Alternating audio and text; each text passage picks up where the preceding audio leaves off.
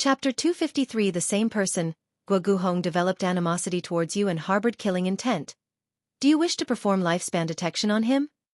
Seeing Guoguhong make a move against him, Guan only wanted to laugh. This fellow was truly vicious, striking as soon as the thought of killing arose, indicating that Guoguhong frequently engaged in such actions. Unfortunately, this time he chose the wrong opponent. Boom!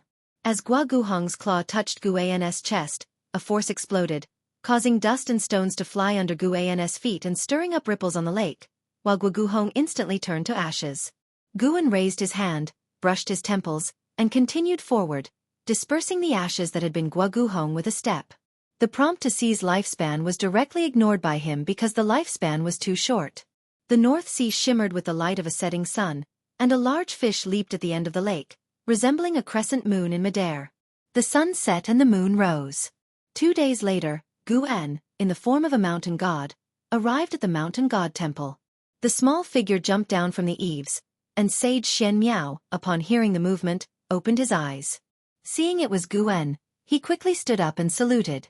How is the cultivation of medicinal herbs going? I need more herbs for my alchemy. Guan landed on the ground and walked towards the courtyard gate, asking. Sage Shen Miao stood behind him, like a mountain, but the posture was very respectful. Not bad. But I wonder how much you need, Sage Shen Miao replied. Then they left the mountain god temple and began to gather medicinal herbs. During this time, Sage Shen Miao narrated the events that had occurred recently, even mentioning who had passed by the mountain god temple. He indeed did not lie. As the carefree primordial immortal, Guan could see the past events here, and Sage Shen Miao did not hide anything. Guan was not interested in the matters he talked about, but he was satisfied with his attitude. Having guarded this place for decades, Sage Shen Miao's attitude remained devout, and Guan felt it necessary to reward him. After Guan finished gathering herbal materials, the two arrived at an open space. He still left half of the herbs for Sage Shen Miao. Sage Shen Miao wanted to discuss Sword Venerable Fudao with the mountain god, but he did not know how to start, so he remained silent for a moment. You have been diligent over the years. I am very pleased. Would you like to learn a sword technique? Guan stood on a rock, looked at Sage Shen Miao, and asked with a smile.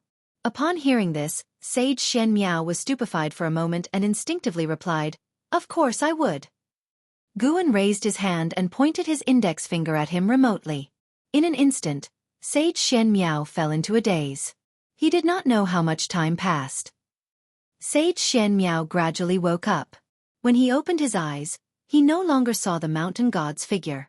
The sunset cast dappled shadows of leaves on his face in the forest. Vast star suppressing heaven-boundless sword. Sage Shen Miao was shocked. Could such a profound sword technique exist in the world? Moreover, why did this sword technique seem somewhat similar to his Li family's sword technique? However, he had been cultivating at 3 Pure Ones Mountain since childhood. Although he was related to the Taitsong imperial family by blood, he had not delved into the Li family's heritage. The mountain god also knows the sword Dao. I wonder how his swordsmanship compares to Sword Venerable Fudao's, Sage Shen Miao couldn't help but think. After hearing about Sword Venerable Fudao's prowess, he always speculated about Sword Venerable Fudao's cultivation level unconsciously. He had to admit that Sword Venerable Fudao's personal charm was indeed compelling, making his heart yearn. Remorseful. Remorseful. How could I be disloyal to the mountain god? Sage Shen Miao struggled to suppress his inner turmoil, but another thought arose within him, a thought even he could hardly believe. Could the mountain god and Sword Venerable Fudao be the same person? Before the overseas cultivators invaded, how could there have been 2 super-existences above the 7-star spirit realm simultaneously on the continent? The news of Sword Venerable Fudao vanquishing the Immortals of the 7-star spirit realm continued to spread. In the following days, the Supreme Sect and the 7-star spirit realm announced their friendship, pledging to protect the people of the mainland together henceforth, setting an example for the righteous path, which established the Supreme Sect as the foremost sect in the immortal cultivation world of the 3 dynasties. This event greatly enhanced the Supreme Sect's influence, attracting an increasing number of people to join. The autumn wind blew through the Supreme Sect yet failed to bring desolation there. In the mountains and forests, Guan sat on the back of the blood prison Great Saint, turning his head to look at the group of young boys and girls that had just brushed past them, feeling nostalgic. This group of youngsters was led by 2 adult men, one a village chief and the other a teacher, on their way to the supreme sect to seek the immortal path. Such a scene was rare, especially in the mountains between Mystic Valley and Tianya Valley.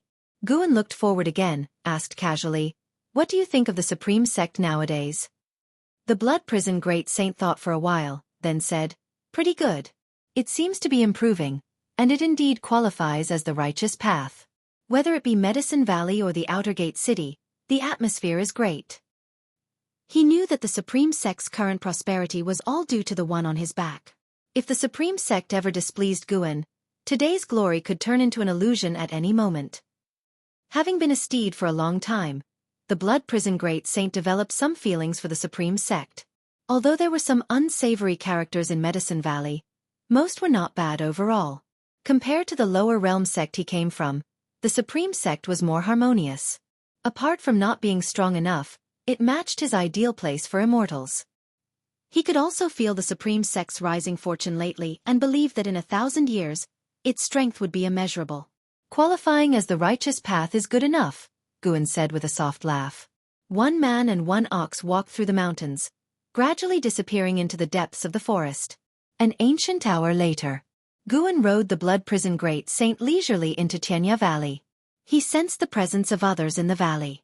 Li Xiandao had arrived. Guan remained unhurried, leisurely progressing forward. Li Xiandao was in a courtyard, drinking tea, with a young boy practicing swordsmanship behind him. The boy seemed to be only 7 or 8, yet his sword movements were fluid and very nimble. Luo Hun stood nearby, his eyes fixed on the boy with the sword, worried he might hurt himself. When Li Xiandao saw Guan from afar, a smile appeared on his face. "This kid has become quite ostentatious, but he knows how to enjoy life," Li Xiandao said with amused disbelief. Guan rode a majestic demon pet, wearing a luxurious and exquisite blue robe with an extravagant dark gold crown that made him look very much like an immortal lord of the mortal world. LV Xian, who was meditating at the mountain peak, also saw Guan and was dazzled by his attire. For some reason, there was an aura about Guan that made him uneasy, an instinctual unease he couldn't quite explain. Seeing Li Zuando's gaze, Guan patted the bull's back, making Blood Prison Great Saint quicken its pace. Soon, Blood Prison Great Saint reached the courtyard. Guan dismounted and quickly walked into the yard. "Uncle, long time no see." Guan raised his hand in a salute. Out of habit, he cast a lifespan detection on the young boy. Li Ling Tian, Energy Cultivation Realm 4th Layer 8/110/8999. A lifespan limit of 8,999 years? That was something. Guan was curious, but his face remained calm. "Indeed, it's been a long time. I've been here for 2 days, waiting specifically to see you before I leave," Li Xiandao said with a laugh. Nowadays, he was in high spirits. The 3 dynasties' contention continued, but everyone could feel the Taizong dynasty's dominance. In the coming years, Li Xiandao was likely to unify the land, a feat no one had accomplished for thousands of years. Li Zuando's cultivation level also advanced rapidly, nearing the 9th layer of the unification realm. This guy could catch up with LV Baitian within a century. The two started to chat. Guan talked about his Medicine Valley in response to Li Zuando's concern, mentioning trivial matters, which Li Xiandao listened to intently. Aside from Gu An's relationship with Li Ya, Li Xiandao was very satisfied with how Guan managed Tianya Valley over the years. After chatting for a while, Li Xiandao started to tease Guan about his current appearance, which was vastly different from before. "One must enjoy life when it's going well. Unlike you and senior brother Li, who can stir the world's affairs, I can also live a glamorous life in my small world, can't I?" Guan laughed, touching the immortal king crown on his head as he spoke. Li Xiandao laughed. "It seems your crown lacks gems. Need my help? Or shall I send you a better one?" "A better one? I doubt you can afford it." Guan shook his head to decline courteously, and Li Xiandao did not insist. He waved to Li Lingtian, who immediately ran over, curiously watching Guan looking at his small face. Guan couldn't help but think of 15-year-old Li Ya. Their brows and eyes were somewhat similar. "This is senior brother Gu, who has the best relationship with your brother Li Ya," Li Xiandao introduced to Li Lingtian. Li Lingtian immediately saluted Guan, in a very mature and adorable manner. Guan was about to think of what to give as a meeting gift when Li Lingtian asked, "Senior brother Gu, I heard you wrote Journey to the West. Have you met Sun Wukong?" Guan was stunned, glancing at Luo Hun, who looked away. Li Xiandao kept his smile, obviously knowing this all along. It reminded him of the time he had asked Guan about investiture of the gods. Guan suddenly thought, had Li Xiandao known he was Panan all along and tried to probe him intentionally? But that no longer mattered. "Yes, in my dream. In reality, I accepted an apprentice named Yang Jian," Guan replied, patting Li Lingxian's head with a smile. "True Lord Erlang Yang Jian? Is he powerful? Can I spar with him?" Li Lingtian became excited, clenching his little fists. Guan laughed. "Of course, but you'll have to grow up first." Li Lingtian nodded obediently, then like a little adult, said, "Senior brother Gu, you must ensure your apprentice trains hard. My uncle says I have the best life grid in the world, and I fear your apprentice might not be a match for me." Li Xiandao gave him a stern look. "Your father always taught you to be modest." Li Lingtian complained, "Uncle said so, and mother said everything in this world was created for me, so I can be confident." Li Zuando's face turned visibly displeased. Guan found it amusing and said, "All right, senior brother Gu will make sure he trains hard. Promise me you'll train well and not fight with others before sparring with my apprentice. Can you do that?" Chapter 254 True Yang Jian, False Sun Wukong. Hearing Guan's words, Li Lingtian didn't think too much and directly agreed. Li Xiandao was very unhappy, and scolded Li Lingtian. As a result, Li Lingtian got angry and started to talk back. Next came the lesson with a slap. Li Lingtian was picked up by Li Xiandao, hung over his leg, and his butt was spanked harshly. This scene reminded Guan of scenes from his childhood in his past life. The memories of his past life were hazy, as if they were distant recollections. Guan didn't expect Li Xiandao to have this side. He wondered whether Li Ya had been educated in this way when he was a child.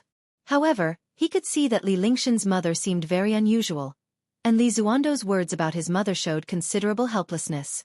Guan looked at Li Lingxian's karma and peered into his past.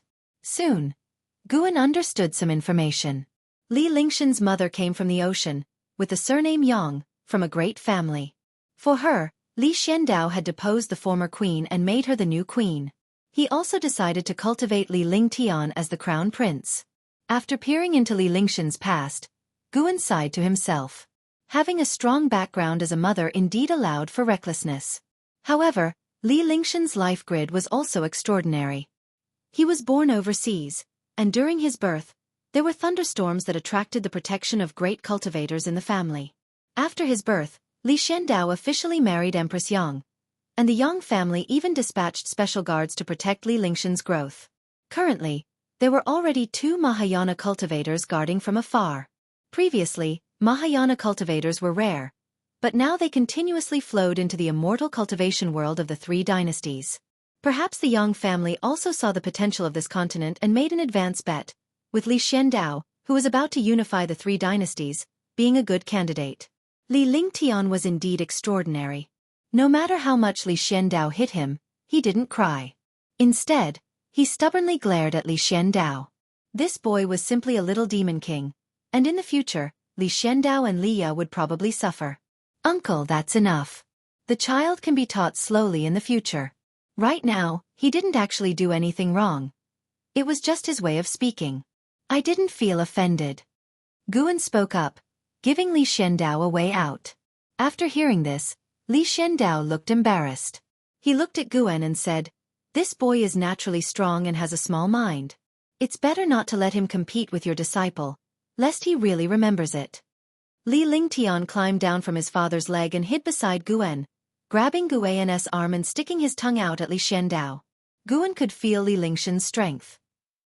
This boy was only 8 years old, yet it seemed he could easily crush a stone. "It's okay. My disciple is also very strong," Guan said with a smile. Upon hearing this, Li Xiandao could only shake his head and not persuade further. He thought that in this world, only An Hao could be compared to his youngest son. Even LV Xian was not as talented as Li Lingtian. After that, Li Xiandao changed the topic to talk about Sword Venerable Fudao. At the mention of this topic, Guan became excited and discussed it eagerly with him. Li Xiandao thought he was also an admirer of sword venerable Fu Dao, which was quite normal. Even he, the emperor of Taizong, felt his blood surge upon hearing about sword venerable Fu Dao's deeds, much less ordinary cultivators with low cultivation levels. After chatting for an ancient hour, Li Xiandao left with Li Lingtian. Before leaving, Li Lingtian waved at Guan and said, "Senior brother Gu, don't let Yang Jian forget this matter. When I grow up, I will come to duel with him." Guan nodded with a smile, secretly looking forward to Li Lingshan's defeat. In terms of ultimate lifespan, Yang Jian's was higher. In terms of age, Yang Jian was older. And in terms of teachers, could Li Lingtian find a master like the carefree primordial immortal? Given that Li Xiandao treated him well, he would properly guide Li Lingtian to prevent him from straying onto the wrong path. After collecting the medicinal herbs, Guan rode the Blood Prison Great Saint to leave. After traveling 100 miles away from Tianya Valley, the Blood Prison Great Saint said, "Master, that boy's chi blood is not simple." He could tell at a glance that Li Lingshan's bones were extraordinary and his chi fortune was special. "Indeed not simple. But do you think he can compare to Jenner?" Guan asked casually. "Definitely not. There is no one more monstrous than that boy." Mentioning Yang Jian, the Blood Prison Great Saint sighed deeply. He watched Yang Jian transcend the mundane, which made him revere Guan even more. It was Guan who discovered Yang Jian. Otherwise, Yang Jian might have been as mediocre as other disciples in the valley for a lifetime. "The cultivation technique I taught you must be diligently practiced. 1,000 years later, this world might be a completely different place. Even if Mahayana remains powerful, its status will surely be lower than now. Master, rest assured, I will not disgrace you." "It's not about disgracing me. You cultivate for yourself." "Hee, I plan to follow you for life." "You, Oxhead, are you planning on sticking with me?" "I hope Master will show mercy." The collapse of the Seven-Star Spirit Realm caused greater turmoil over the ocean. When Guan went to Immortal Seeking Island, many people were discussing it. At the private gathering of Sage Tanghai that he attended, those cultivators were also amazed by Sword Venerable Fu Dao's strength. After this battle, the name of Sword Venerable Fu Dao spread across the sea, gaining wider fame than on the continent.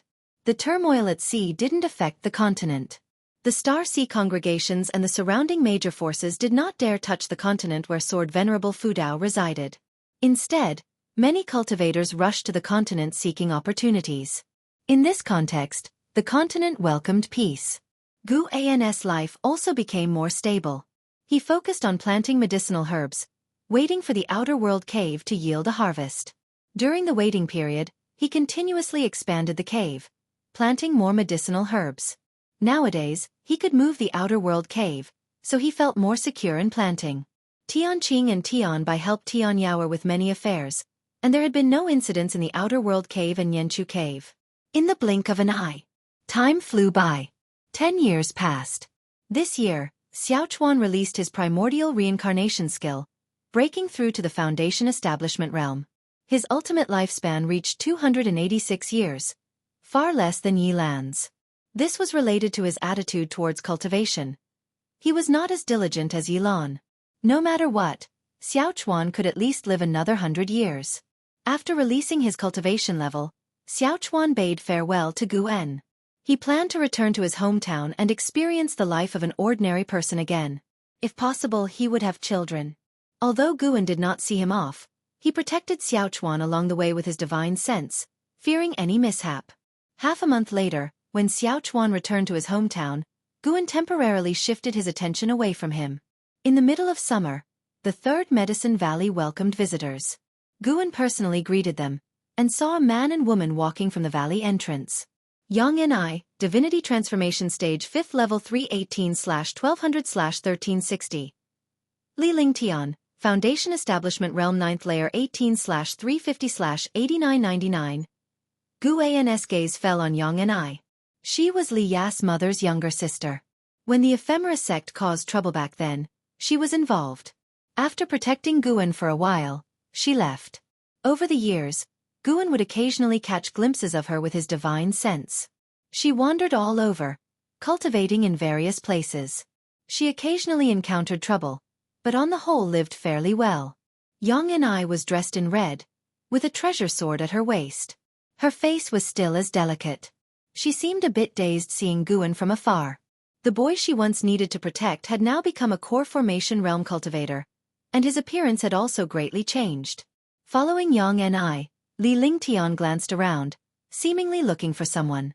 The 18-year-old Li Lingtian wore white clothes with gold patterns and a golden dragon pearl crown on his head. He had an elegant demeanor. Honestly, Guan thought he was more handsome than Li Ya. The arrival of these two attracted many disciples' attention, but seeing Guan personally step up to greet them, they did not approach. "Yang and I long time no see," Guan said with a smile as he approached the two. Yang and I eyed Guan and said, "It's been years, you boy. Your aura has changed greatly. You finally look like a cultivator." Guan smiled and said, "Not too bad." He looked at Li Lingtian, pretended to hesitate and asked, "You are?" Li Lingtian also eyed Guan, then laughed and said, "Senior brother Gu, it's me, Li Lingtian. I have come to fulfill my appointment." After saying this, his gaze drifted into the distance, searching for Yang Jian. Guan shook his head and chuckled, then invited Yang Ni and Li Lingtian to sit down and chat. However, Li Lingtian insisted on a duel first. Guan had no choice but to call Yang Jian. Then he took them out of the valley to find a secluded place for the duel. Li Lingtian thought Guan was worried about losing face, so he did not refuse. Along the way, Li Lingtian kept staring at Yang Jian with eager eyes, making Yang Jian uncomfortable. 10 years had passed, and Yang Jian's cultivation level had reached the 8th layer of the core formation realm. His apparent cultivation level brought up to the foundation establishment realm. Guan walked in front, chatting with Yang and I, catching up on old times. She had many things to say upon seeing Guan again. She didn't come with Li Lingtian. Li Lingtian had insisted on coming when he overheard Li Xiandao arrange for her to come to the Supreme Sect.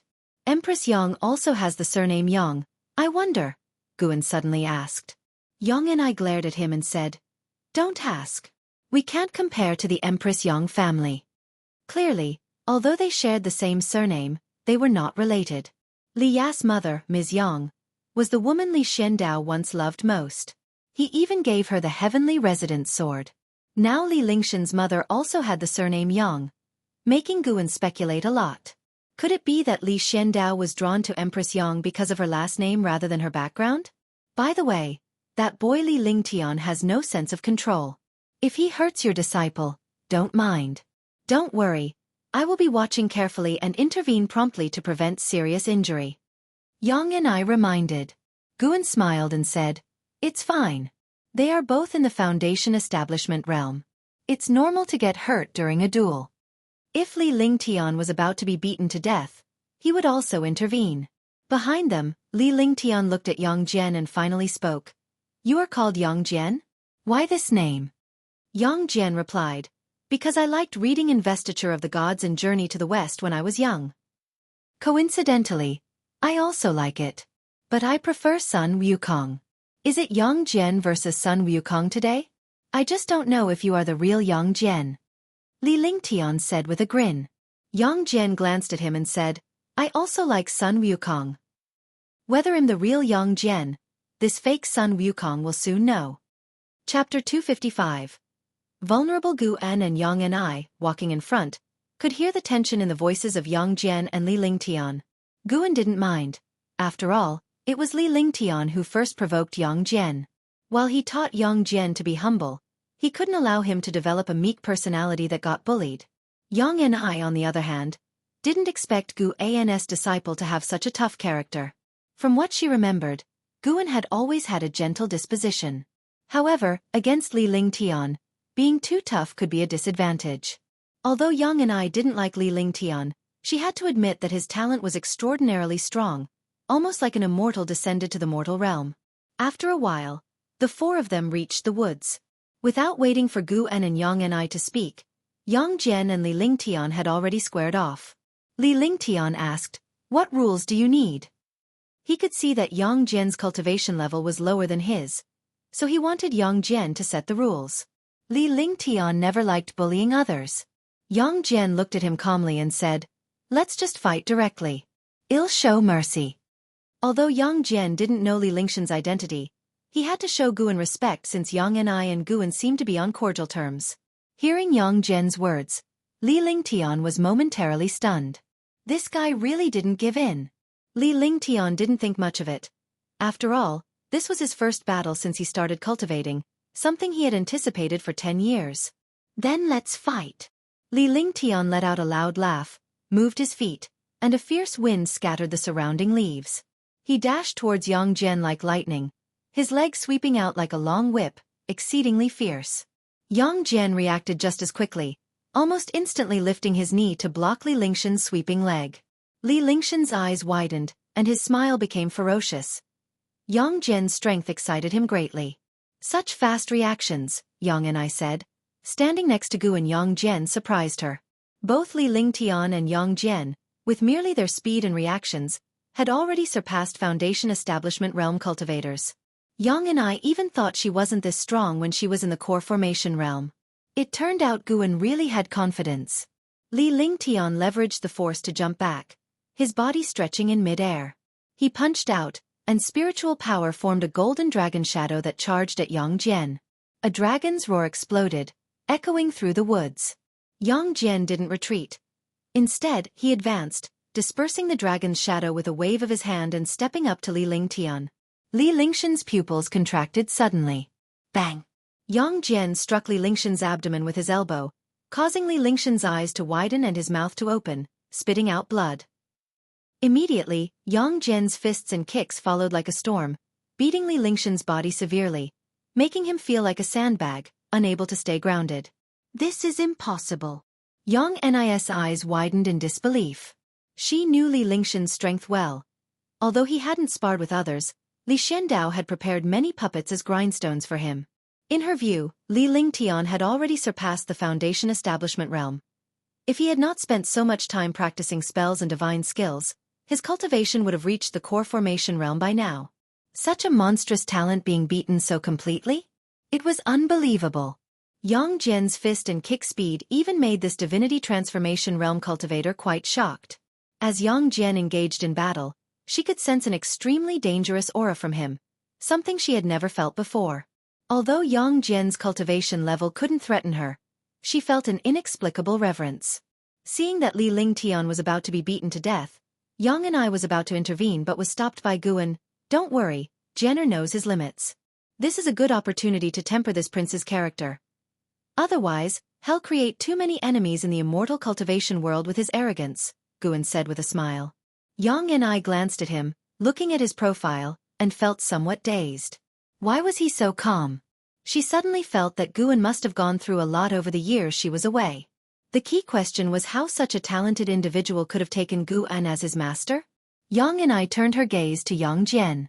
She had to admit, at this moment, Yang Jian looked like the true genius, and Li Lingtian appeared so incapable, completely unable to display his talent. Soon, Yang Jian landed, raising his right leg to use his foot to catch Li Lingshan's body. At this moment, Li Lingshan's clothes were torn, his hair disheveled, his face covered in blood, and his body appeared extremely feeble. Yang Jian slowly placed Li Lingtian down with one foot. Throughout, his expression didn't change, as if this battle hadn't given him any sense of achievement. Li Lingtian lay on the ground, barely opening his eyes. Yang Jian stood in front of him, looking down at him. For the first time, Li Lingtian saw someone from this angle, feeling almost crushed inside. He hadn't expected the battle to turn out this way. Yang Jian was faster, his fists and feet heavier, and his cultivation level was lower. He could feel that Yang Jian didn't even use spiritual power, relying solely on speed and qi to beat him. Why was it like this? Could it be that I am not the most talented in the world? Li Lingshan's eyes lost their sparkle, and he buried his face in the ground, his shoulders trembling. He cried. He couldn't accept his defeat. Guan walked over, and Yang Jian quickly saluted him. Seeing Yang Jian's respect towards Guan, Yang Ni's expression became more peculiar. Guan squatted beside Li Lingtian and said softly, "Your talent is indeed rare, but you must always maintain a reverence for the world. Remember, there are always people stronger than you. If your opponent today had been your enemy, you would be dead." Li Lingtian clenched his fists, his body trembling even more violently. Yang said nothing. After the initial shock, She even felt somewhat gloating. The whole journey, Li Lingshan's arrogance was unbearable for her, and seeing someone put him in his place was rather satisfying. She didn't like Li Lingtian, and had even less fondness for Empress Yang. Yang Jian remained silent. He felt he wasn't qualified to teach Li Lingtian. The only reason he was stronger was that he had a master that others didn't have. Guan took out an elixir and fed it to Li Lingtian. Li Lingtian slowly got up, turned towards Yang Jian, and even though his face was bloody, his expression was still stubborn. I won't accept this. I will win next time, Li Lingtian said through gritted teeth. Yang Jian raised his hand, scaring Li Lingtian into retreating behind Guan. But on closer inspection, Yang Jian was simply saluting him. Li Lingtian, both relieved and embarrassed, wished he could find a hole to crawl into. Yang and I laughed. With your current state, you still dare to challenge him again? Perhaps you should focus on becoming stronger first.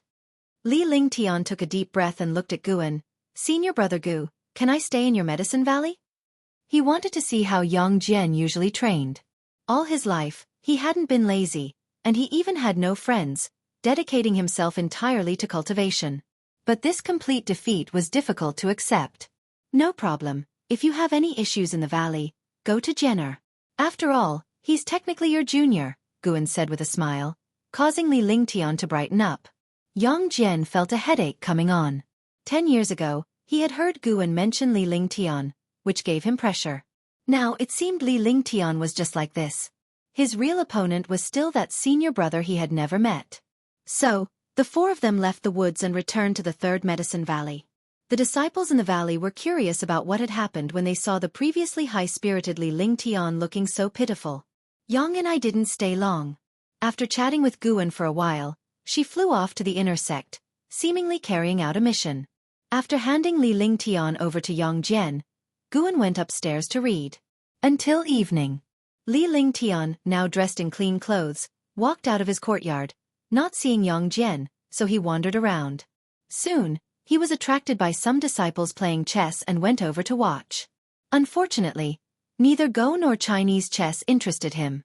His eyes were caught by the passing Blood Prison Great Saint. Blood Prison Great Saint was cursing, frustrated after failing to catch a white spirit rat. Li Lingtian approached and asked, You Oxhead, you seem pretty unique. What's your name? Blood Prison Great Saint glared at him and replied, Bull Demon King, ever heard of it? After speaking, Blood Prison Great Saint continued on, ignoring Li Lingtian. He remembered Li Lingtian. 10 years ago, he thought Li Lingtian might be a remarkable figure. Who knew he'd be helpless in front of Yang Jian? Useless. Li Lingtian stood there, mumbling, There's Yang Jian and Bull Demon King. Is Master Pewdie also here? If there was no Master Pewdie, how could Yang Jian be so strong? But he didn't think of Guan as Master Pewdie because Guan didn't seem that strong. On a hot summer day, inside the imperial study, Li Xiandao sat at the desk, frowning as he read the letters on the desk. After a while, a figure walked quickly in, came to the desk, and bowed deeply. This person was clad in intricate armor, exuding charisma, with a stern face and fierce eyes. This was Yi Yan, a disciple taken by Guan in the Mystic Valley. After a century, Yi Yan was no longer the ordinary youth he once was but a general with a formidable presence. Li Xiandao asked, How much do you know about your master? Yi Yan frowned and asked, My master? What happened to him? He didn't answer immediately. Although he hadn't seen Guan for a long time, he remembered the grace given to him and wanted to protect his master even against Li Xiandao. Li Xiandao waved his hand, sending the letters on the desk to Yi Yan. Yi Yan took them and read carefully. His expression changed dramatically, showing shock. How is this possible? The Crown Prince's prowess is by no means simple, yet he was utterly defeated by a Foundation Establishment realm cultivator? Yang Jian, my master's disciple? Yi Yan muttered to himself. He had met Li Lingtian and even taught him spear techniques. Li Lingshan's talent once made him lament the unfairness of the heavens. He even suspected Li Lingtian was an immortal reincarnate. Last year, Li Lingtian had shown power comparable to the core formation realm. How could such a talent lose to a Foundation Establishment realm cultivator? Li Xiandao pondered. With Guan's abilities, he couldn't have taught such a disciple alone. Do you think someone more powerful is behind him? Though often troubled by Li Lingshan's arrogance, Li Xiandao hadn't expected such a crushing defeat. It left him feeling uneasy. Chapter 256 Former Lord of Divine Exotic City in the Imperial Study. Upon hearing Li Zuando's words, Yi Yan replied, I am not sure either. When I left that year, I hadn't seen Master make acquaintances with any great cultivator. He was also puzzled in his heart. He felt that Mystic Valley had extraordinary chi fortune. Su Han, who had disturbed the Taizong dynasty's immortal cultivation world decades ago, was his senior brother. To this day, whenever he thought of Su Han, he couldn't help but feel emotional. Back then, he, Zhan Qin, and Su Han followed Guan to the Third Medicine Valley to cultivate. Who could have imagined that they would each achieve such accomplishments? Although Su Han's life or death was unknown, the commotion he caused had already proven his strength. They were no longer the insignificant minor cultivators they once were. After hearing his words, Li Xiandao did not speak further but fell into deep thought. For a while, the imperial study was engulfed in silence. Each harbored their own thoughts, wondering if there was a powerful figure behind Guan. After a long time, Li Xiandao spoke. You may leave now. The negotiations with the great Jiang dynasty are nearing conclusion. You need to prepare to go to sea.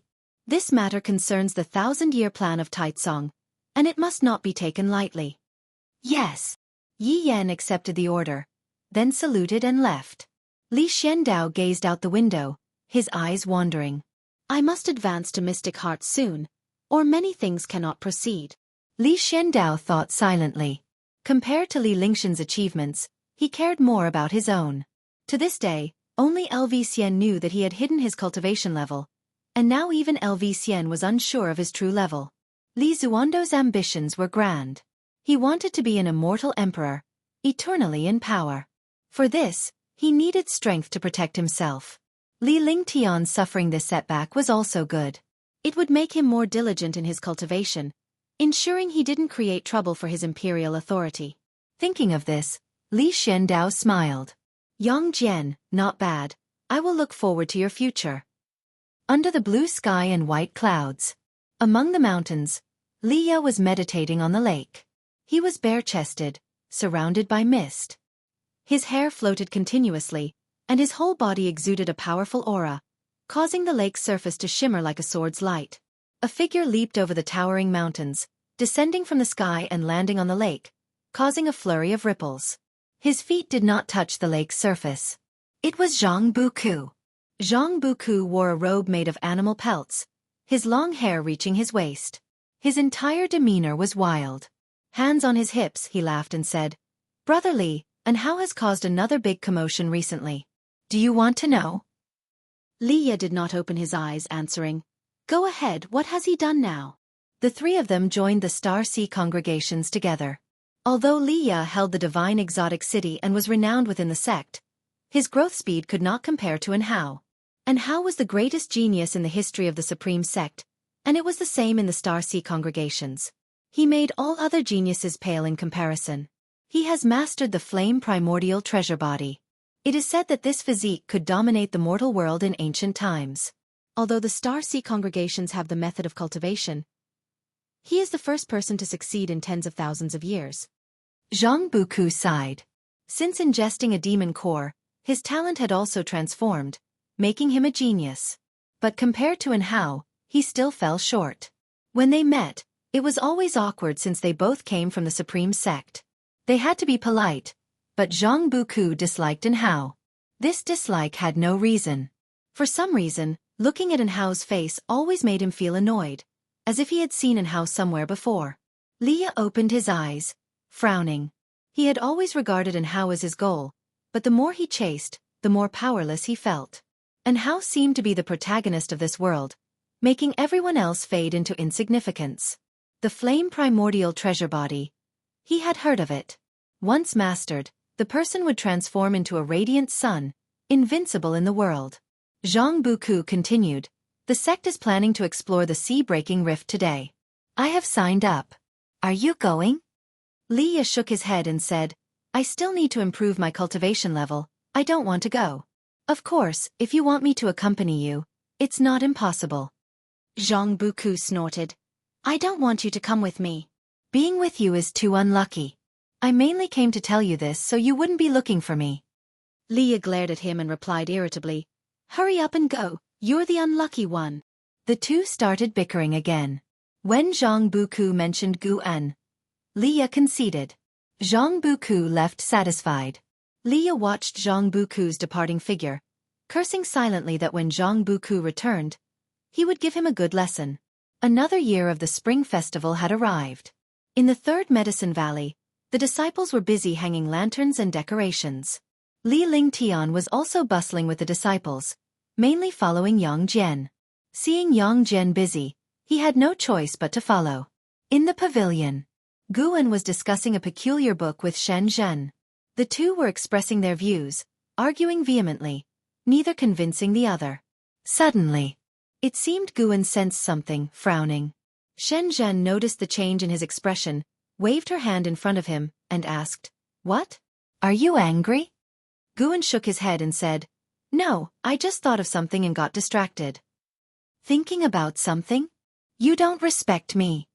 Shen Zhen glared, angry. She stood up, put the book on the table into her storage bag, and then left. Guan did not stop her. He couldn't be bothered to cater to her whims.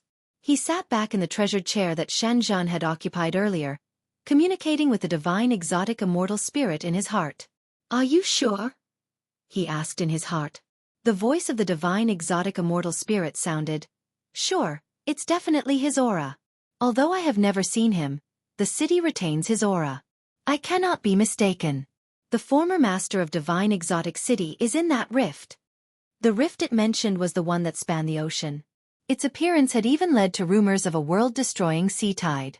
The divine exotic immortal spirit had just sensed the aura of the former master of divine exotic city from that rift. Guan wanted to know the former master's cultivation level from it, but unfortunately, it did not know. In its words, the divine exotic city had been born after it left that person's hands. This was true for all immortal spirit treasures. They could only serve one master. Once the master perished, the immortal spirit would also vanish.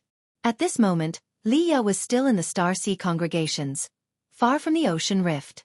Only the divine exotic immortal spirit sensed that aura. When Guan looked at the rift, he saw many cultivators fleeing from it, as if something terrifying was chasing them. When his divine sense approached the rift, he felt a powerful aura that deterred him from recklessly probing further. The presence that he could feel was strong. There might be a carefree primordial immortal hidden in the rift. Guan withdrew his divine sense, no longer paying attention to it. The world had countless major forces, and there were numerous great cultivators. As long as they didn't threaten him, he was too lazy to meddle. After all, that rift was extremely remote from the mainland, separated by 2 continents and countless islands. Guan chatted with the divine exotic immortal spirit for a while longer. Once he was sure that the former master could no longer control divine exotic city, he felt relieved. He got up and went downstairs. As he walked down the stairs, he saw the busy disciples in the valley, and a smile appeared on his face. The calamities in this world never cease, but if they can be delayed by a few decades, it can grant a generation a stable life. Guan thought this and then walked towards the place where the most disciples were gathered. Under an old tree, dozens of disciples were gathered, discussing fervently. Among them were 2 people playing Go, one of whom was the 9-Finger Divine Lord. The other was the best Go player in the valley, one of the senior disciples in the valley, respectfully addressed as Elder Lu. He had stayed in the Third Medicine Valley for 100 years, from youth to old age. Because of his modest cultivation talent, he never thought of leaving the valley. At this moment, Elder Lu was frowning deeply, with his right hand holding the Go piece trembling, hesitant to play. The 9-Finger Divine Lord's expression was calm, but he was internally sighing in relief. This old man's Go skills were too formidable. He almost lost. Since playing Go in the Third Medicine Valley, the 9-Finger Divine Lord had become fascinated with the game, feeling that it contained infinite mysteries similar to the essence of the heavenly Tao. Therefore, he frequently came to the Third Medicine Valley to play. Go was invented by Gu En and had yet to be widely promoted. Currently, it was only popular in the Medicine Valley. Guan created Go merely out of boredom. He did not intend to promote it. Even in his past life, he was simply an enthusiast of the game. At this moment, Guan squeezed through the crowd and saw Elder Lu sweating profusely. He couldn't help but say, "Xiao Lu, why don't I play for you? Shameless wandering immortal. Bullying my Medicine Valley mortals? Intolerable." Elder Lu looked up and saw it was Guan, then quickly stepped aside. The other disciples were excited. In their minds, Guan was the best Go player since he invented the game. As Guan sat down, the Nine-Finger Divine Lord smiled and said, "Little friend, do you think there is still a chance in this game?" Guan laughed. "If you came 3 moves later, there would indeed be no hope." The smile on the Nine-Finger Divine Lord's face froze instantly. A wandering immortal's prowess in Go lay in their ability to simulate countless possibilities in an instant, choosing the best moves. From the first move Elder Lu made, the Nine-Finger Divine Lord had already seen the outcome. Knowing the rules of Go, the Nine-Finger Divine Lord could surely win against ordinary folks. However, it was precisely because he could simulate countless possibilities that he appreciated the subtleties of the game. He did not play Go to win but to experience the process and comprehend his own Taoist sorcery within the game. He did not expect Guan to see through his strategy. Under his gaze, Guan placed a piece on the board, turning the tides instantly, making him frown. He immediately placed a piece, and Guan followed suit. Unlike others who played slowly, these two played at lightning speed. They were competing in their ability to simulate. The disciples around them watched, barely daring to breathe. Li Lingtian also squeezed in to join the excitement. Seeing the aura of the two playing, he was interested in Go for the first time. One piece after another, the sound of pieces being placed formed a melody, exuding a sharp aura. Suddenly, the Nine-Finger Divine Lord paused, withdrew his hand hanging in the air, placed the piece down and said, "I lost." As soon as he said this, cheers erupted around them. Elder Lu wiped the sweat off his forehead, revealing a broad smile. The Nine-Finger Divine Lord stared at Guan, as if trying to see through him. Though this boy had an extraordinary aura, his cultivation and physique were not impressive. How did he manage to win? Chapter 257. Variables. Night fell, and fireworks rose in the Third Medicine Valley, brilliant and beautiful. The pavilion area was filled with dining tables, with over 1,000 people toasting and drinking, making for a spectacular scene. Guan ignored the Nine-Finger Divine Lord's gaze and chatted with Yu Yingying next to him, inquiring about Lu Lingjun's situation. He had actually always been following up on Lu Lingjun. Lu Lingjun's Ascension sect had already been established and had joined forces with the Supreme sect to occupy an island. They were currently busy mining spirit mines. Overall, things were going smoothly. Yu Yingying had always been in correspondence with Lu Lingjun. In the immortal cultivation world, letters were either exchanged using spells or dharma treasures or delivered by demon pets. Yu Yingying came from the Star Sea congregations and had communication means connected with the ocean. After chatting for a while, Guan took the opportunity to leave and went to the Mystic Valley to visit the disciples there. It wasn't until late at night when the disciples returned to their rooms that he went to the Nianchu cave to celebrate the festival with Tian Yaoer and the other 2 girls. Unlike others, Tian Yaoer and the 2 girls no longer had family. They would follow him for their whole lives, so every year during festivals, Guan would never forget them. While enjoying the delicacies, Guan was also concerned about Tian Yaoer's cultivation. Tian Yaoer had now reached the 6th level of the divinity transformation realm. It was not slow progress at all. She was already talented, and with the continuous consumption of medicinal herbs and elixirs, her cultivation progressed rapidly. More than her cultivation level, Guan was more concerned about her achievements in the primordial earth immortal skill and the limitless freedom step. Cultivation level is the main trunk of the tree, but spells and divine skills are the branches and leaves. Both are indispensable. Tian Yaoer was very proud of her cultivation achievements, holding her delicate nose high, looking quite complacent. Guan was worried she might slack off, so he spoke about the cultivation progress of An Hao and Yang Jian, though he didn't mention their names, only referring to them as 2 disciples. As she listened, Tian Yaoer's head gradually lowered. Tian Qing and Tian Bai, sitting on either side of Guan, listened as if they were hearing a story, occasionally exclaiming, making Tian Yaoer feel even worse. When Guan finished, Tian Yaoer pouted and said, "What's so great about them?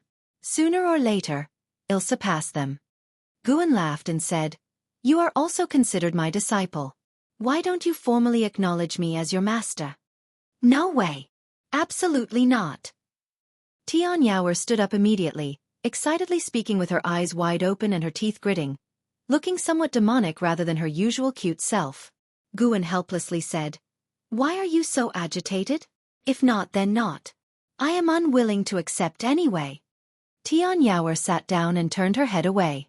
Tian Qing chuckled and said, "The young lady doesn't want to be a disciple. She wants to be the mistress." Hearing this, Tian Yaoer's pretty face turned a bright red. She wasn't angry, and Guan noticed that she stealthily gave a thumbs up to Tian Qing, a very concealed action hiding under her sleeves. Tian Bai joined in the fun, teasing Tian Yaoer. Tian Yaoer tried to clear it up, but the more she explained, the worse it got. Guan watched their staged performance and secretly sighed. Looks like I need to help them improve their acting skills in the future. It's too clumsy. It won't be reliable to let them handle tasks. That night, at their persistent request, Guan chose to stay overnight. Under the tree, Guan leaned against the trunk, holding a book in his hands. Tian Yaoer was reading Journey to the West, but her mind was entirely on him. She looked at the mask on Guan's face, wanting to take it off but afraid Guan would get angry. Though their relationship was already close, she always feared losing everything. Even when acting spoiled, she gauged Guan's tone, afraid of his displeasure. "You want to take off my mask?" Guan suddenly asked. Tian Yaoer instinctively wanted to deny it but couldn't help nodding upon hearing his gentle tone.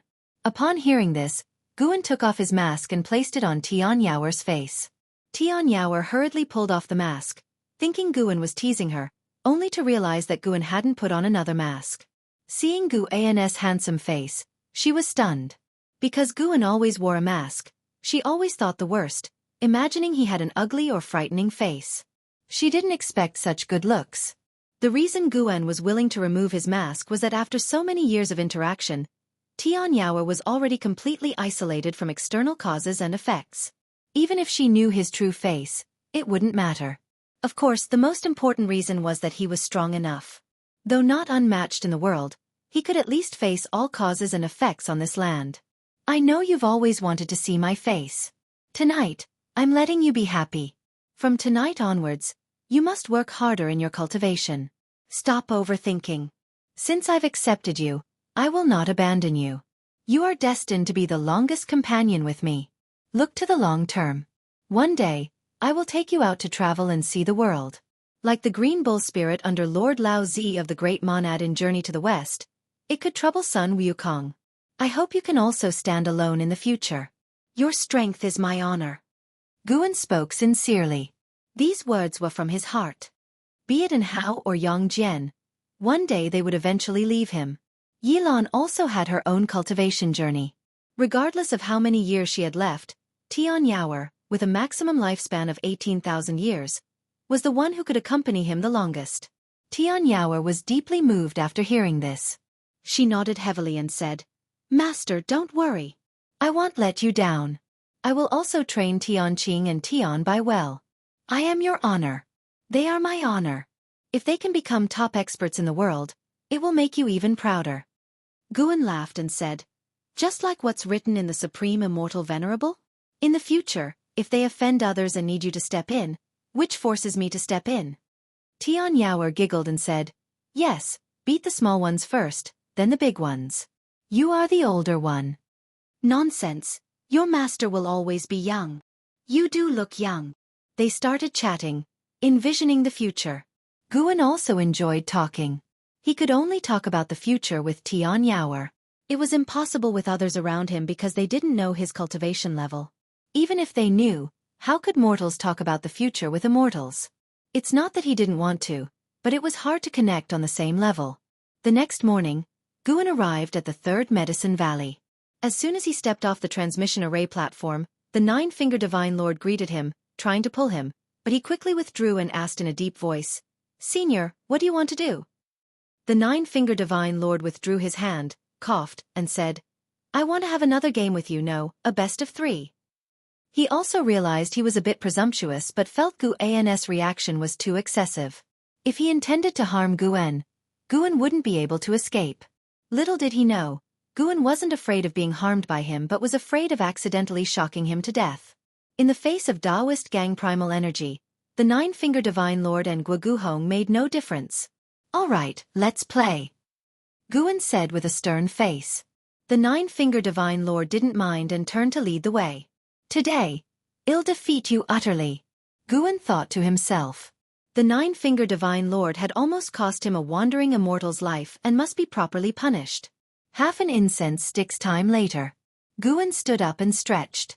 The disciples around noticed the nine-finger Divine Lord's grim face and dispersed, leaving only the two of them under the tree.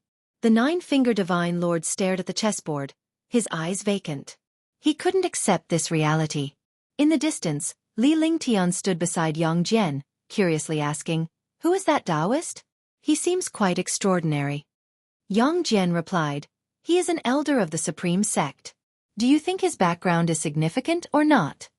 After speaking, he turned around and continued sweeping the grounds. Li Lingtian observed the nine-finger Divine Lord and thought to himself that the elders of the Supreme Sect should be quite powerful, shouldn't they? Why not find an opportunity to spar with him?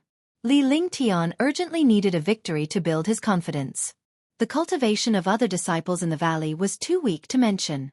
He couldn't bypass Yang Jian to challenge Guan, so he set his sights on the nine-finger Divine Lord. This old man liked playing chess with mortals. Maybe he could also spar with him, a junior. He could ask him to suppress his cultivation realm to the core formation realm. He wanted to see if he could fight across realms. Although losing to Yang Jian deeply frustrated him, he didn't think he lacked talent. He just chose the wrong opponent. He didn't believe he could choose wrong twice. If he couldn't even beat senior brother Gu in chess, then he surely wouldn't be better in combat. Thinking of this, Li Lingtian showed a silly smile on his face. Under the tree, the nine-finger Divine Lord lifted his head and looked at Guan, asking in a deep voice, "Impossible. I shouldn't have lost to you. Who exactly are you?" He was a wandering immortal. Why did he lose? Guan looked up and smiled smugly, saying, "I am an immortal. What do you say to that?" "An immortal?" "Exactly. You can call me the chess immortal." "Get lost. TC." Guan turned and left, his sleeves brushing away. Watching his back, the nine-finger Divine Lord revealed a bitter smile. No matter how he looked at it, Guan didn't seem like a disguised great cultivator. Though his cultivation was at the level of a wandering immortal, his vision far surpassed that realm. He couldn't help but shift his gaze back to the chessboard. Could it be that he hadn't truly understood the game of Go? Even after deducing countless possibilities. So what? Go was all about variability. The nine-finger Divine Lord furrowed his brows, falling into deep thought. Spring passed and summer came, and the temperature of the world continued to rise. On this day, Guan brought Yang Jian and Li Lingtian to Tianya Valley. He rode on the back of the blood prison Great Saint's bull, slowly moving forward. Li Lingtian followed behind, dispirited. Obviously they could fly, but instead they had to walk. Was senior brother Gu intentionally tormenting him? But seeing Yang Jian walk calmly, he could only endure. He couldn't lose to Yang Jian in this regard. Rumble, thunder roared in the distance, and Li Lingtian turned back to see storm clouds churning on the horizon. Yang Jian seemed to sense something, stopped, turned back to look, and frowned deeply. Li Lingtian walked over and asked in confusion, "What's wrong?" Yang Jian ignored him, turned, and followed the blood prison Great Saint. Li Lingtian felt hurt. Yang Jian's indifference always made him frustrated. He understood that in Yang Jian's eyes, he wasn't worth mentioning. Yes, if he were Yang Jian, he wouldn't talk much with someone significantly weaker either. Yang Jian came up to Guan and asked, "Master, I have an uneasy feeling, as if something big is going to happen." Guan replied, "Perhaps indeed a disaster is looming." Yang Jian asked in confusion, "Could it be that the seven-star spirit realm hasn't given up?" Guan didn't answer but instructed, "Carefully sense it. I want to know what you can feel." Chapter 258 Immortal King's True Blood. After hearing the master's instructions, Yang Jian calmed his mind and carefully sensed the surroundings. His steps didn't stop as he followed the blood prison Great Saint. Li Lingtian followed behind, secretly curious. He frequently looked back at the thunderclouds in the sky, but he couldn't feel anything, which made him very frustrated. Could it be that he didn't even have as much insight as Yang Jian? The speed at which the thunderclouds swept across the sky was fast. Before Guan and the others reached Tianya Valley, The thunderclouds had already swept over their heads, with torrential rain about to pour down. Yang Jian looked up at Guan and said, "Master, I feel the breath of destruction. Everything in heaven and earth might be annihilated." These words made Li Lingshan's expression strange. Is it really that mystical? He suddenly thought that Guan was not simple, profound and unfathomable. Could Guan be hiding even greater secrets? Was it because the emperor and the crown prince knew something that they favored senior brother Gu? Li Lingtian pondered. Guan didn't continue the conversation but patted the blood prison great saint's ox back, urging him to sprint. Let's see who gets to Tianya Valley first. Guan left these words, and the blood prison great saint leapt forward, with the ox hooves creating wind, moving majestically, quickly rushing out of the forest. Yang Jian and Li Lingtian hurried to catch up. At the mention of a competition, Li Lingtian got excited, but to his dismay, he found himself indeed the slowest. Yang Jian was one thing, but what was the background of this uncouth ox head, and why was it so fast? Inside Tianya Valley, Guan dismounted from the blood prison great saint's back and led Yang Jian towards the cluster of pavilions. Li Lingtian didn't follow. His gaze was fixed on the blood prison great saint, his eyes bloodshot. The blood prison great saint raised his ox head, glanced at him disdainfully, and spat out a word that nearly drove him mad. Trash! Li Lingtian was livid, watching the blood prison great saint's back, wanting to curse back, but the words were stuck in his throat and wouldn't come out. He suddenly started doubting his life. Was he really trash? Sure, he was stronger than many, surpassing disciples of Medicine Valley and the Royal Palace, but in the grand scheme of the world, how big were those places? He remembered Gu An's words, "There is always someone better out there." The more Li Lingtian thought about it, the more bewildered he became, standing dazedly in place. This time, Guan brought Yang Jian because Li Xiandao wanted to meet him. He wasn't afraid of Li Xiandao's scheming, having gotten to know him over the years. He respected Li Zuando's character, and since they were like-minded individuals, they always believed themselves to be the strongest. When Li Xiandao saw Yang Jian, he was amazed by his talent and growing fond of him. He was very enthusiastic in his questioning, showing extreme concern, which Guan thought surpassed his previous treatment of himself. When Li Lingtian entered the courtyard and saw this scene, he felt even worse. After chatting for over an ancient hour, Li Xiandao decided to give Yang Jian a gift, asking what he wanted. Yang Jian instinctively looked at Guan, which intrigued Li Xiandao. What had Guan done to enamor Yang Jian like this? He had always believed that someone more formidable was behind Guan, and that Guan was just a guise.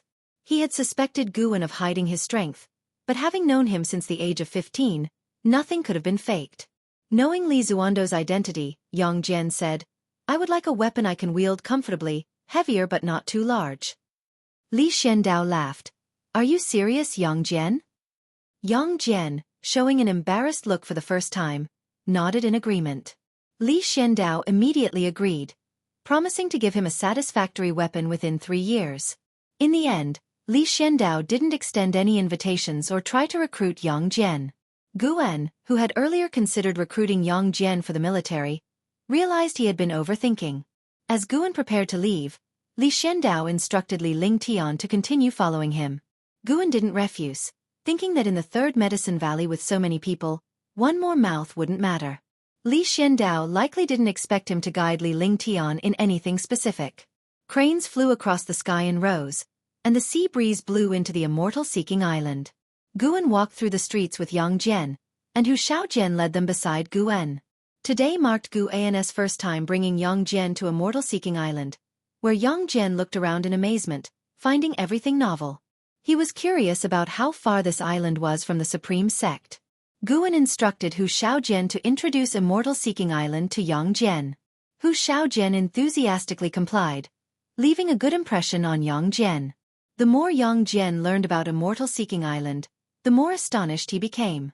Compared to the supreme sect, Immortal-Seeking Island seemed like a place of true immortals, with so many immortals coming and going frequently. As Hu Xiaojian introduced the island, he also guided Guan to purchase high-rank medicinal herb seeds. 2 ancient hours later, Guan brought them to Sage Tang Hai's residence. Over the years, Hu Xiaojian had become one of Gu An's people. During Gu An's absences, Sage Tang Hai had taken good care of him, so he was familiar with the residence. Today, Many immortal path cultivators were in the residence, with more than 10 loose immortals and over 40 in the Nirvana realm. These cultivators were Sage Tang Hai's friends, who were all familiar with Guan. Not only was Guan a loose immortal, but his wealth was also astonishing. When discussing medicinal herb transactions on Immortal Seeking Island, Meng Lang's name often came up, making many speculate he had a powerful force behind him. Otherwise, why would he need such a vast amount of medicinal herbs? The great cultivators were very enthusiastic toward Guan's disciple, offering various meeting gifts. Guan had Yang Jian accept them all, as he was equally generous when these cultivators brought their disciples to visit, reciprocating the gesture.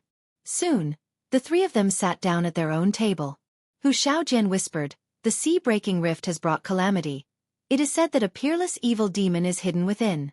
Countless cultivators have perished in the seabed, and its true identity remains unknown." Guan asked, "Have the great sects taken any action?" He could see the situation at the sea-breaking rift, where many cultivators and demons were heading right now. The sea-breaking rift, known as the sign of the world-destroying sea tide, is also believed by many to hold opportunities since heaven and earth had been submerged by the ocean numerous times. Each time, an era's immortal cultivation civilization sank to the seabed. Yes, there's action from the Star Sea congregations and other great sects, but there's been no success. Instead, more people are dying, Hu Xiaojian continued. Yang Jian sat on the side, listening attentively. After chatting for a while, Hu Xiaojian began discussing the sea's happenings. To Yang Jian's surprise, he heard a familiar name from his mouth. And Hao. Having cultivated the flame primordial treasure body, and Hao's reputation soared, with everyone in awe of his incredible talent. Yang Jian had heard that Hao had gone to the Star Sea congregations to cultivate. He didn't expect him to become so renowned at sea. As a servant disciple of the Third Medicine Valley, Yang Jian knew little about Hao, only that he was the strongest talent in the Supreme Sect's history and the sect leader's disciple. To Yang Jian, Hao was always a legendary figure. He wondered what Hao's elegance was like. Yang Jian suddenly felt curious. Could it be that his master knew Hao? Hao was so powerful. It didn't seem like someone the Supreme Sect could cultivate. He had researched the Supreme Sect, and before Sword Venerable Fudeo's rise, there wasn't even one Mystic Heart Realm member. There were rumors about Hao being Sword Venerable Fudeo's disciple, but they were mostly speculations. Such rumors weren't uncommon. The immortal cultivation world was full of those suspected to be the Sword Venerable's disciples. If Hao was indeed his unseen senior brother, he would be convinced because Hao was the most brilliant talent he had heard of. The master must be extremely fond of the senior brother. Yang Jian thought silently as he looked at Guan. Although he had been transformed now, deep down, he still harbored an inferiority complex. He wasn't born a genius. His talent was crafted by his master changing his fate against heaven, so he always feared that everything he had could disappear. His mentality was quite similar to Tian Yaoer. Noticing Yang Jian's gaze, Guan didn't respond. After a while, Sage Tang Hai appeared, greeted everyone, and began explaining the purpose of the gathering. It concerned the sea-breaking rift. Upon hearing these 5 words, the cultivators began discussing fervently. Sage Tang Hai scanned the room and said in a low voice, "I received information that at the bottom of the sea-breaking rift lies a hidden world, dangerous yet containing the cave of an ancient immortal king.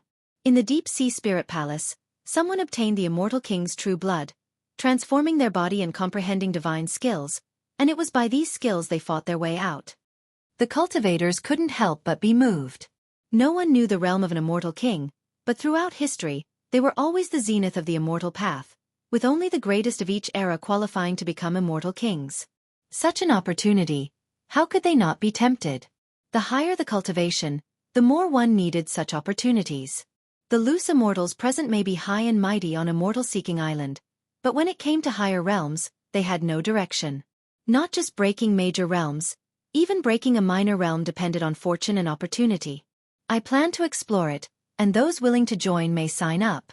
I will share the information when we depart. This is extremely dangerous, and I can't guarantee safety. Think it over carefully. There is no obligation based on our relationships. Sage Tang Hai spoke sincerely. Over the years, besides holding auctions, he had occasionally organized such expeditions. Though not always successful, there were no bad rumors about him, and his character was trustworthy. The cultivators began discussing among themselves. Sage Tang Hai did not specifically invite Guan, as every attendee was personally invited. Once inside, Guan wasn't particularly significant. In fact, everyone was equally important. Ultimately, Guan didn't sign up, while a third of the attendees did, while more chose to avoid the risks due to their long lifespans. After the gathering concluded, Guan led Yang Jian back. Returning to the third medicine valley, Yang Jian still felt like it was a dream. This journey had been too surreal, broadening his horizons. This world was vast, and the supreme sect was just a drop in the ocean. Guan began to patrol the medicine valley, picking the matured herbs. He wondered if he could accumulate 100 million years of lifespan before the calamity struck. From his current perspective, the sea-breaking rift wasn't enough to shake the great heavenly spirit land, which harbored many terrifying forces.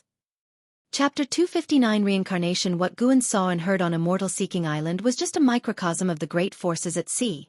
Although the sea-breaking rift had the appearance of fierce demons, it also contained opportunities that countless cultivators and demons pursued eagerly.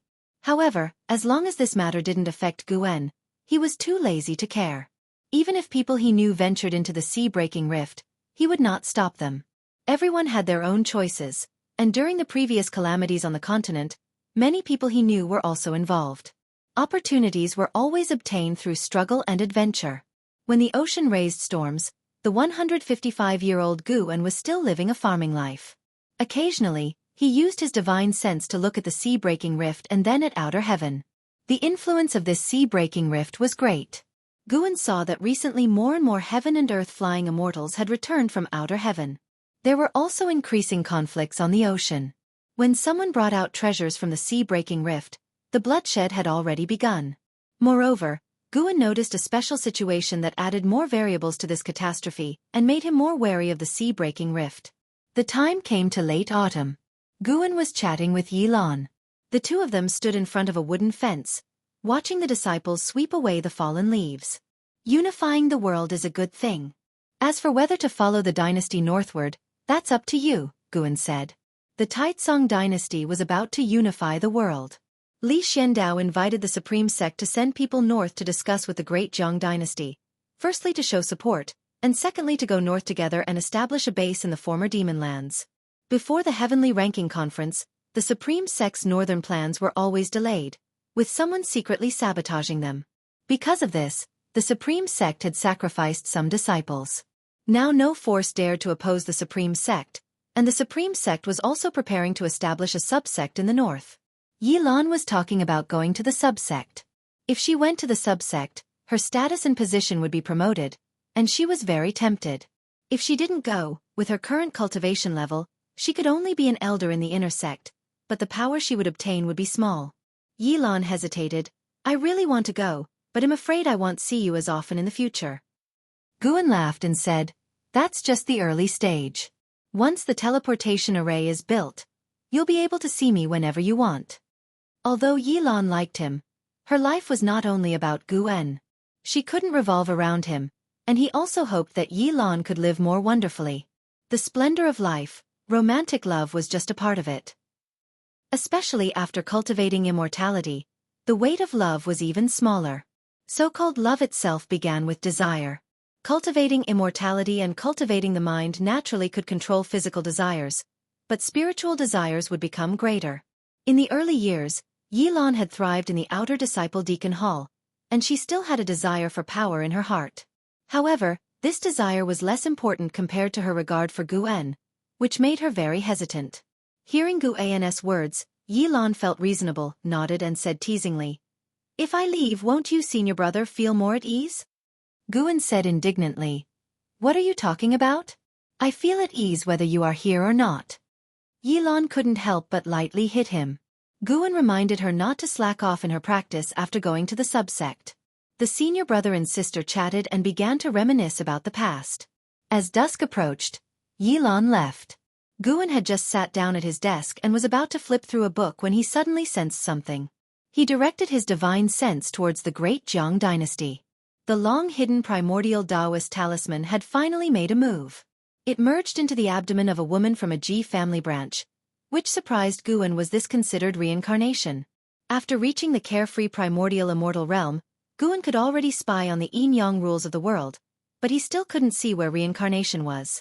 Those souls would rise into the sky within 7 days after death, disappear after reaching a certain height, and those that did not rise within 7 days would turn into vengeful spirits, repelled by the heaven and earth rules. To survive, they had to harm living spirits and absorb their essence energy to enhance their ghostly energy, growing stronger step by step. After Ji Xiaoyu's death, her soul had been hiding in the primordial Taoist talisman, unlike other ghosts who persecuted living beings. Under Guan's watch, the primordial Taoist talisman completely merged with the woman's aura, as if it had disappeared out of thin air. Who knew if this Ji Xiaoyu would have the memories of her past life? Guan remembered that Ji Xiaoyu had seemed mature beyond her years as a child, unlike normal children. Perhaps she had always retained her past life memories but had hidden them well. After watching for a while, Guan withdrew his gaze. The moonlight was slightly cool, and the evening breeze blew in through the window, moving Guan's sideburns. This breeze lasted another 10 years. 10 years passed, the world changed greatly, and the territories of the 3 dynasties were unified. Only the Taitsong dynasty remained, and for the people, it was truly peace under heaven. Taitsong focused on development, exploring the world by sea and mining resources in the north. With the increase in resources, all industries within the dynasty flourished.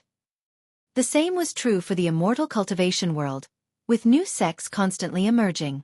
For example, the Juhua sect was the most rapidly developing sect in these 10 years and was already one of the top 9 sects in Taitsong, with the Supreme Sect ranked first and the Zongtian sect second. The sub-sect of the Supreme Sect had already been established, and various news kept flowing into the Supreme Sect, making all disciples feel the sect's rise.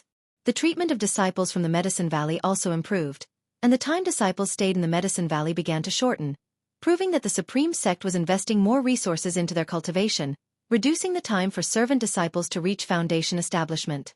One day, Guan had just arrived at the 3rd Medicine Valley from Mystic Valley. He turned his head and saw a crowd in front of the nearby pavilions, all gathered to watch a Go game. He didn't know when it started, but Go had begun to be popular in the Supreme Sect, and Go masters always came to the 3rd Medicine Valley. Guan knew it was because the 9-Finger Divine Lord liked to play Go here. He had become the biggest promoter of Go. Moreover, with his current cultivation level at the Mahayana realm, the Hall of Elders couldn't help but flatter him. Last month, LV Batian had even asked him if he wanted to organize a Go tournament, but he refused. Currently, Go was only popular within the Supreme Sect, and it was too early to hold a tournament. The most important reason was that the 9-Finger Divine Lord wanted to hold the tournament in the 3rd Medicine Valley. How could he agree to that? Wouldn't that affect him planting medicinal herbs? Guan only watched for a while before heading towards his pavilion. Now the 9-Finger Divine Lord seldom asked Guan to play Go, probably focusing on improving his Go skills. The person playing Go with the 9-Finger Divine Lord was a cultivator at the Unification Realm and also an elder of the sect.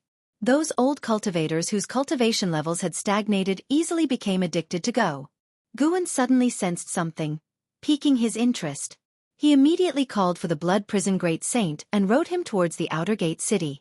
Foundation establishment realm mounts were not uncommon in the current Supreme Sect.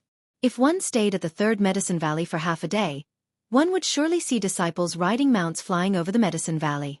Master, why did you suddenly want to go to the Outer Gate City? The Blood Prison Great Saint asked curiously. Lu Lingjun has returned and is taking people to the Heavenly Repair platform. She probably wants to try the Heaven-Cutting Axe, Guan replied casually. The Blood Prison Great Saint was immediately interested. He knew Lu Lingjun had founded the Ascension sect, and those she brought might be Ascenders. As Ascenders, they would naturally want to learn more about each other. The Blood Prison Great Saint's speed was very fast, and they soon arrived in front of the Heavenly Repair platform. Compared to 10 years ago, the Heavenly Repair platform was even more bustling, with cultivators of varying cultivation levels, from the Qi cultivation realm to loose immortal realm, on the platform. Yes, there were loose immortals, and not just one. They all came from overseas.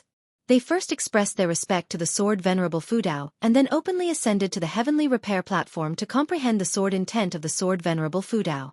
Years ago, Guan had secretly enhanced the sword intent contained within the words, Righteous Path.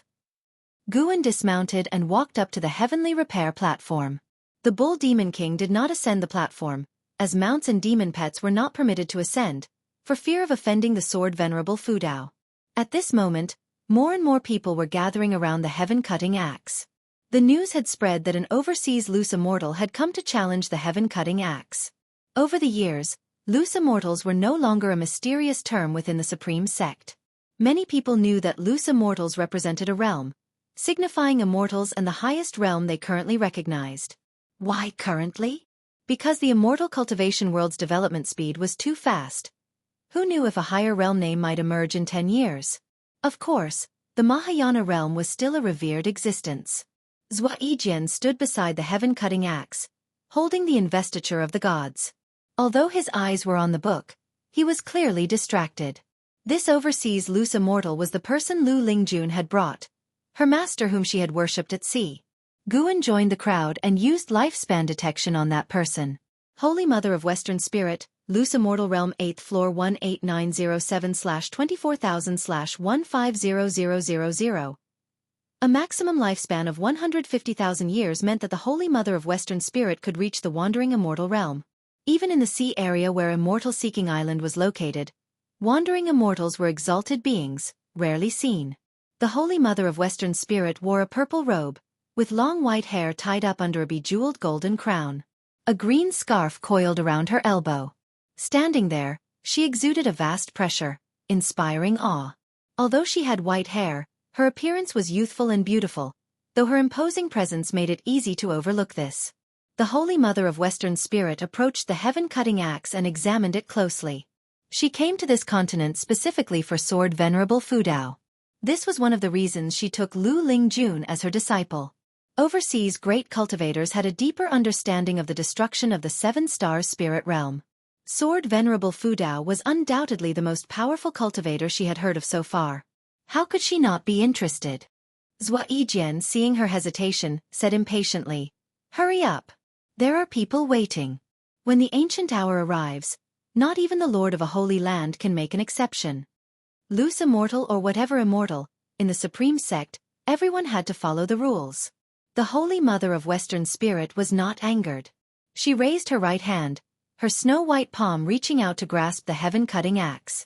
She could feel that the weight was not from the heaven-cutting axe itself, but from the vast mana within it. After 2 attempts, she gave up and turned to leave. This disappointed the spectators. There was little commotion. They didn't expect the Holy Mother of Western Spirit to succeed, just wanted to see the lofty immortal in a moment of embarrassment. Lu Lingjun exchanged a few words with the Holy Mother of Western Spirit and then was about to leave when her eyes suddenly caught Guan. "Guan, why are you here?" Lu Lingjun transmitted her voice to Guan while waving to him. Chapter 260. Astonishing Heaven and Sea Waves, Terrifying Treasure Body. Seeing Lu Lingjun wave her hand, Guan could only walk up to her. He cupped his fists and saluted the Holy Mother of Western Spirit, as basic courtesy should at least be observed with a loose immortal. The Holy Mother of Western Spirit slightly nodded, without saying anything.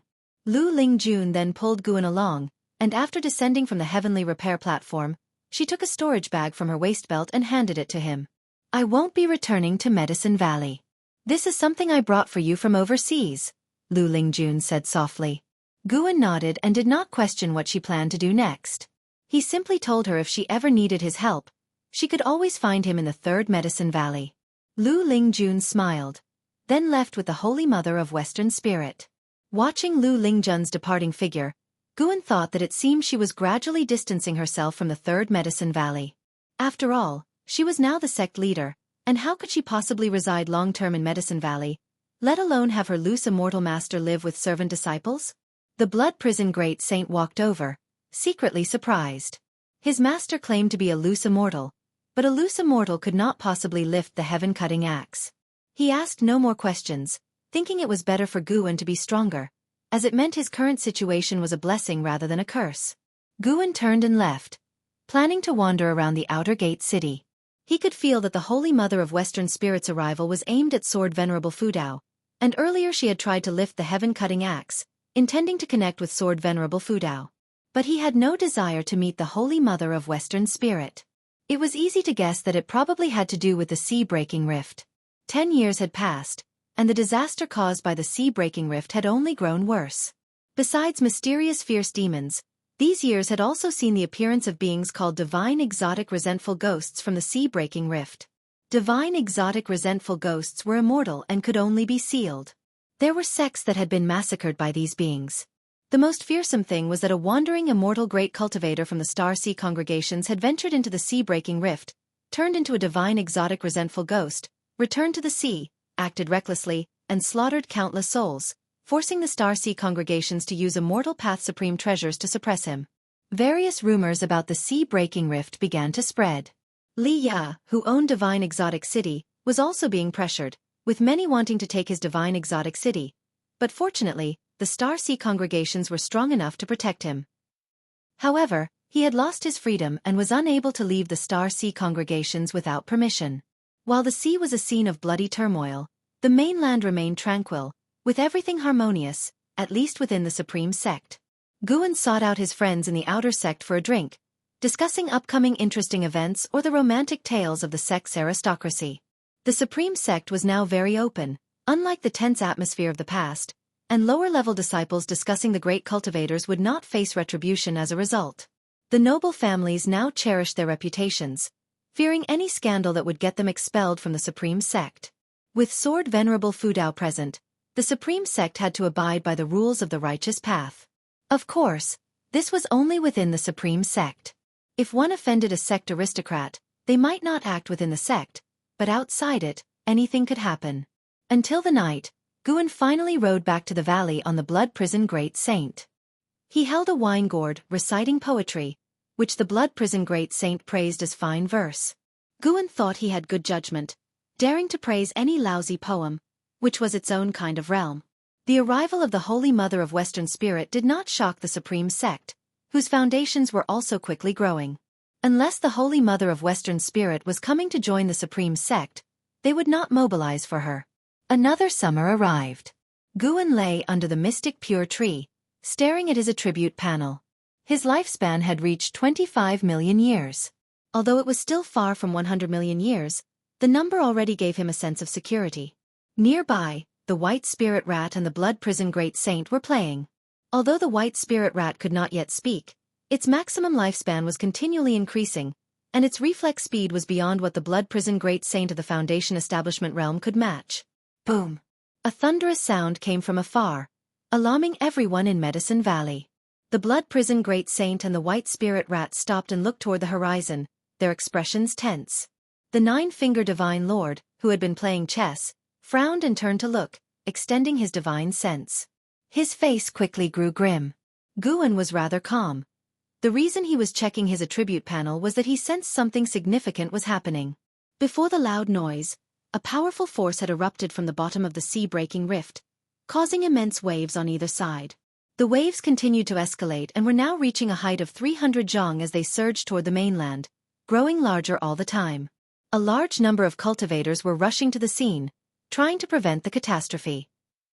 Guan sensed a massive amount of eerie energy rising from the depths of the sea-breaking rift, predicting the emergence of divine exotic resentful ghosts. Divine exotic resentful ghosts were different from the divine soul demons of Divine Exotic City. They had their own spiritual wisdom and even retained memories of their former selves, but their personalities had drastically changed. They killed any living spirits they encountered, which caused the turmoil in the Seabast immortal cultivation world. The strength of divine exotic resentful ghosts was not the frightening part. The terror lay in their retained spiritual wisdom and memories, all of which had now turned against living spirits, hence the widespread fear. Having spiritual wisdom meant they could establish rules and even pose the possibility of overturning the mortal world. Guan rose, realizing he could not appear too indifferent, as the entire valley was in shock and he had to cooperate with the rest. He wondered whether slaying the divine exotic resentful ghosts could extend his lifespan. If so, it might be worth intervening early. Yang Jian ran over, standing next to him, and whispered, "Master, I just had an illusion of being attacked by many demons and ghosts." Fear flashed in his eyes. It was not simply an illusion. He had felt as though he had experienced a near-death event. Somewhere in the unseen, it seemed as if something terrifying was approaching him. Guan looked at Yang Jian and suddenly noticed that his karma had become blurred. He could no longer glimpse Yang Jian's past through their karmic connection. "Don't worry. Just stay by my side. What could happen?" Focus on your cultivation, Guan reassured him. Actually, he himself was unsure of the reason behind it. Although he was a carefree primordial immortal, he had only lived for 166 years and did not know much about the world. He could see through the heaven and earth rules, but he had not yet reached the point of omniscience. He guessed that the visions Yang Jian saw might be related to his physique. After all, the immortal-seeking Taoist had said Yang Jian had some kind of ancient treasure body. Hearing Guan's reassurance, Yang Jian immediately felt at ease. Right, with Master around, nothing could happen to him. Guan then walked toward where his disciples were gathered, intending to discuss the matter with everyone and maintain his image as a core formation realm cultivator. At noon, Immortal-Seeking Island. In a courtyard, the immortal-seeking Taoist looked at Guan with a peculiar expression. He poured a cup of wine for Guan and asked, "How did Taoist friend Meng know I was here?" He had been back at Immortal-Seeking Island for many years but had stayed in his residence without going out. Guan replied, "I knew when you first returned. Back then, a lot of people were aware. I came to see you today because my disciple encountered a problem." Upon hearing it concerned Yang Jian, the immortal-seeking Taoist lost interest in questioning how Guan knew he was on the island and asked about the issue instead. Guan did not hold anything back. After listening, the immortal-seeking Taoist's expression became complicated. He sighed and said, "Ancient treasure bodies have a self-protection instinct. His treasure body must have sensed danger, likely related to the sea-breaking rift. There may be another treasure body hidden there. I have heard that ancient treasure bodies have a competitive and perceptive nature among themselves, especially innate ancient treasure bodies which can sense each other's existence and will attempt to devour one another. If that treasure body does come from the sea-breaking rift, it might be a deceased ancient strongman who has turned into a divine exotic resentful ghost.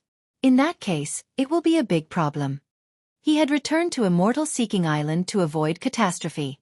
At this moment, he even considered fleeing Immortal-Seeking Island because he feared Guan might bring Yang Jian along. Admiration aside, the Immortal-Seeking Taoist would not die for Yang Jian. Not his disciple. Even if it were his disciple, he would abandon them. The Immortal-Seeking Taoist looked at Guan, hesitating to speak, wanting to persuade Guan to give up on Yang Jian, but he felt that saying so would be pointless. Guan would weigh the situation himself, and saying more would only make him unhappy. Guan became thoughtful. The tsunami that had erupted yesterday continued to rise. Cultivators tried to stop it but had no success. The waves contained some powerful force that neutralized all spiritual power and mana along the way. One day passed, and the wave's crest had already surpassed 1,000 zhang. 1,000 zhang high wave was incredibly imposing, swallowing countless sea islands along its path. Currently, wandering immortals of the Star Sea congregations were still attempting to hold back the waves but without success. The immortal-seeking Taoist saw Guan was deep in thought and did not disturb him, leisurely playing with his wine cup. After a while, Guan thanked the immortal-seeking Taoist and then stood up to leave. The immortal-seeking Taoist did not try to keep him, realizing that Guan's visit had provided more information. The thought of an ancient treasure body reaching completion and emerging filled him with dread. No, he had to escape. Chapter 261, The Unstoppable Catastrophe. After returning from Immortal-Seeking Island, Guan did not tell Yang Jian about the mutual devouring of the ancient treasure bodies to avoid worrying him. If an ancient treasure body had truly transformed into a divine exotic resentful ghost, it would not be something Yang Jian could handle. As his master, Guan naturally had to step in. Since he had to take action, he saw no need to make his disciple worry. The Supreme Sect dispatched a great cultivator to fly towards the direction of the sea-breaking rift, and news of the terrifying sea tide quickly spread. Guan continued his regular routine, pretending to be unaware of this matter. While the disciples of the Medicine Valley were busy working and cultivating, the ocean had already entered a cataclysm. If viewed from above, one could see that with the sea tide at the center, cultivators were continuously flocking from all directions, creating a spectacular scene. While inspecting the medicine garden, Guan saw several heaven and earth flying immortals flying by, not just one. The sea waves continued to surge. On the boundless ocean, the waves swept across like a mountain range. In front of this mountain range, countless cultivators formed a line, continuously casting spells to block the waves. Unfortunately, their spell and divine skills only caused splashes and could not disperse the waves. The number of cultivators continued to increase, but no matter how many there were, they could not shake the momentum of the waves. Qi Jiuxiao of the Star Sea congregations also came with his master Qi Bei to assist. Despite giving his all, he couldn't resist the wave's power. Damn it! Who on earth is stirring up trouble within these waves? Qi Jiuxiao cursed angrily, but none of the Star Sea congregation's cultivators nearby answered him. They were all very nervous. Only those who truly cast spells to block the waves could feel the terrifying power contained within. Qi Bai's voice came from a distance. It doesn't matter who is causing trouble. We must stop this. Countless beings with low cultivation levels are on the continent behind us. The Star Sea congregations must protect them. Qi Jiuxiao understood this principle. He was merely complaining, but his hands did not stop moving. Suddenly, Qi Jiuxiao felt a vast aura coming from behind, causing his mana to pause for a moment. Whoosh! A gust of fierce wind howled, startling the cultivators to instinctively turn their heads to look. Qi Jiuxiao did the same, widening his eyes. He saw thunderclouds unfold in the sky, and at the end of the cloud stood a massive flag, 10,000 feet high, as if its top had touched the sky. Any living being appeared insignificant before this flag. Qi Jiuxiao recognized the origin of this flag with just one glance. It was the Immortal Path Supreme Treasure of the Star Sea congregations. The Star Sea Primordial Unity Banner. The black flag seemed to contain a vast star sea, with starlight twinkling, making anyone who looked at it become deeply immersed, unable to extricate themselves. With the appearance of this flag, the morale of the Star Sea congregation's cultivators soared. Cultivators from other sects also inquired about it. Upon learning that it was the Immortal Path Supreme Treasure, the Star Sea Primordial Unity Banner, every cultivator felt excited. Now we are secure. This is an Immortal Path Supreme Treasure. The legendary Star Sea Primordial Unity Banner, just the sight of it strikes fear. With the Immortal Path Supreme Treasure out, we can certainly block these waves. After the Seven Stars Spirit Realm disbanded, only the Star Sea congregations are the true rulers of the sea area. Their ability to directly bring out the Immortal Path Supreme Treasure proves their determination to protect the ocean, worthy of the Righteous Path's reputation. The cultivators discussed, their gazes fixated on the towering Star Sea Primordial Unity Banner, their eyes filled with hope. The Star Sea Primordial Unity Banner suddenly unleashed a terrifying wave of energy, sweeping through the clouds. The sea of stars on its surface lit up with countless streams of celestial light, as if rain of stars crossed the sky, crashing towards the majestic and magnificent sea waves. Far away in the Third Medicine Valley, Guan looked up, noticing the appearance of scattered rays in the sky. With a glance, he could tell that it was an anomaly caused by the Immortal Path Supreme Treasure. As expected of an Immortal Path Supreme Treasure on par with the Seven Stars Mirror. Under Guan's gaze, the unstoppable waves were dispersed by the power of the Star Sea Primordial Unity Banner. Countless cultivators were thrown off, the splashes reaching the sky, and the sea surface was pressed into a spectacular hollow, a stunning sight. At this moment, Guan felt a strange force emerging from the sea-breaking rift, surging along the sea, raising waves even higher than before, as if it would drown the celestial Star Sea Primordial Unity Banner. Cultivators from all directions were stunned and quickly mobilized their mana to resist. Guan's divine sense looked farther away. The sea-breaking rift raised two wave masses, moving in opposite directions. The waves on the other side were also met with countless cultivators joining forces to block them, but to no avail. As the waves advanced, their length continued to grow, forming what indeed could be a world-destroying sea tide. Guan watched for a while before withdrawing his divine sense. The dual waves attracted more and more great cultivators, giving him a chance to observe the foundation of the great heavenly spirit land. When he returned to the pavilion, he saw Nine-Finger Divine Lord standing by the wooden railing, staring north in silence. Guan approached and asked what he was thinking about. Nothing much. Nine-Finger Divine Lord shook his head. He was naturally focused on the ocean's calamity. Seeing that Nine-Finger Divine Lord did not wish to elaborate, Guan did not press further. He simply nodded and walked away. Nine-Finger Divine Lord suddenly turned to him and asked, Valley Master, if your loved ones turned into monsters that harm all beings, what would you choose to do? Guan halted, turned to look at him, and thought for a moment. If they were truly my loved ones, I wouldn't shield them, but neither would I become their enemy. If they insist on killing me, I would fight to the death. Nine-Finger Divine Lord chuckled after hearing this and said, It's not that simple. Your answer lacks struggle. Indeed, it's not that simple, but why ponder over it? The only thing one can truly control is oneself, right? Guan retorted. Did Nine-Finger Divine Lord have loved ones that had turned into divine exotic resentful ghosts? Judging by Nine-Finger Divine Lord's lifespan, he certainly had a story. Nine-Finger Divine Lord sighed. Yes, one can only control oneself. Even cultivators are the same. The more one tries to control, the more one deviates from the path of immortal cultivation. The two chatted casually, with Nine-Finger Divine Lord's words filled with sorrow yet lacking specifics. Soon, they turned their conversation to the game of Go. Meanwhile, in a residence in the main city of the sect, Lu Lingjun and the Holy Mother of Western Spirit sat across from each other in the courtyard. At this moment, the Holy Mother of Western Spirit looked at a copper mirror on the table, frowning deeply. In the mirror was a blurry figure, seemingly saying something. After the figure in the mirror disappeared, the Holy Mother of Western Spirit put the copper mirror into her sleeve. Although Lu Lingjun sat next to her, she did not hear the figure's words. She couldn't help asking, "Master, who were you speaking to just now?" The Holy Mother of Western Spirit took a deep breath and said, "An elder of mine. I asked him about the path of this catastrophe. He advised me to leave early to avoid it." Upon hearing this, Lu Lingjun's brows furrowed. In her heart, the Holy Mother of Western Spirit held an exceptional position and cultivation level. Even if she was not as powerful as Sword Venerable Fudao, she was still one of the top great cultivators she had ever seen. For even the being behind the Holy Mother of Western Spirit to advise them to avoid this calamity, it must be extraordinary. The cause and effect hidden within the sea-breaking rift are such that even my elders dare not involve themselves. Perhaps we truly should leave. The world is vast, there will be somewhere to escape the disaster, the Holy Mother of Western Spirit said with a sigh.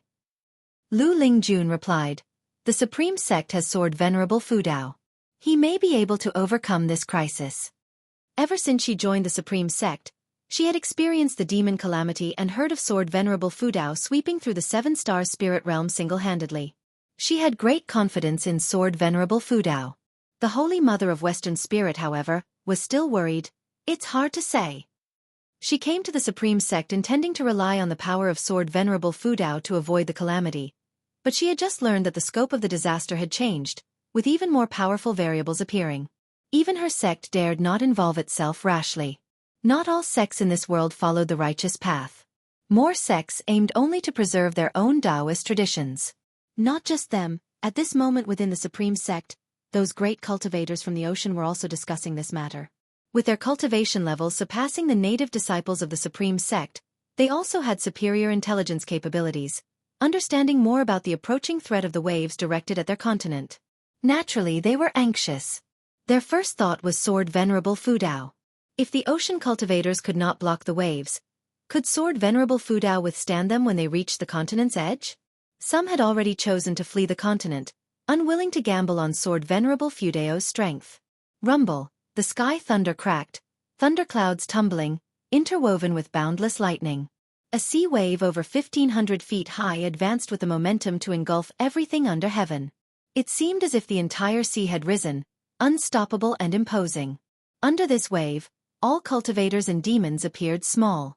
Qi Jiuxiao endured the storm with his armor drenched. He continually retreated, his face full of anxiety. Subconsciously, he looked back and could see the outline of the continent. At this rate, countless lives would be buried in the sea tides. This water was not ordinary seawater. It contained some strange and powerful force. Some cultivators who had been swept into it had already transformed into divine exotic resentful ghosts. Thinking that the entire continent's beings might turn into divine exotic resentful ghosts made Qi Jiuxiao's scalp tingle. He looked ahead, seeing 12 figures in front of the wave. They emitted an aura far surpassing all cultivators behind them. Yet, despite their vast mana, they were being pushed back by the wave. All 12 were heaven and earth flying immortals, either the founders of sects or elders of the Star Sea congregations. Facing the wave, they were all powerless. They could only slow the wave's advance but could not suppress it. The previous dispersal of the wave by the Star Sea Primordial Unity banner had only been temporary. Another wave had formed, and the banner itself had been tainted by the force within the wave, forcing the Star Sea congregations to retract this immortal path's supreme treasure. At this moment, Qi Jiuxio's pupils suddenly dilated, his face showing a look of terror. In the dim sea wave, he saw a figure, 1,000 meters tall, only faintly visible when lightning flashed. It was not just him. More and more people saw that figure. Anyone who beheld it felt a suffocating pressure in their chest. For over 100,000 cultivators had gathered to block this wave, with the lowest cultivation level being Mystic Heart Realm, and over 10,000 Immortal Path cultivators. Even such power could not shake the wave's momentum. How could they not despair? More and more cultivators felt beaten down, their will to fight waning. Seeing the mysterious 1,000-foot-tall figure in the wave made them even more eager to escape immediately. Chapter 262. It is Sword Venerable Fudao. As noon approached, Guan arrived at Mystic Valley. It had been 2 days since the sea-breaking rift had erupted with waves, and now it was the 3rd day. Guan was about to gather medicinal herbs when he suddenly sensed something. He sighed softly, then continued harvesting. He had already felt a powerful force approaching from afar. Originally, Guan didn't want to concern himself with the survival of the 2 distant continents. The waves would have to pass through these 2 continents before reaching his own, and they were still very far away. But now, a dangerous aura had emerged from within the waves, forcing him to change his strategy. He couldn't wait until the force behind the catastrophe neared his continent before acting. If that happened, it would easily lead to unexpected changes. The farther the catastrophe remained from the Supreme Sect, the more room he would have to operate. He couldn't fight on the continent itself, where he would have to consider the well-being of all living things. As the catastrophe progressed, the entire ocean had become aware of the existence of the divine exotic resentful ghost. The sea-breaking rift was definitely not a natural calamity. Deep within it lay a force poised to overturn the mortal world. Whether Guan intervened or not, this would be a disaster the entire ocean needed to face together. Guan continued gathering medicinal herbs while pondering how to act. Lu Jiujia, the chief disciple of Mystic Valley, approached and softly asked, "Senior brother, I've heard there is a disaster at sea that could potentially affect our continent. What should Mystic Valley do?" From his words, it was clear how much the Supreme Sect had progressed over the years. The disaster at sea had only been ongoing for 3 days, yet word of it had already spread within the sect. In the past, let alone 3 days, as long as the disaster didn't make landfall, inner sect disciples could go their entire lives without knowing. Naturally, we should adhere to our duties, cultivate diligently, and provide the best medicinal herbs. That is the greatest responsibility we can bear, Guan replied nonchalantly. Lu Jiujia nodded. In truth, he just wanted to gauge his senior brother's attitude. After all, his senior brother had connections within the inner sect and would certainly know more than they did. Since his senior brother was unperturbed, he saw no reason to worry and could reassure the valley's disciples. After Lu Jiujia left, Guan continued picking herbs. 30 minutes later, Guan arrived at the eastern cliff of Mystic Valley, with the Blood Prison Great Saint following behind. "Master, what brings us here?" the Blood Prison Great Saint asked curiously, noticing Guan playing with a leaf. Guan stood at the edge of the cliff, looking toward the horizon. "To stop the disaster at sea," he replied. Upon hearing this, the Blood Prison Great Saint's eyes widened. He took a step forward and asked, "How will you stop it? Didn't you say the catastrophe was far from us?" Guan grasped the leaf with his left hand and pressed his right hand against the Blood Prison Great Saint's ox head. In an instant, the Great Saint's expression changed drastically, his eyes widening in shock as the image of a terrifying wave appeared in his pupil reflection. He saw the scene that Guan's divine sense had captured. At that moment, in front of the massive waves, countless great cultivators were besieging a terrifying figure 1,000 feet tall. It was a humanoid monster, wearing only pants and bare-chested. Its entire body was dark, covered with blood-red scars, as if it might split apart at any moment. Its hair was wild, with a fierce and ghostly face full of fangs, holding a bone knife, exuding dominance and arrogance. The myriad spells and divine skills cast upon it failed to shake its massive form. Its roar drowned out the thunder, turning the sea and sky into a hellish landscape. The Blood Prison Great Saint trembled at the sight of the 1,000-foot figure. The aura alone was terrifying to behold. The spells and divine skills of the cultivators were immense, resembling the power of immortals, creating a spectacle rivaling the sun and moon.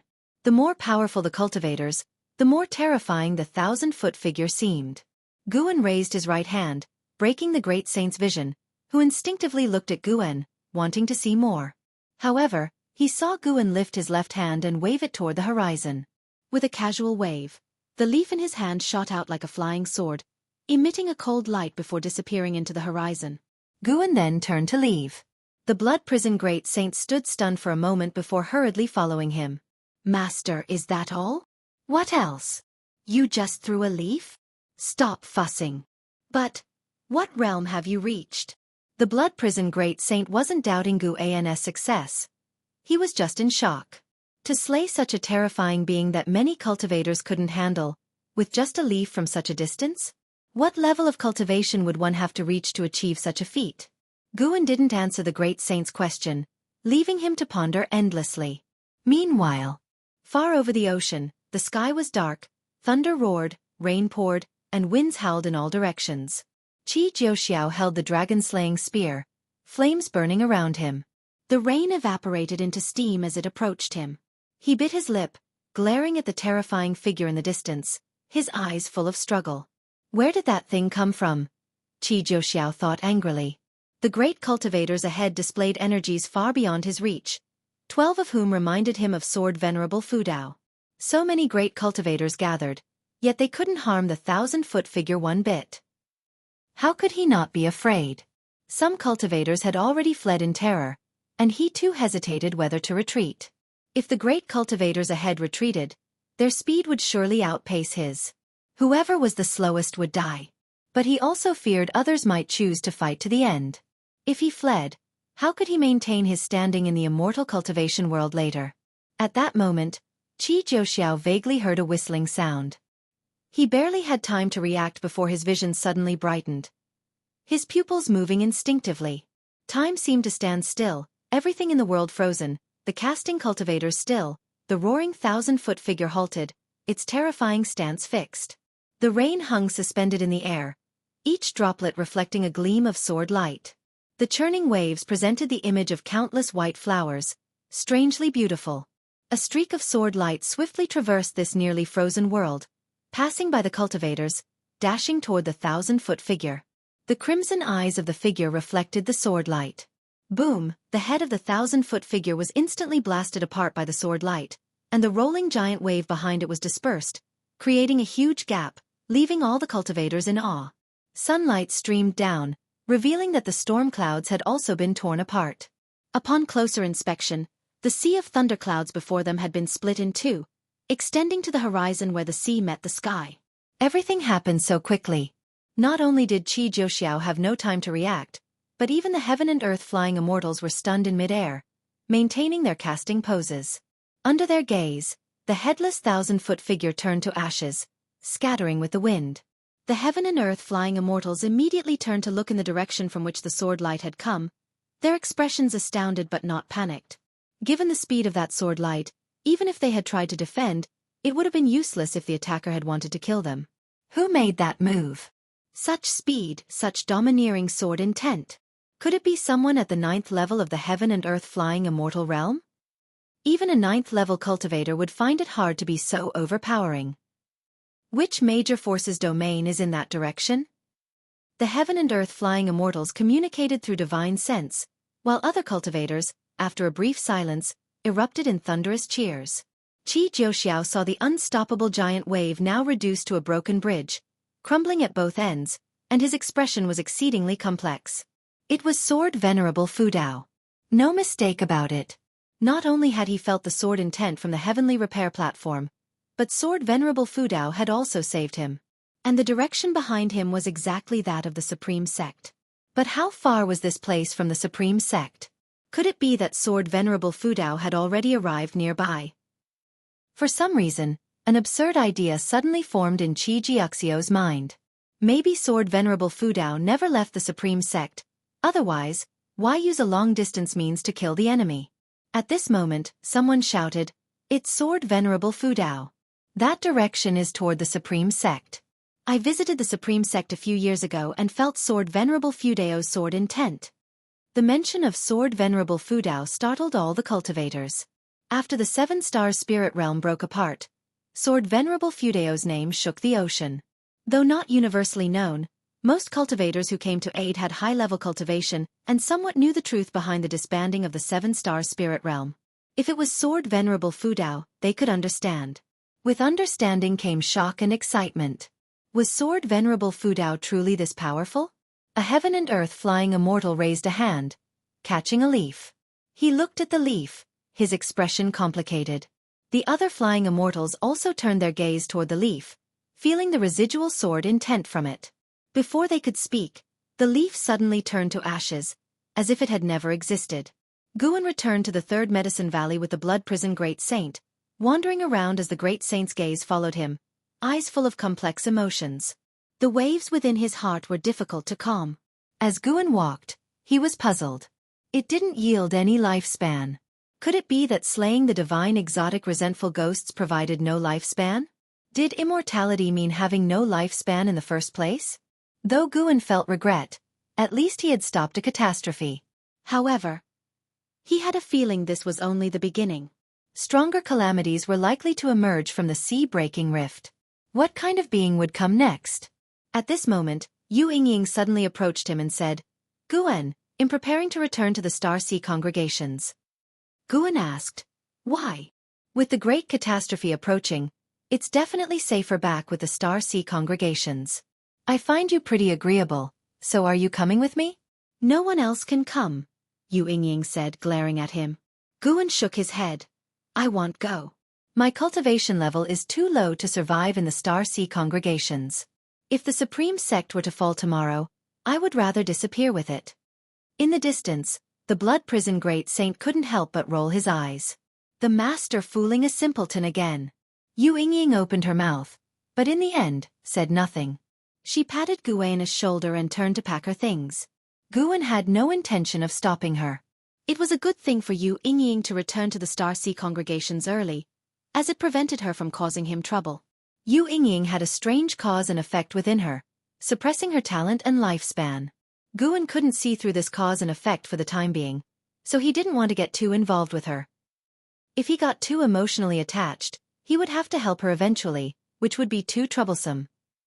Chapter 263 Million years rarely seen. Guan did not put all his strength into it, but it was enough to disperse the power within the giant wave and restore calm to the sea around the sea-breaking rift.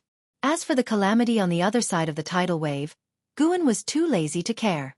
He did not believe that no one over there could stop the waves. Even if Guan did not intervene, he thought that there were powerful beings in the ocean capable of acting. It was just the timing was hard to gauge, perhaps after the Supreme Sect was submerged. The facts turned out just as he had guessed. 2 days later, Guan saw a mysterious great cultivator cast a spell to scatter the waves on the other side of the sea-breaking rift. Although it was not enough to make him apprehensive, he could confirm that person was the carefree primordial immortal. After dispersing the waves, that carefree primordial immortal disappeared. This land indeed hid many powerful figures. The higher the realm, the more mysterious they were, some like Guan who had hidden in the city, while others secluded themselves in caves, ignoring worldly affairs. Previously, Guan had explored this land, and there were quite a few places he could not see through at a glance. 3 days later, news from the sea reached the Supreme Sect. Sword Venerable Fudao acted and killed a powerful divine exotic resentful ghost, resolving the calamity. Supreme Sect was instantly in an uproar, the news spreading quickly. Guan was still reading in the pavilion when he heard the disciples discussing it. He did not go downstairs but continued reading. This intervention did not give him a sense of accomplishment. He thought he could be happy when the sea-breaking rift disappeared. However, near dusk, an event occurred that left Guan helpless. It was that Yu Yingying, who had left a few days ago, had returned. Upon her return, she immediately found Guan and eagerly shared the situation she had learned, her tone full of admiration and respect for Sword Venerable Fudao. She understood the situation more clearly. It was said that the sea-breaking rift erupted with waves that could sweep through heaven and earth, hiding a divine exotic resentful ghost that even the Star Sea congregations could not deal with. She also made a point of explaining the divine exotic resentful ghost, fearful that Guan did not know how terrifying this thing was. Guan cooperated with her, showing nervousness when talking about the calamity and divine exotic resentful ghost. When she mentioned Sword Venerable Fudao, he became excited, greatly satisfying her emotional needs. This event had a huge impact on Yu Yingying, and she had to find someone to talk to, preferably a Supreme Sect disciple. She wanted the Supreme Sect disciples to be grateful and to know how strong Sword Venerable Fudao was. Receiving Sword Venerable Fudao's favor, it seemed that heaven favored the Supreme Sect. If such a strong person lived in the Star Sea congregations, how great would that be? As Guan listened, he felt something was amiss. Why was she telling him this? Could she have guessed that he was Sword Venerable Fudao? For a moment, Guan felt apprehensive towards Yu Yingying. Yu Yingying had no idea of Guan's thoughts. She just said whatever came to mind and never considered whether Guan might be Sword Venerable Fudao. After a long while, Yu Yingying, having fully vented her desire to share, left with a pleased heart. Guan watched her back, thinking it a pity he could not use this opportunity to shake her off. Considering her great admiration for Sword Venerable Fudao, he decided to let her stay a bit longer. In the following days, the entire Supreme Sect revolved around discussions of Sword Venerable Fudao, and with many ocean cultivators in the sect, news of the divine exotic resentful ghost also spread. Indestructible and immortal, devouring living spirits. Divine exotic resentful ghosts were transformed from living spirits. Just hearing this was terrifying. It is worth mentioning that Yu Yingying went to the Outer Gate City every day to preach the might of Sword Venerable Fudao. She felt that some things needed to be clearly stated so that the Supreme Sect could more greatly revere Sword Venerable Fudao. Every time Sword Venerable Fudao acted, the number of cultivators on the heavenly repair platform increased dramatically. This made Zhua Yijian, who guarded the heaven-cutting axe, even busier, but he was not tired, rather he became more energetic and proud. He now considered himself one of Sword Venerable Fudao's people. After all, Sword Venerable Fudao had patted him on the shoulder.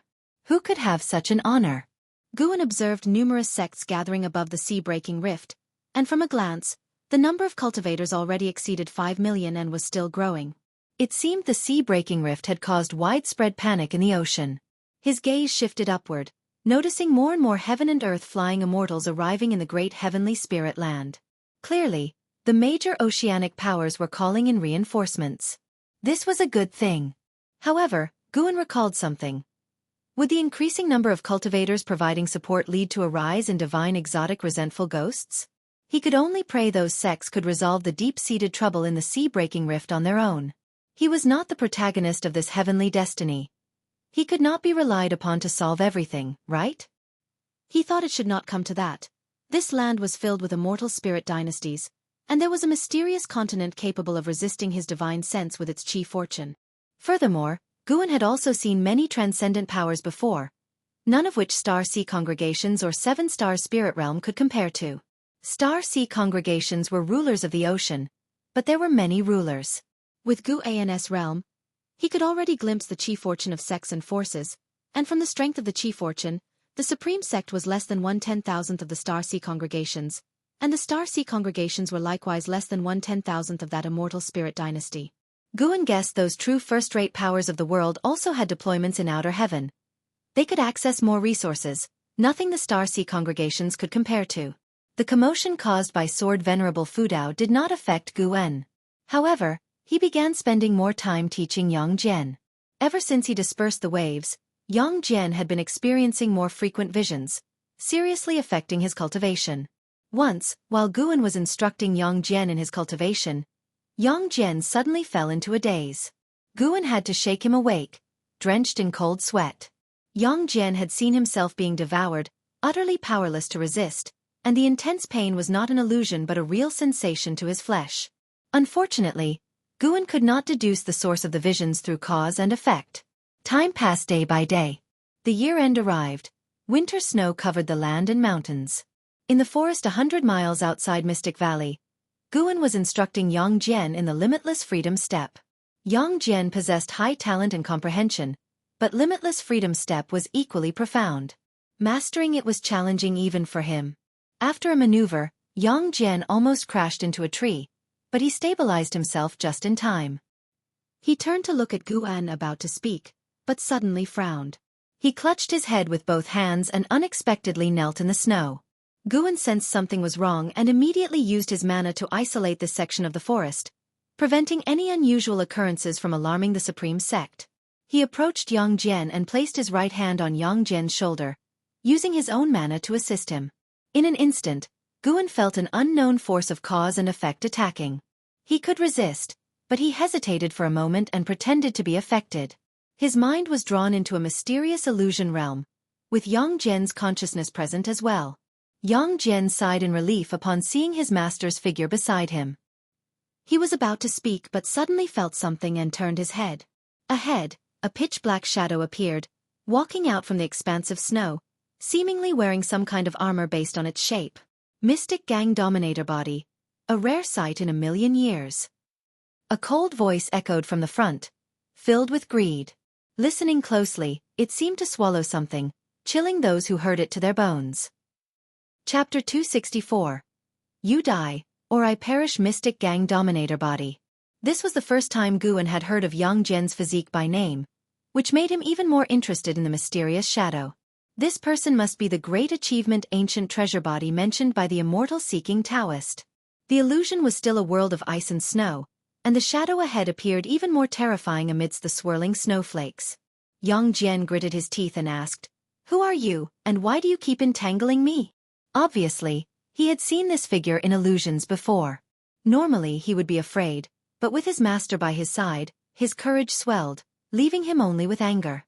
The shadow stopped, opened a pair of cold eyes, and their gaze landed on Yang Jian, making his heart tremble. You and I are both treasure bodies, nurtured by the chief fortune of heaven and earth.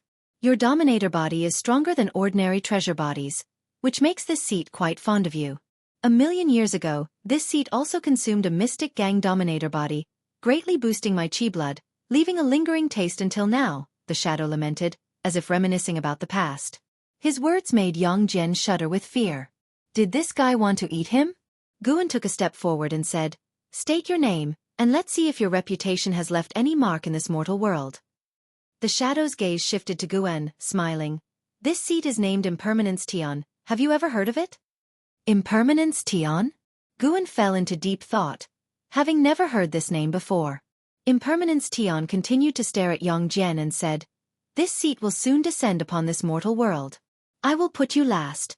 After I consume the other treasure bodies, I will come for you. You have nowhere to run. Even if you escape to outer heaven, this seat will find you.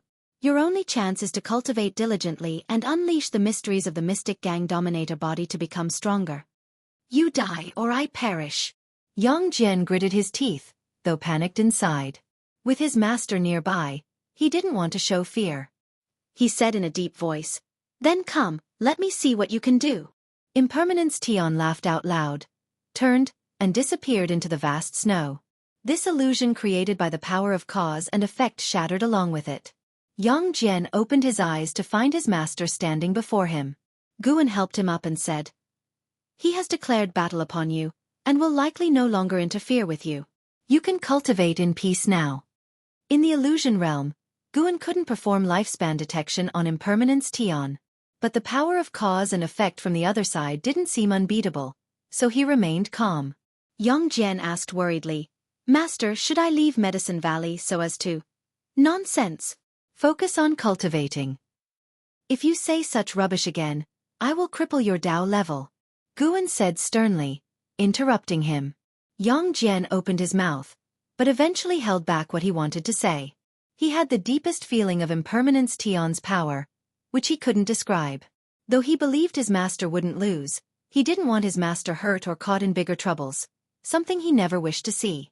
Guan didn't say he could easily handle Impermanence Tian, for he wasn't sure of Impermanence Tian's strength either. It was just an opportunity to apply pressure on Yang Jian, hoping to help him grow faster. He said he would first find other treasure bodies. Those treasure bodies must be guarded by great forces, giving you plenty of time to grow, Guan consoled. Everyone has their calamities and fates. Only by constantly overcoming them can you break the shackles. The path of immortal cultivation is inherently against the heavens. You need a heart that is resilient and fearless of anything. Yang Jian took a deep breath, his expression firming up. Yes, why think so much? Soldiers come, fight them off. Water comes, build barriers. As long as he cultivated with all his might, even if he died, what regrets would he have? Then, he resumed cultivating the limitless freedom step. In the snowy winter, the world became a single color, with Guan and Yang Jian in the forest appearing very small. Days unfolded as Guan had foreseen. Impermanence Tian didn't come for Yang Jian again, and Yang Jian was no longer tormented by illusions. The New Year's festival arrived, and the Supreme Sect remained lively, unaffected by the ocean calamity. This year, the Supreme Sect began preparing for a new convention. After the new year, LV Batian came to discuss with Guan about the upcoming convention. This time, the Supreme Sect intended to hold a physical cultivation convention where participants would not use spiritual power or Dharma treasures, relying solely on their bodies and techniques. After their discussion, LV Batian started complaining about the subsects. The power of the subsects was growing, and LV Batian could no longer intervene in their matters. This was the decision of the Hall of Elders and the Venerable Pavilion, clearly aimed at weakening his power. To this, Guan simply listened without commenting. There had always been internal strife in Supreme Sect at every stage, and in fact, it's the same for any sect or place. As long as it didn't jeopardize the entirety of Supreme Sect, Guan didn't care. If LV Batian couldn't compete with others within the rules, it was merely a testament to his lack of skill, and nothing more needed to be said. Speaking of subsects, LV Batian brought up the Ji family.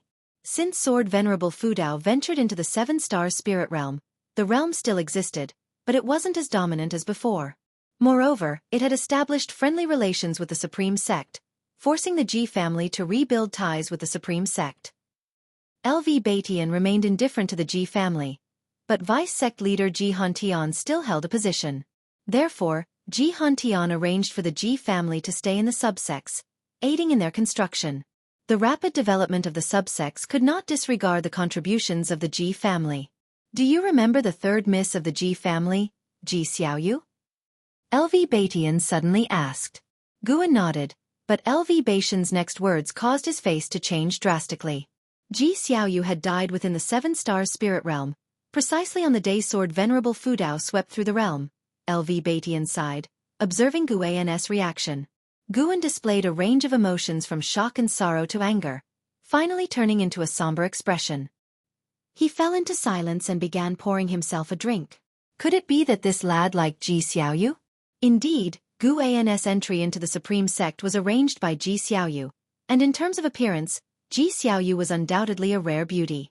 LV Batian thought as he watched Guan and secretly praised himself for his acting skills, capable of conveying emotions that could influence others.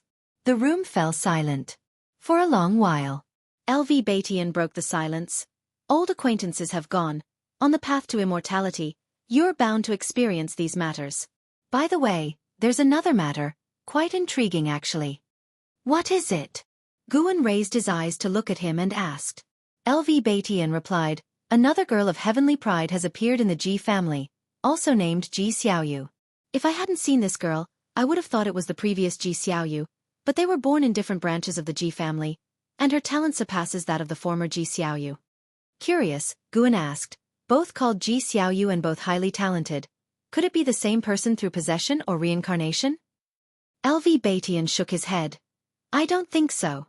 She's named Ji Xiaoyu because she also possesses a primordial Taoist talisman.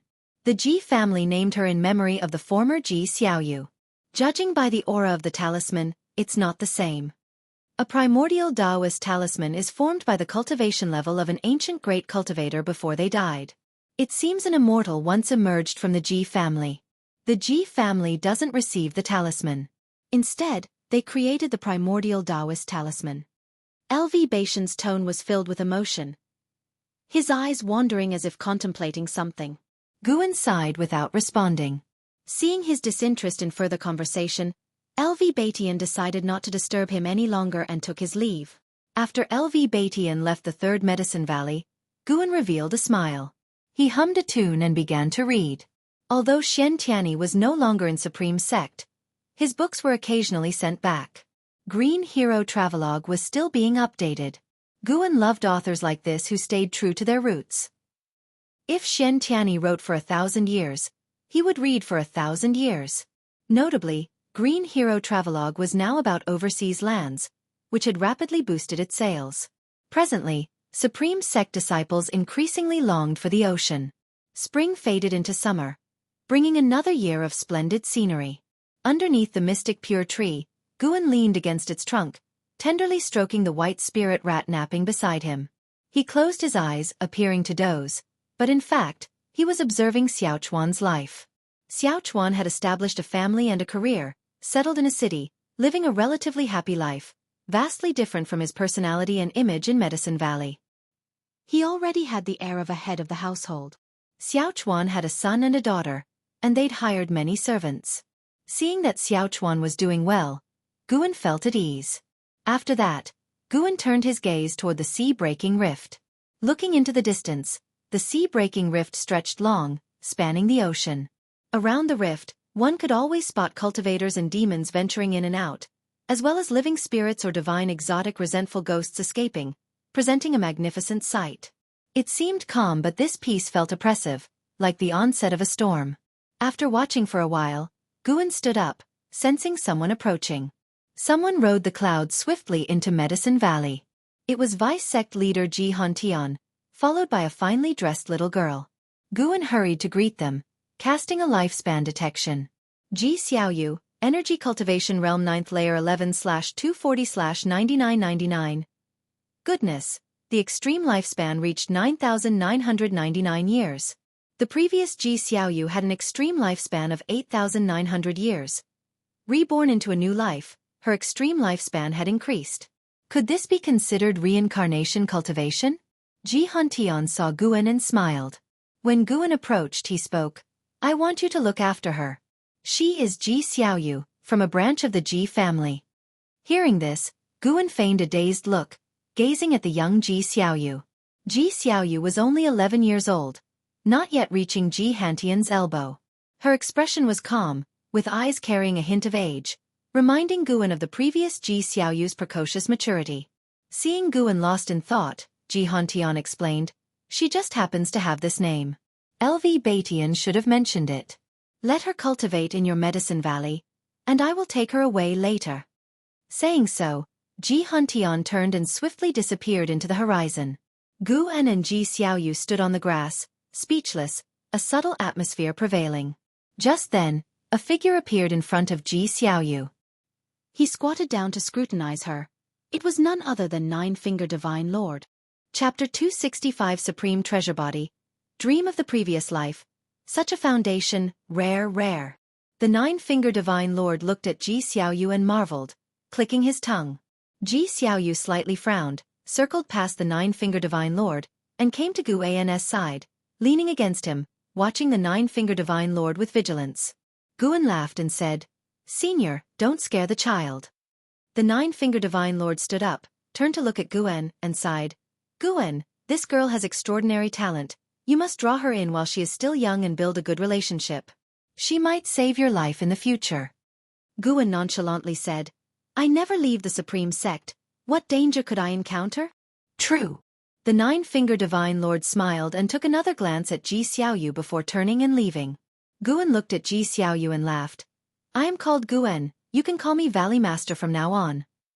Ji Xiaoyu gently nodded, her gaze towards Guan remained calm, as if she really did not remember Guan. This made Guan slightly regretful. In this life, Ji Xiaoyu was ultimately not the same person as in the past.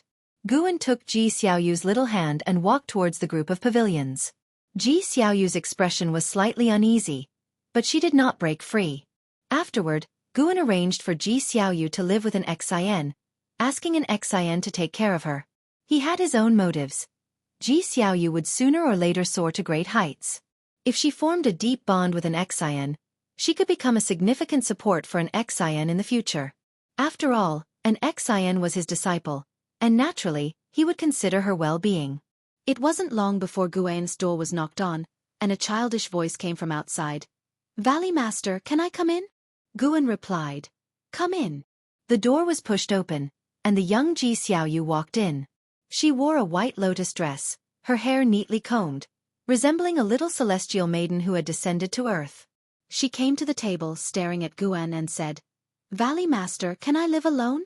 Despite her childish voice, her tone and manner were mature and steady. "Why?" Guan looked at her, smilingly asking.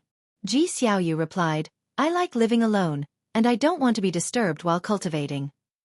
Guan thought for a moment, then said, "How about you live downstairs in my pavilion?" The pavilion he resided in had 2 floors. The first floor was for living quarters, and only he could live there. However, he usually stayed in the study on the second floor. Ji Xiaoyu hesitated for a moment, then slightly nodded. Guan kindly smiled. If you need anything, just let me know. Although my surname is Gu, I was also born into the Ji family. Ji Xiaoyu, curious, asked, You were born into the Ji family? Yes, I used to be a house servant of the Ji family. Guan began to recount his background and how he entered the supreme sect. However, he did not mention Ji Xiaoyu's name, only referring to her as the third miss of the family. He wanted to test if Ji Xiaoyu remembered anything. Ji Xiaoyu listened earnestly. When Guan finished speaking, she asked, Did you investigate who your parents are? The house servants of the Ji family are all recorded. Guan was stunned. When he reached the carefree primordial immortal level, he returned to the Ji family to see the past causes and effects and to see what his parents looked like. Unfortunately, he could not see them. He didn't know if it was because too much time had passed or for some other reason, but Guan couldn't see the causes and effects of his childhood. No, regardless of their identity, if they missed me, they would naturally come looking for me, wouldn't they? Guan replied. To say he had never fantasized about this life's parents would be a lie, but having lived 2 lifetimes, he wouldn't be melancholy over it. Though he had no parents in this life, he had them in his last one and had already experienced the joy of family. Ji Xiaoyu moved a chair in front of the table and sat down. Placing her hands on the table, she looked at Guan and said, It's strange, I have very little emotion towards my parents. The other children in the family have a close relationship with their parents, but every time my mother approaches me, I feel very uncomfortable. She began to share her inner feelings, and Guan listened attentively. In his childhood, Guan also heard from other house servants and slaves about the third Miss' distant relationship with her parents. It often made her mother sad. However, because the third Miss was extraordinarily talented, everyone had to flatter her, including her parents, who didn't dare to fuss too much. Guan guessed that although Ji Xiaoyu had no memories of her past life, her disposition remained. Her spiritual wisdom and mind didn't need to grow. She just needed an adjustment period. Listening to Ji Xiaoyu recount her childhood experiences and inner thoughts, Guan occasionally chimed in and analyzed from an outsider's perspective. Despite the age gap, they enjoyed talking to each other. As they chatted, a smile gradually appeared on Ji Xiaoyu's face, replacing her usual cold demeanor. They talked until evening, when Ji Xiaoyu stood up and said, It's getting dark. I must go cultivate. Guan nodded, smiling. This little girl was even chattier than in her past life. However, having an occasional chat with a child wasn't bad. Ji Xiaoyu suddenly said, Valley Master, I don't know why, but the moment I saw you, I felt a sense of familiarity as if I had known you for a long time. Guan replied, It shows that we are fated. Welcome to my medicine valley. Ji Xiaoyu smiled, then formally bowed to him like a little adult. After she closed the door, Guan picked up the book on the table and continued reading. When night fell, he felt the presence of Ji Xiaoyu downstairs starting her qi absorption cultivation. He sensed the existence of a primordial Taoist talisman. The primordial Taoist talisman was still filled with incredible power, aiding Ji Xiaoyu in her cultivation. Guan did not continuously observe Ji Xiaoyu and soon focused back on reading. Blue sea and sky, islands floating in the air, birds flying together, cultivators coming and going. On a floating island, palaces were situated, the interior bright with light, the ground as blue as the sea, glistening with light. An house sat cross-legged in the water pool, surrounded by mist, his black hair floating slightly, and a faint light emanated from his body, resembling a fire glow. A figure appeared out of thin air by the poolside, a man in a long robe, with an immortal aura, holding a horsetail whisk, his white hair tied beneath a lotus crown, with 3 flying swords of different shapes floating behind him. Disciple, in the coming period, you must not leave the Star Sea congregations. I will be heading to the sea-breaking rift and do not know when I will return, the man in the long robe said. He had the title of Sage Fuchen, known as Sage Fuchen, and Hao's master in the Star Sea congregations. And Hao opened his eyes, looked at him and frowned. Why can't I leave? I don't even have divine exotic city. Clearly, he was quite displeased with Liya being restricted. After all, he and Liya came from the supreme sect, practically old acquaintances, and seeing an acquaintance suffer, how could he be happy? Sage Fuchen shook his head and said, Your situation is different, your trouble is greater. There is a divine exotic resentful ghost with an ancient treasure body in the sea-breaking rift. It was once a transcendent immortal and could traverse outer heaven, named Impermanence Tion. Impermanence Tion plans to devour all treasure bodies in the world. He will inevitably target you, and his Tao level is stronger than a wandering immortal. Stronger than a wandering immortal. And Hao's face shifted slightly. Although he now understood the levels of the immortal path realm, the highest he could reach was the wandering immortal. Beyond that, it was a sect taboo not to be explored lightly. Sage Fuchen comforted, if you stay within the Star Sea congregations, he can't do anything to you, so do not venture out. Wait until all congregations eliminate the divine exotic resentful ghost at the bottom of the sea-breaking rift. And Hao nodded. He wouldn't tempt fate by trying to challenge Impermanence Tion's might. Though he might have great talent in terms of strength on this ocean, he knew he was still very weak, even considered a bottom-tier cultivator. Then, Sage Fuchen gave a few more reminders before leaving. And Hao raised his right hand, a wisp of flame emerging from his palm, condensing into a small sun. The firelight illuminated his face, which remained indifferent. Impermanence Tion, supreme treasure body, why do I feel like I want to devour you? The summer heat was intense. In the third Medicine Valley, Guan rode the Blood Prison Great Saint down from the transmission array platform. Today, he had gone to Tianya Valley, harvested some medicinal herbs, and spent nearly an hour in the Mystic Valley. Guan looked up and gazed at the distant Mystic Pure Tree. Under the Mystic Pure Tree, Ji Xiaoyu was staring at it, with Li Lingtian standing nearby, saying something. Guan patted the Blood Prison Great Saint, signaling it to head towards the Mystic Pure Tree. Little girl, my swordsmanship is really amazing. Are you sure you don't want to learn? You should learn it. I see you have extraordinary talent and need an ultimate skill to protect yourself. Why don't you answer me? I am the crown prince of the present dynasty. No matter how much Li Lingtian persuaded, Ji Xiaoyu ignored him, making him stomp his feet in frustration. At this moment, Gu An's voice floated over. First, defeat Jenner with your swordsmanship before you brag. Li Lingtian quickly turned around and awkwardly grinned. Guan dismounted and walked towards Ji Xiaoyu, then said, don't disturb her, or I'll have Jenner train you. Li Lingshan's face changed slightly, and he immediately left. When Guan reached Ji Xiaoyu, she was still staring dazedly at the Mystic Pure Tree. Behind them, the banter of the Blood Prison Great Saint and Li Lingtian could be heard, with the Blood Prison Great Saint always managing to irritate Li Lingtian. Guan looked at Ji Xiaoyu, secretly amazed. Had she begun path enlightenment just 1 month after entering the valley? This was too incredible. He did not disturb Ji Xiaoyu, just stood beside her to protect her from being bothered by other disciples. It wasn't until twilight that Ji Xiaoyu finally came back to her senses. Guan guessed it was her Buddhist natural reaction. As night fell, she had to cultivate. Ji Xiaoyu turned and saw Guan smiling. Valley Master Brother, why are you here? Finished with your work today? Guan rubbed her head and said, I finished long ago. What were you thinking about just now? Ji Xiaoyu called him brother because he arranged it so. Initially, she found it awkward, but she got used to it after half a month. Recalling, Ji Xiaoyu said, I seem to have seen some memories, they belong to me, but I have not experienced them. Oh. What exactly did you see? I saw myself standing in the sky, with many demons and people kneeling before me. As she said this, Ji Xiaoyu's face turned unnatural. She felt like she was dreaming, but she did indeed see it. Chapter 266 Divine Exotic Ghost King, Bitter Sea Buddha Sect. Guan asked, what else did you see? Seeing that Guan did not doubt her, Ji Xiaoyu continued to recount.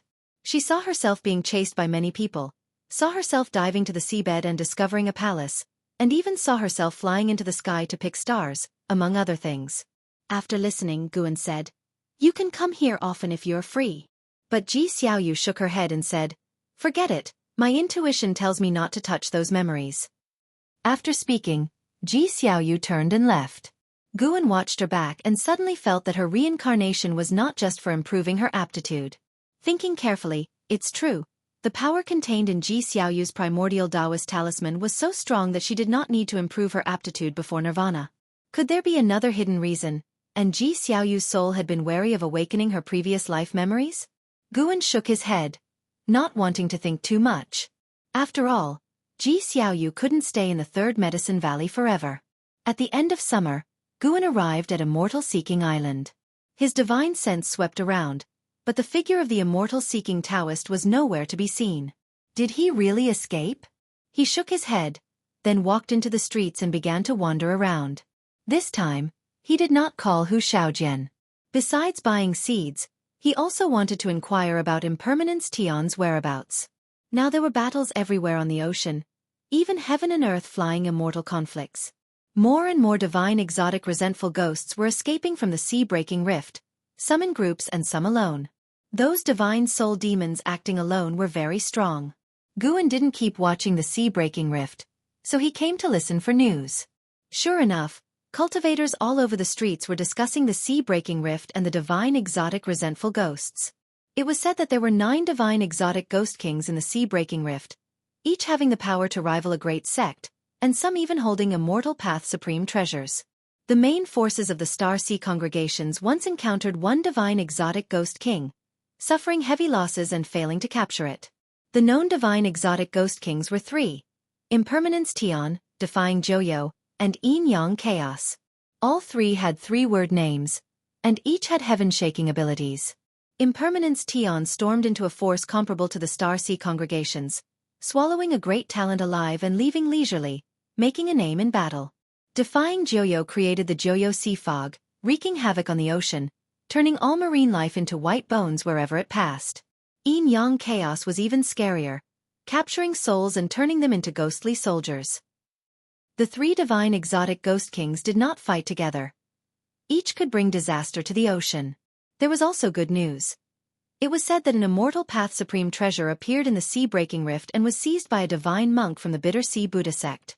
Bitter Sea Buddha sect came from a far-off place, not known to the cultivators on Immortal-Seeking Island, only that it was very powerful. Guan wandered around for an hour and then began purchasing medicinal herbs. Before he finished his shopping, dark clouds rolled in, covering Immortal-Seeking Island and darkening the entire island. Although Guan had detected the crisis on Immortal-Seeking Island, he did not panic and calmly continued buying medicinal herbs. When he walked out of the mansion's gate, Immortal-Seeking Island was already like night. His gaze turned to the alleyway corner, where a claw emerged from the pitch-black wall, followed by a hideous ghost crawling out. It was entirely black, with blood-red cracks all over its body, resembling the 1,000-foot figure in the previous terrifying sea waves. After landing, it looked around, its face bearing 6 eyes, and soon locked its gaze on Guan. With a thunderous roar, the whole city echoed with a nerve-wracking howl, as if hundreds of thousands of monsters were howling together.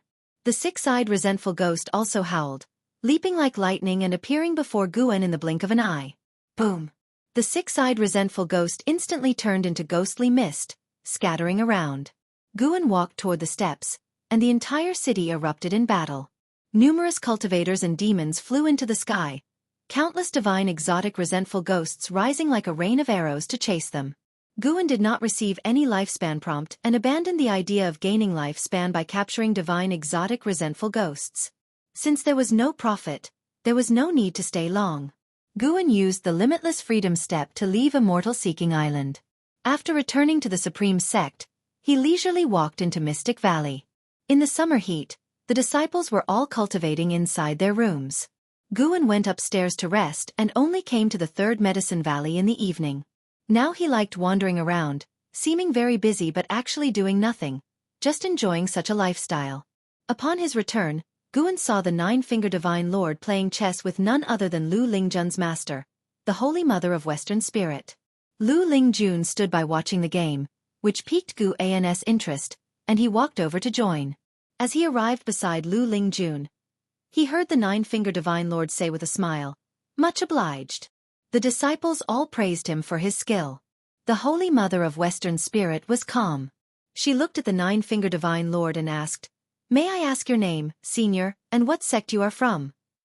The 9-Finger Divine Lord waved his hand, saying, "It's just a game of chess, no need to pry so much. Has the Bitter Sea Buddha sect not taught you manners?" Upon hearing this, the Holy Mother of Western Spirit's expression changed slightly, but she said no more. She stood up, saluted the 9-Finger Divine Lord, and then turned to leave. Lu Lingjun did not follow but looked at Guan beside her, asking curiously, How did you beat this, senior? The nine-finger Divine Lord's face turned ashen, and he began to call others to sit down and start another game. Guan replied with a smug smile, I wanted to interact with you as a mortal, but since you asked, I have to reveal it. I am a chess immortal in the world, using black and white Tai Chi to inquire about the Tao, experiencing worldly tribulations. Lu Lingjun couldn't help but roll her eyes. Beside them, Elder Lu widened his eyes and couldn't help but ask, Valley Master, are you really a chess immortal? The other disciples also looked at Guan excitedly. Whether true or not, their expressions made Guan feel very satisfied. You are teachable, Guan said with a laugh. Just teasing you all. If I were a chess immortal, would I still be here doing chores? The disciples laughed along, continuously flattering him.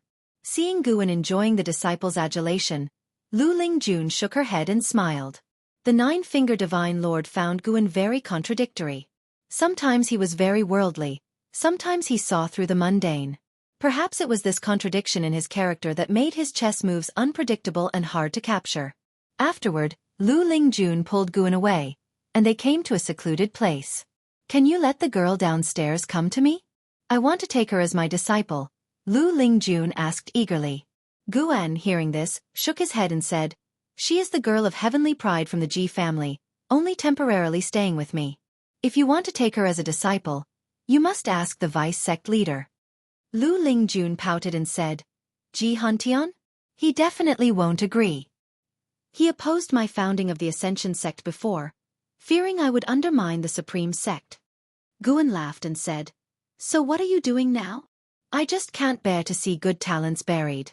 So if you can't bear to see good talents from the supreme sect being buried, do you want to take all the good talents away? You brat, do you think of me like that? As they bickered, Lu Lingjun started hitting Guan, who was really afraid of hurting her. Sigh. He suddenly missed the days when Lu Lingjun used to bribe him.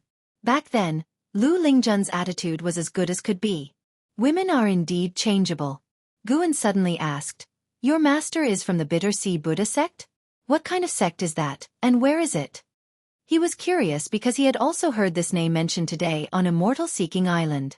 Lu Lingjun replied, Yes, the Bitter Sea Buddha sect is very far from the supreme sect. Not even Ji Hantian could find it in a lifetime. So far away, you won't become a nun at the Bitter Sea Buddha sect, will you? Don't talk nonsense, let's not discuss this. Lu Lingjun gave Guan a stern look and then changed the topic, seemingly afraid of offending the Holy Mother of Western Spirit. After chatting for a while, Lu Lingjun left. Guan then walked towards his loft. Upon reaching the loft, Ji Xiaoyu suddenly ran out of the house, saying she had something to tell him. So, they went upstairs together. After sitting down, Guan looked at Ji Xiaoyu sitting opposite and asked, What's the matter? Ji Xiaoyu replied, Wait a moment, Valley Master Brother, read a book first. Seeing her nervousness, Guan found it amusing and didn't press for an answer, instead picking up Investiture of the Gods to read.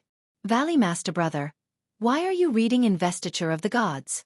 They all say you like reading Green Hero Travelogue, Ji Xiaoyu asked curiously. Guan's face changed instantly, and he sternly asked, Who said that? Tang Yu, Peng Chong, Qin Jie, they all said so. Don't listen to their nonsense. Tomorrow I'll educate them properly. How dare they slander their master? Slander? Isn't Green Hero Travelogue a good book? Don't ask, just read a book yourself. Guan threw Journey to the West on the table to Ji Xiaoyu and then focused on reading. An hour later, Ji Xiaoyu put down Journey to the West, let out a sigh of relief, and said, They finally left. 2 people came to the valley today, making me feel very uncomfortable. One of them even wanted to take me as a disciple, but I refused. Guan sensed that the Holy Mother of Western Spirit and Lu Lingjun had already flown away and was secretly surprised. Ji Xiaoyu, who was only at the 9th layer of the energy cultivation realm, could sense the Holy Mother of Western Spirit's presence. She could even judge when the Holy Mother of Western Spirit left. Extraordinary indeed. Guan asked, Why did they make you feel uncomfortable? Have you seen them before? Ji Xiaoyu replied, No, but when I was in a trance under the mystic pure tree, I saw some images of people with similar auras to them, and those people wanted to capture me. Could it be that Ji Xiaoyu was an enemy of the Bitter Sea Buddha sect in her previous life? It seemed that he needed to pay more attention to the Holy Mother of Western Spirit. If she recognized Ji Xiaoyu, he had to be cautious to avoid implicating the disciples in the valley. Valley Master Brother, you'd better stay away from them. I feel that nothing good will come from getting close to them, Ji Xiaoyu said seriously. Guan nodded and said, don't mention this to anyone else to avoid trouble. Ji Xiaoyu replied, don't worry, I'll only tell you. Besides you, I feel that no one else in this world would harm me. It's a strange feeling, but that's truly how I feel. Chapter 267, Stronger Physique. Hearing Ji Xiaoyu's words, Guan couldn't help but feel curious. Why did she have such thoughts? In her past life before her death, Guan did indeed help her, but that was in the guise of the sword Venerable Fu Dao. Could it be that Ji Xiaoyu had already seen through his true identity at that time? That was impossible. The 9 extremes yin-yang body could shield against probing and causal deduction. To see through his identity, the other party's cultivation level would have to be far higher than his. Could it be because of Guan's identity? Guan suddenly recalled when they were children, Ji Xiaoyu once spoke up to save him. Thinking carefully, it seemed Ji Xiaoyu had only saved him and not shown such kindness to other house servants, or perhaps she didn't meddle in their affairs. Guan smiled and said, since you trust me so much, I must treat you well. As long as you're in Medicine Valley, you can cultivate at ease. No one can harm you. Ji Xiaoyu nodded, then started talking about Journey to the West again. Recently, in addition to her cultivation, she had also begun reading like Guan, becoming more and more fascinated with Journey to the West as she read. The two chatted for an hour before Ji Xiaoyu left. Autumn arrived. Guan returned to Immortal-seeking Island. After the attack by the divine exotic resentful ghosts, the island had become somewhat desolate, but overall it had not declined. The strength of Immortal-seeking Island was still formidable. Without an attack from a divine exotic resentful ghost that surpassed the loose immortal realm, it was difficult to shake the foundation of Immortal-seeking Island. Guan sent a message to Hu Xiaojian, who quickly appeared before him. After the salute, Hu Xiaojian began recounting the attack on Immortal-seeking Island. When he mentioned the divine exotic resentful ghosts, his face was full of fear and dread. Those fellas reformed in less than 5 breaths after being scattered. They were too troublesome. Fortunately, the island master used divine skills to move them all away. Unable to break through, they eventually dispersed. Hu Xiaojian shivered as he spoke. Guan comforted him after hearing, it's okay, it's over now. Don't worry. Immortal-seeking Island has stood here for so many years. It won't be easily destroyed. Just afraid of a divine exotic ghost king descending, Hu Xiaojian sighed. What does Immortal-seeking Island have that would attract a divine exotic ghost king? Indeed, the divine exotic ghost king doesn't seek heavenly treasures, only wishing to slaughter the strong and use them for their own purposes. Hu Xiaojian nodded, his mood lifting. Afterward, he led Guan to continue their procurement, while also talking about the sea-breaking rift and the divine exotic resentful ghosts news. Guan listened. Currently, various parts of the ocean were under attack from the divine exotic resentful ghosts. Their numbers were increasing, causing the maritime sects to take action. Many sects that Hu Xiaojian had never even heard of before displayed their power, astounding him. Deep Sea Spirit Palace, Mortal World Peak, Bitter Sea Buddha Sect, Purple Pill Palace, Immortal Fall Gorge, Vast Energy Taoist Sect, Time Divine Pavilion. This vast world left Hu Xiaojian deeply moved. Guan, however, wasn't much affected. He had previously used his divine sense to probe and found that this world was on par with the Star Sea congregations, with over 100 sects at the same level, demonstrating the world's immense strength. Some sects could already travel to outer heaven, yet they remained here. Perhaps there were unimaginable dangers in outer heaven for mortal spirits. Guan was curious about the power that enveloped the great heavenly spirit land, forbidding beings below the heaven and earth flying immortal realm from leaving. What exactly was it?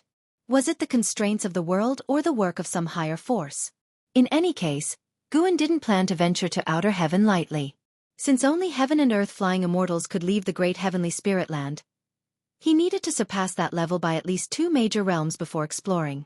It would be too frustrating to die out there. When Hu Xiaojian mentioned medicinal herbs, Guan's thoughts returned to reality.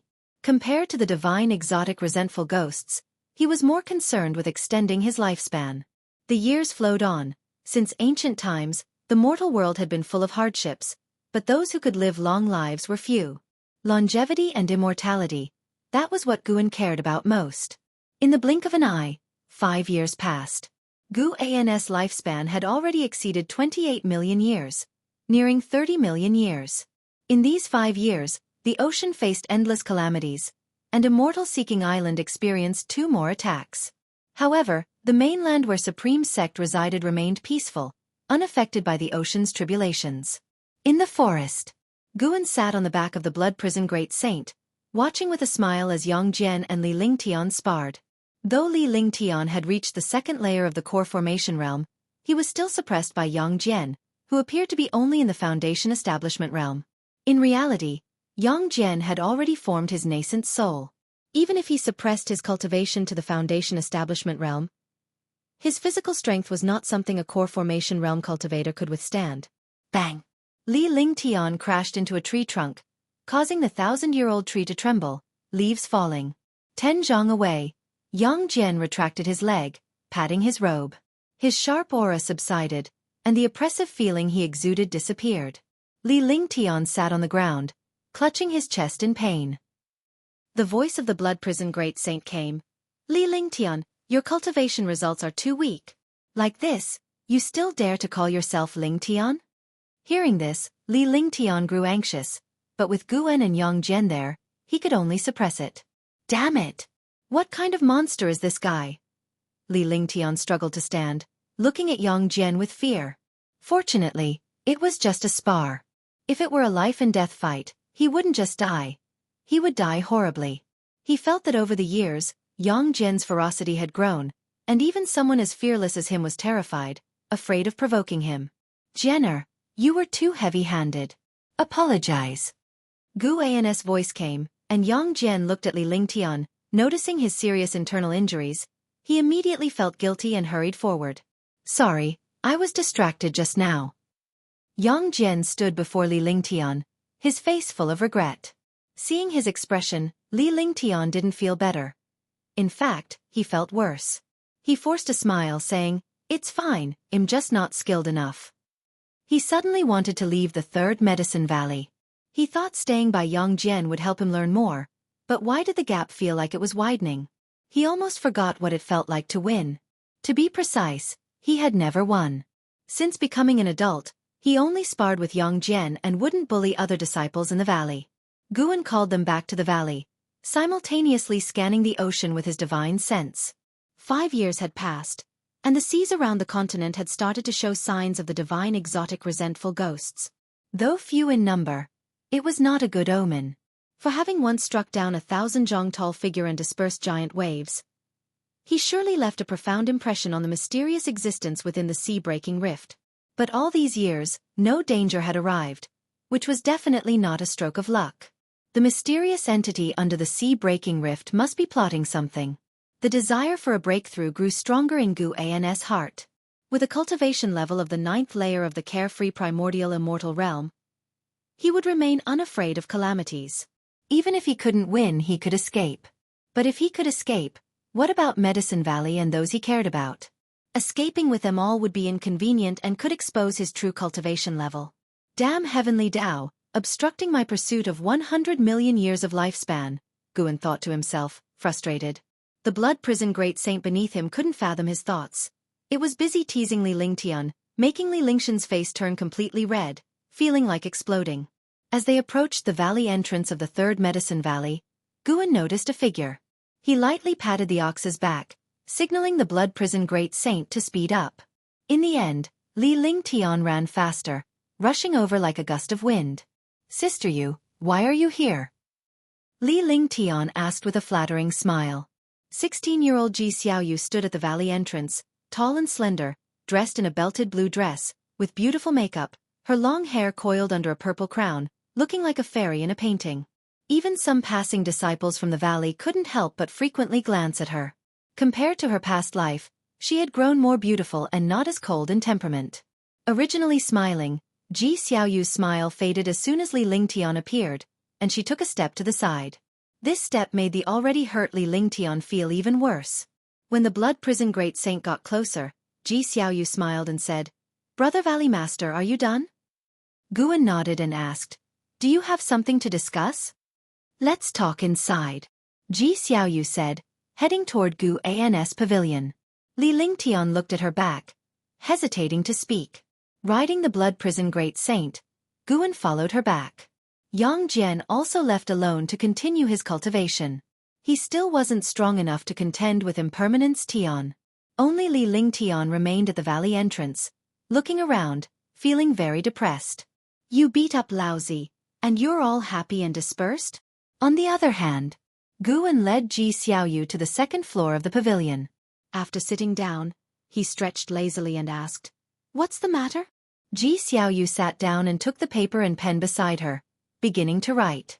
Guan picked up a book, reading while waiting. He pondered whether to enhance his physique and cultivation technique if he broke through early.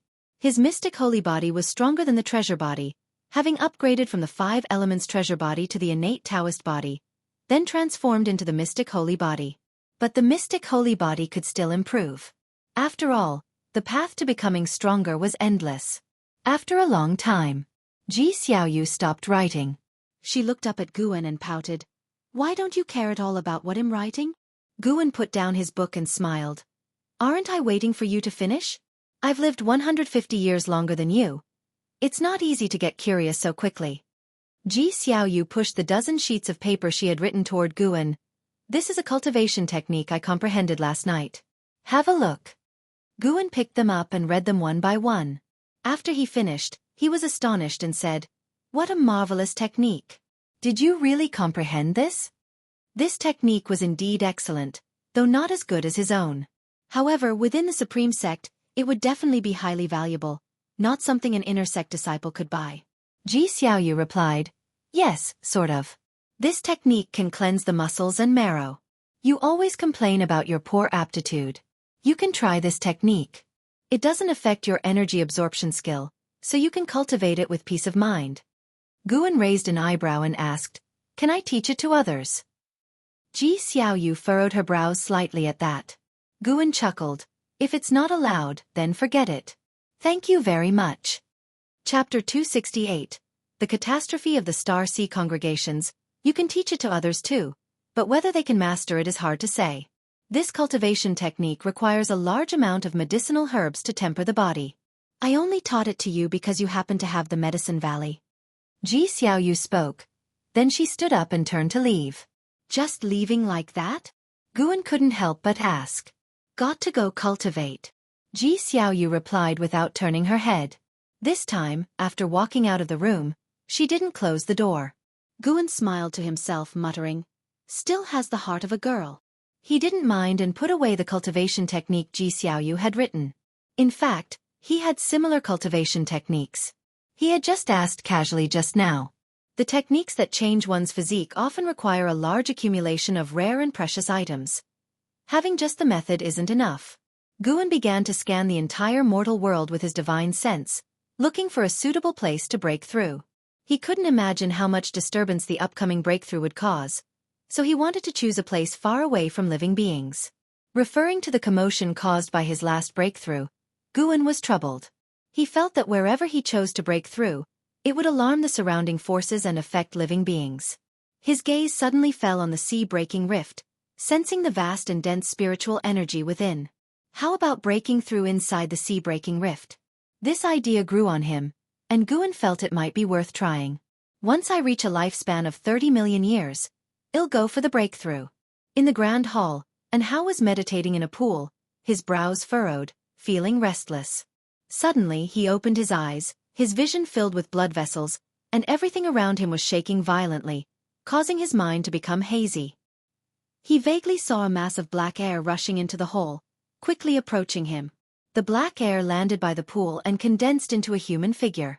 And Hao wanted to stand up but found himself unable to. Flame primordial treasure body, although cultivated later, surpasses the innate, remarkable. A voice rang out. If Guan and Yang Jian were here, they would surely recognize it as the voice of Impermanence Tian. And Hao stared intently at Impermanence Tian. Despite being immobile, He showed no trace of fear. The black air surged, revealing Impermanence Tion's handsome yet sinister face. He looked down at Hao with a greedy smile. Supreme Treasure Body, you two were cultivated later, Hao said calmly. Impermanence Tion's pupils suddenly contracted. His eyes were filled with meaning as he coldly laughed. It seems you are not simple. Perfect, I'll consume you. Then go after the Mystic Gang Dominator Body. Hao sat in the pool, staring at him without making a sound. Make sure the Star Sea congregations are ready. I want to see if today's Star Sea congregations still have the might of their former days. Impermanence Tion said this and then vanished like smoke. Hao suddenly awoke, gasping for air, his body regaining its senses. He braced himself on the edge of the pool, his face drenched in cold sweat, but his eyes were full of ferocity. Supreme Treasure Body, why? Hao muttered softly, his voice like the growl of a beast. 2 years passed by swiftly. Guan returned to the pavilion with freshly picked medicinal herbs. He checked his attribute panel and saw that he was just 100,000 years away from reaching a lifespan of 30 million years. He smiled. Once I reach 30 million years, I'll break through. Guan sat down at his desk, starting to imagine what realm lay beyond carefree primordial immortal. After a while, a figure walked in briskly, and a fragrance filled Guan's nose, pulling his divine sense back. Shen Zhan approached the desk, took out a book, and placed it on the desk with a proud smile. Take a look. Guan immediately picked up the book on the desk and began to read through it. The more he read, the more his brows furrowed. Seeing this, Shen Zhan became nervous and asked, Is it very bad? This book was a novel, clearly imitating Journey to the West. The protagonist was also a demon, needing to take risks and travel far to find the immortal path supreme treasure that could fulfill wishes. Objectively, it was pretty good. Guan just felt regretful. Shen Zhan had reformed. Guan suddenly felt that he was being unreasonable. When Shen Zhan was writing, he found it annoying. Now that she wasn't, he felt regretful. It's pretty good, keep it up. Guan closed the book and returned it to Shen Zhan, speaking casually. Shen Zhan, seeing his dismissive attitude, clenched the book tightly in her hand. At this moment, the sound of footsteps came. Ji Xiaoyu, dressed in white, walked up. At 18, her temperament was even more outstanding. Her features had fully matured, her eyes captivating, and a red thin line on her forehead made her even more stunning. Shen Zhan looked back and was also captivated by Ji Xiaoyu's appearance. Although Ji Xiaoyu had been in the Third Medicine Valley for years, the two women had never met. Shen Zhan had not come back for many years. Ji Xiaoyu's gaze fell on Shen Zhan, appraising her carefully. Suddenly, Shen Zhan laughed, turned to Guan, and asked, Guan, do you not like this kind of book and only like to read the Supreme Secret Records? Guan's expression changed drastically. He quickly said, How could that be? I like this kind of book. What Supreme Secret Records? I haven't read those. He shot Shen Zhan a meaningful look. Shen Zhan immediately placed the book in her hand on the desk, saying, Then can you read it carefully? I'll quiz you next time. Of course, I like it a lot. I'll definitely be able to recite it backward, Guan said seriously. Shen Zhan gave Guan a look that said, Smart move, and then left. As she passed Ji Xiaoyu, she nodded with a smile, making Ji Xiaoyu frown. Ji Xiaoyu walked to the desk and softly asked, Is she threatening you? Tell me, I can help you settle it. At 18, she had already reached the 8th floor of the Foundation Establishment realm. She was very confident in her abilities. Guan laughed and said, Not at all. I've known her for over 100 years. She just likes to bicker with me. Let's not talk about her. Why are you here? Ji Xiaoyu looked at Guan and said, I'm planning to leave for a while. I have some matters to attend to back at the Ji family. Go ahead. Do you need me to take you to see the vice sect leader? Yes. Ji Xiaoyu nodded, and Guan immediately stood up. He had been to the main city of the sect and knew where Ji Hantian lived. Now he could go anywhere in the Supreme Sect, but he preferred to wander around the Outer Gate City. The disciples of the Outer Gate City were easier to get along with. Inner sect disciples had a bit of a distance, and the disciples of the main city were all filled with arrogance. As a core formation realm disciple, most people in the main city looked at him with a strange gaze. Along the way, Guan and Ji Xiaoyu chatted casually. Although their words were not very frequent, they said whatever came to mind. Even if there was silence, it didn't feel awkward. An hour later, Guan and Ji Xiaoyu arrived at the gate of the Ji mansion. Guan stopped and said, "Go ahead." Ji Xiaoyu nodded and walked toward the gate. Guan turned and left. Ji Xiaoyu stopped and watched him leave, her brows furrowed, lost in thought. Guan could naturally feel her gaze. He didn't dare to look back, fearing she would inquire about the supreme secret records. In this life, Ji Xiaoyu was more suspicious than in his previous life, especially after their relationship grew closer. Whatever she was curious about, she would find a way to understand. After arriving at the inner sect city via the transmission array platform from the main city of the sect, Guan suddenly sensed strong battle energy to the south, with an aura surpassing most heaven and earth flying immortal. Near carefree primordial immortal, but still a bit short. His divine sense quickly probed, his expression becoming peculiar. Why is it him? Guan suddenly thought of something and instantly understood. He didn't stop and continued walking. He walked along the street, looking at the disciples coming and going. Many years had passed, and there were now quite a few demons among the inner sect disciples, marking the initial integration of the human race and the demon clan. Guan continuously performed lifespan detection, incidentally checking the disciples' karma along the way. This was his habit, and also his enjoyment. Boom! Deafening explosions sounded outside the hall. And Hao was meditating in the pool, his brows furrowed. There were more than a dozen great cultivators standing in the hall, both men and women, each with an extraordinary presence. Qi Bei, who brought in Hao into the Star Sea congregations, and Qi Zhouxiao were also there. How is this guy so strong? Can he really break into the Star Sea congregations? After all, he is the divine exotic ghost king. If he had no true ability, he would have been killed long ago. It's really outrageous, daring to come to our Star Sea congregations to capture someone. Fortunately, the sect hierarch is here. We don't need to worry. Even so, his momentum is a bit exaggerated. Listening to the discussions of the sect's elders, and Hao's face looked grim. He didn't expect Impermanence Tian to be so arrogant, actually daring to forcefully break into the Star Sea congregations. He could feel the pressure from Impermanence Tian growing stronger, indicating that the enemy was getting closer and had already locked onto him. At the same time, outside the palace, the blue sky whipped up a strong wind, stirring the sea of clouds into a massive vortex in the sky. The floating islands below seemed insignificant like specks of dust. The cultivators of each floating island flew out, bringing out their magic artifacts, ready for battle. The doors of Hao's palace opened, and everyone walked out, including Hao. The sect hierarch is here, a female cultivator said excitedly. The other great cultivators breathed a sigh of relief. From the swirling clouds in the sky emerged glimpses of a flag. A streak of light fell from it, swiftly landing at the cliff's edge in front of Hao's palace. As the light dispersed, a man in a wide white robe appeared, draped in flowing clouds, with various jade pendants of different shapes hanging from his belt that swayed in the wind. His broad back exuded an imposing aura. Even though he had his back to Hao and the others, his aura that reached the sky astounded them.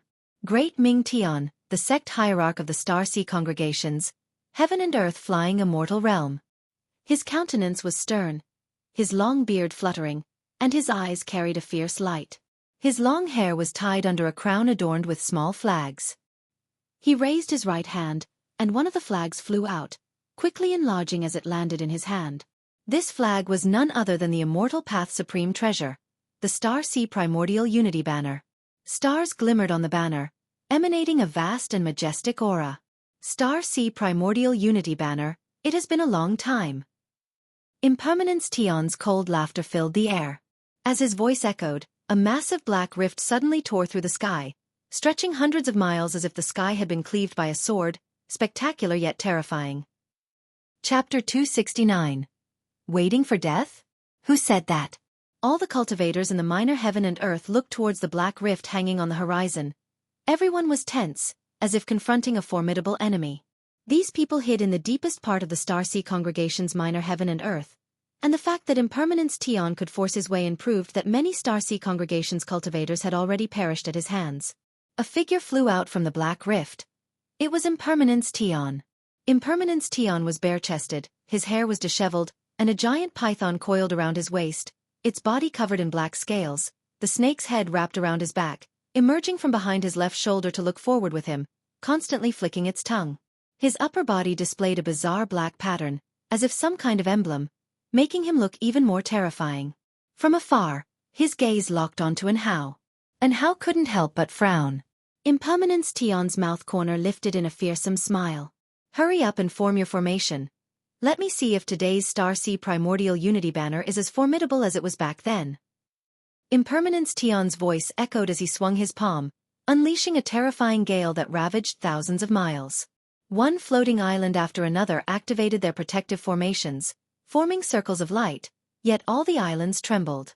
Great Ming Tian stood at the edge of a cliff, holding the Star Sea Primordial Unity banner in one hand, facing the wind.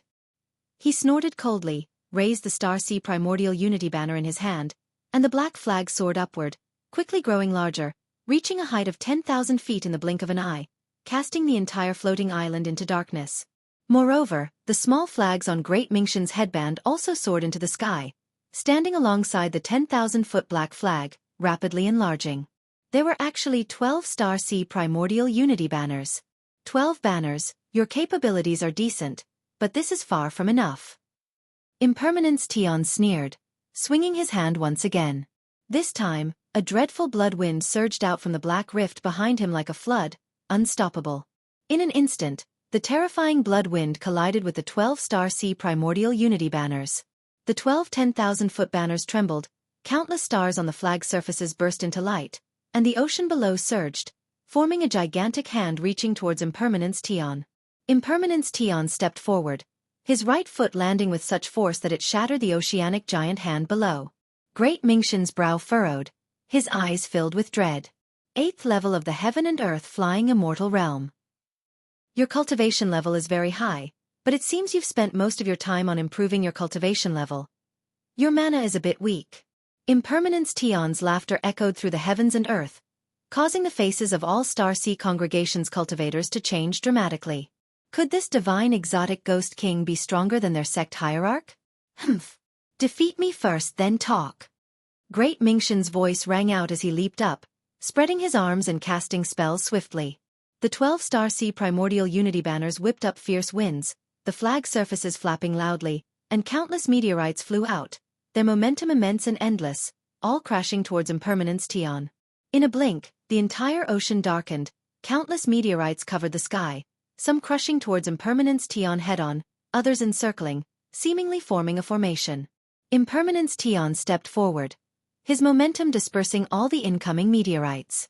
With each step he took, his presence grew stronger, the strengthed energy swirling visible around him. His gaze fixed once more on Anhao, even sending his voice transmission. Flame Primordial Treasure Body, are you ready to be devoured by me? You better resist. The stronger you are, the happier I will be. The happier I am, the less pain you will endure. Hearing his voice, Anhao clenched his fists. Even though Anhao was unafraid of Impermanence Tian, he knew he was no match for him. He feared that he might drag the Star Sea congregations into this. Since he embarked on the path of immortal cultivation, though everyone acknowledged his talent, he always needed assistance from others, just like at the Supreme Sect before and now at the Star Sea congregations. He felt full of unwillingness. Why wouldn't the heavens give him time? As long as he had 1,000 years, no, just another 500 years, he was confident he could become an immortal, no longer needing anyone's protection.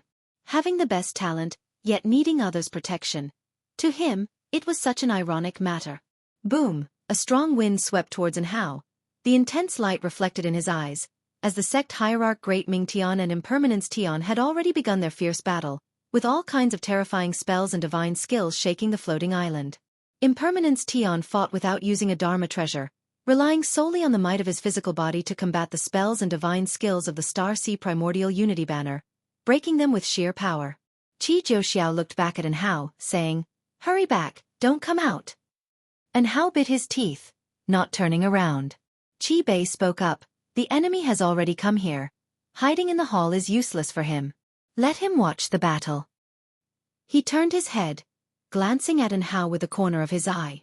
"Anhao, watch carefully and remember the power of the ancient treasure body. Today, Although many disciples died because of you, we don't regret it.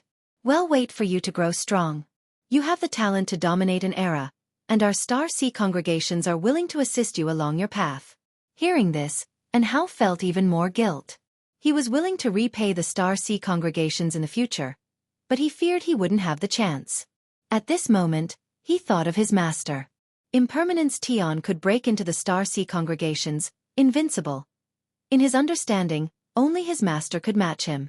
His master had once swept across the 7 stars spirit realm. Even if unable to kill Impermanence Tian, he could certainly block his assault. But he couldn't summon his master. He didn't have the face to. His master hated trouble, yet he had already troubled his master more than once. Hao stared intently at Impermanence Tian, flames igniting on his body. His hair also transformed into flames, his entire being radiating divinity like the deity of the sun. Meanwhile, in another part of the minor heaven and earth of the Star Sea congregations, Li Ya, clad in black, stood at the edge of a cliff, gazing intently at the heavens, where the sky displayed a myriad of hues, ever-changing. He frowned, mumbling, "And how?" The news of Impermanence Tian coming to seize the flame primordial treasure body had spread long ago, and he had heard it too, so he could immediately guess that today's commotion was directed at Hao. Although he always lost to Hao, he didn't want Hao to die. Such a genius as Hao, if he couldn't grow up, it would be a great pity. At least, that was how Li Ya thought. He could lose, but he couldn't live without a goal to chase. A figure appeared beside Li Ya. It was Shen Tianyi. Shen Tianyi, seeing Li Ya still there, sighed in relief, and said seriously, "Don't think about helping Hao.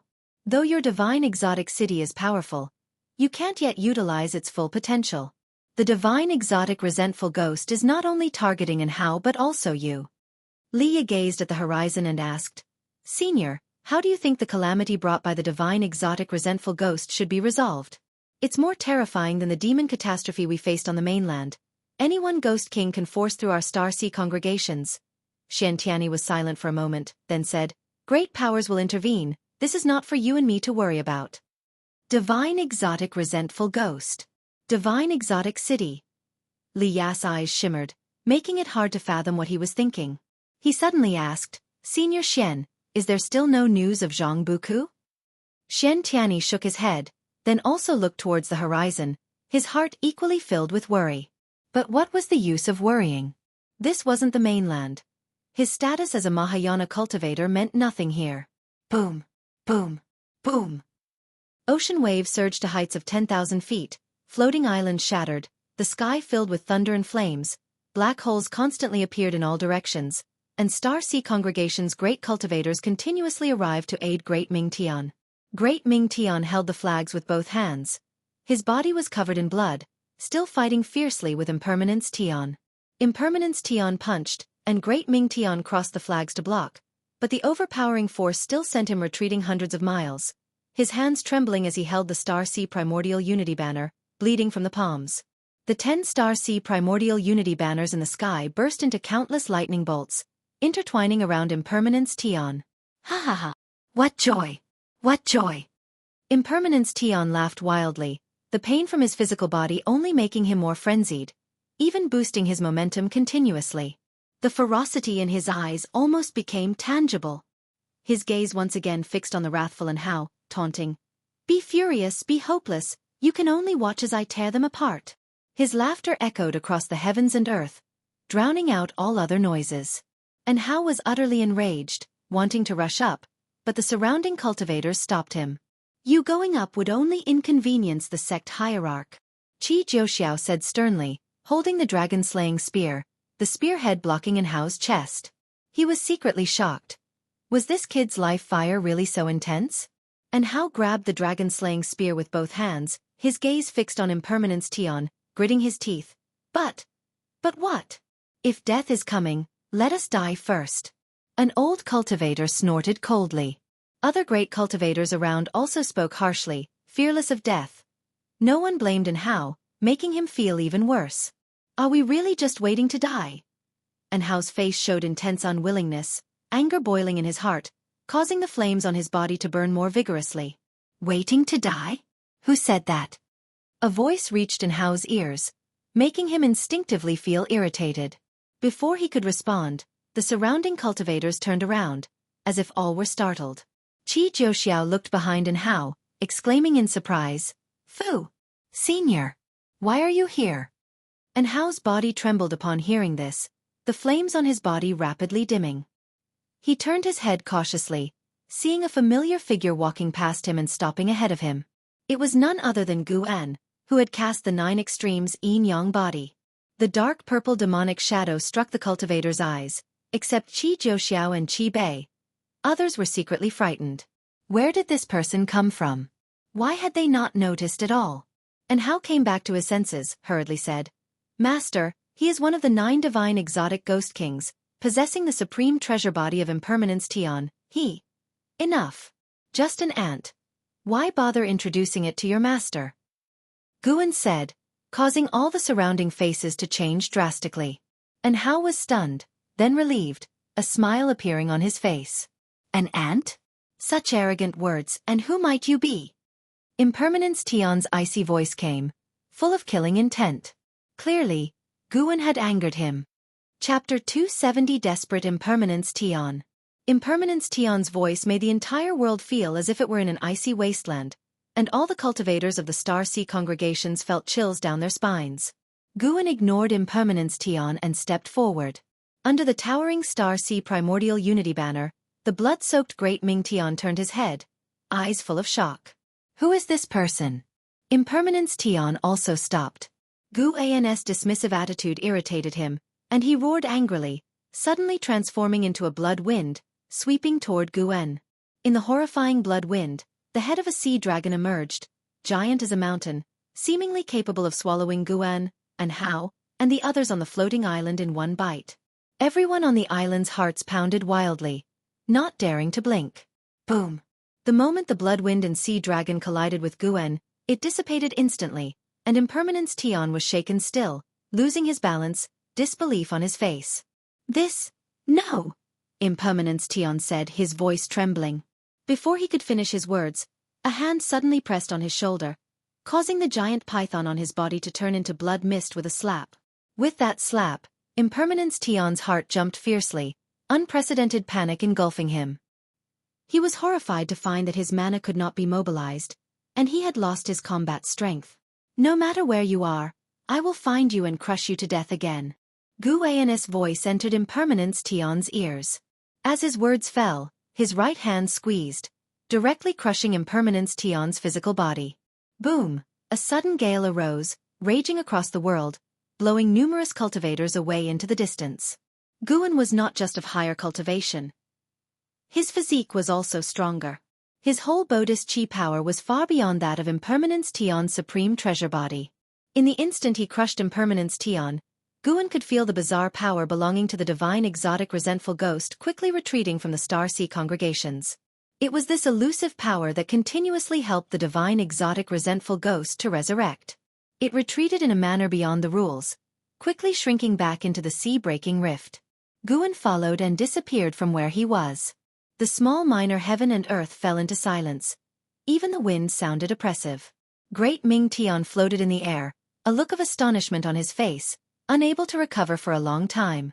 If even he was like this, let alone everyone else. Impermanence Tian is dead.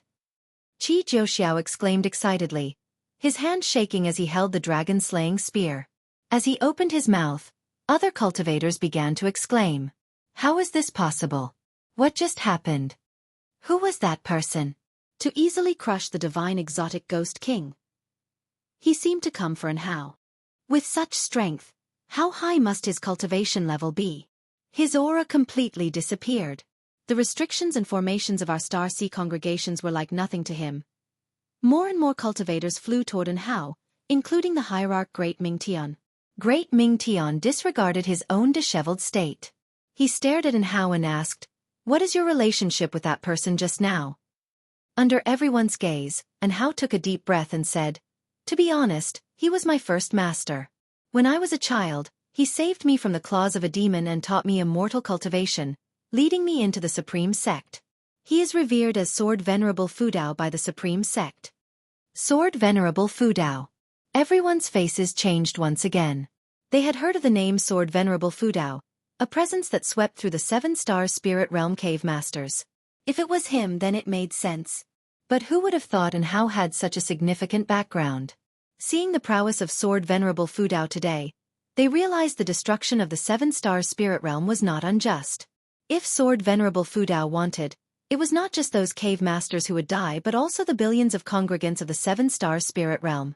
On the other side, Guan had already returned to the Supreme Sect, wandering within the Outer Gate City, pondering the power behind Impermanence Tian. Earlier, when he used lifespan detection on Impermanence Tian, he could only see the cultivation level, 9 layers of the heaven and earth flying immortal realm, with the remaining 3 values being 0. The divine exotic resentful ghost, seeming immortal, was not truly so.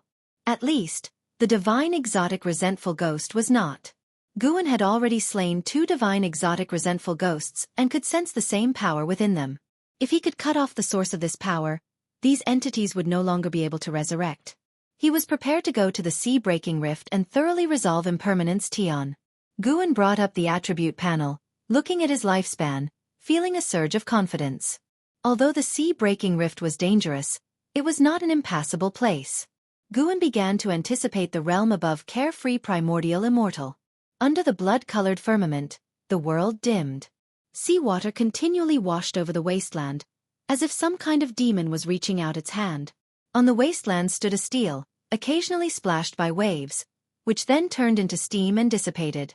A figure appeared out of thin air in front of the stele, then fell to the ground. It was Impermanence Tian, who lay gasping for breath with terror and panic on his face.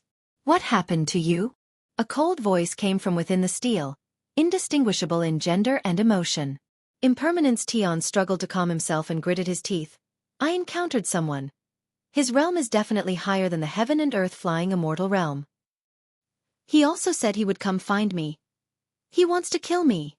At the thought of what Guan had said, he shivered uncontrollably. He was arrogant to others because he was not only strong but also seemingly immortal. He felt that man could really find him. How could he not panic?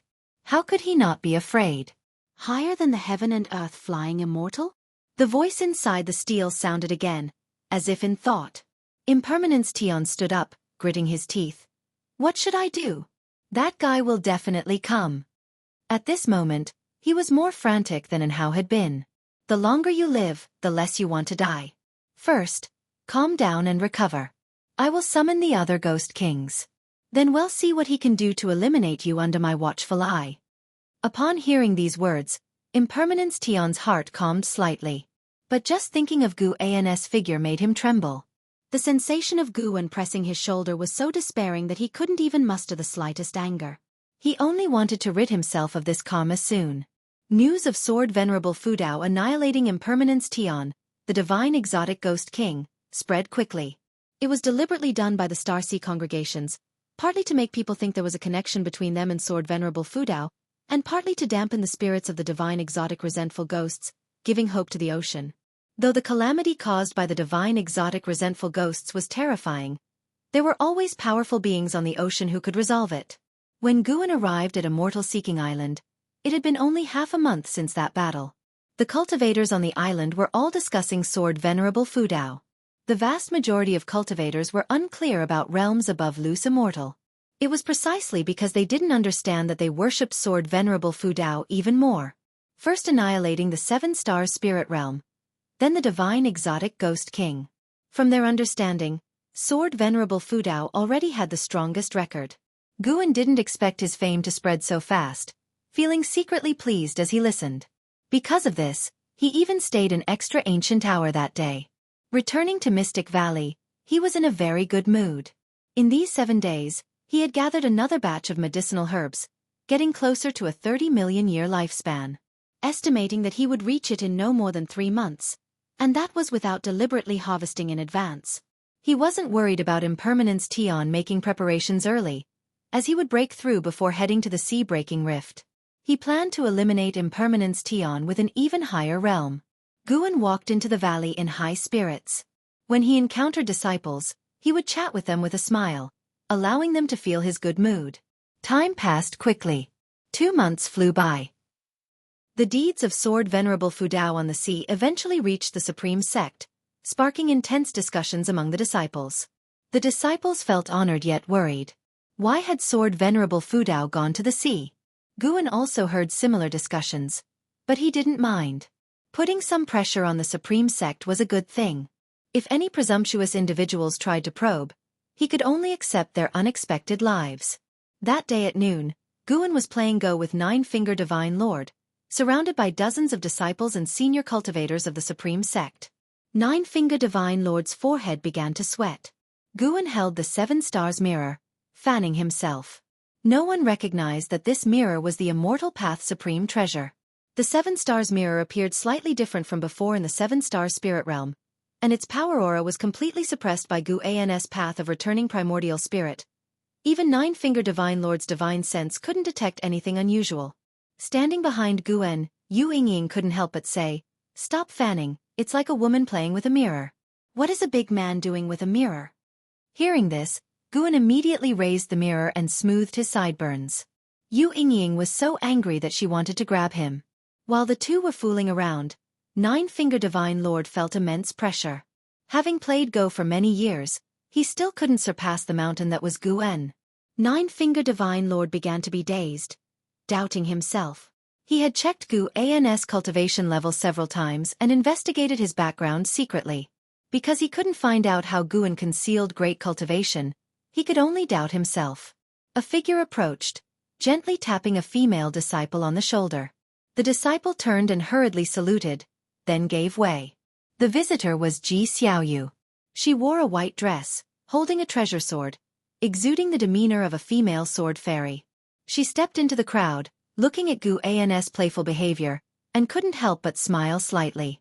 Seeing her arrival, Guan lowered the 7 Stars mirror and greeted, "Xiaoyu, why are you back so soon?" Ji Xiaoyu replied, "I came home to fetch something, so naturally, I returned quickly." Guan nodded without asking further questions. He stood up saying, "Elder, you ponder on it slowly."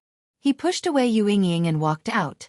Yu Yingying, fuming, wanted to kick him, but he skillfully dodged. How could a Foundation Establishment Realm cultivator compete with a Core Formation Realm cultivator? Ji Xiaoyu followed Guan's pace, chatting as they walked. An elder smilingly stroked his beard. "Elder, how do you feel? You seem helpless." He often lost to Nine-Finger Divine Lord, so seeing him defeated today, he was naturally pleased. At the same time, he was secretly amazed, wondering how his Valley Master's Go skill could be so high. No wonder, it was the creator of Go. Nine-Finger Divine Lord remained silent, staring intently at the board, continuously analyzing and studying Guan's strategy. Elsewhere, Guan glanced at Ji Xiaoyu walking beside him and asked, "Do you have something on your mind?" Upon hearing this, Ji Xiaoyu's faint smile disappeared, becoming calm. She said, "I brought back a treasure from my family. It can detect the soul of living beings, and can also discern demons. Do you want to see what your soul looks like?" Chapter 271, Primordial Karmic Body, Primordial Chaos Supreme Holy Skill. Hearing Ji Xiaoyu's words, Guan was stunned for a moment, then asked, "You came back just for this thing? Want to inspect my soul? Do you think I'm a demon?"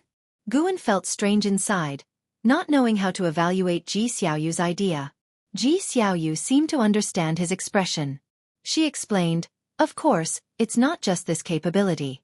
If a cultivator can glimpse their own soul, they might enhance their comprehension." "I don't believe it, so I won't try," Guan waved his hand. Ji Xiaoyu moved closer and whispered, "Just try it, it won't hurt. I'm not afraid of pain, but asking me to inspect my own soul feels invasive.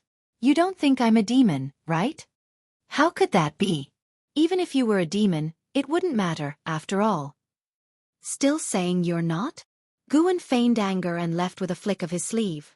Although he didn't understand the origin of that treasure, Guan decided to stay away, just in case his soul turned out to be something extraordinary. Of course, rationally speaking, there shouldn't be such a powerful treasure.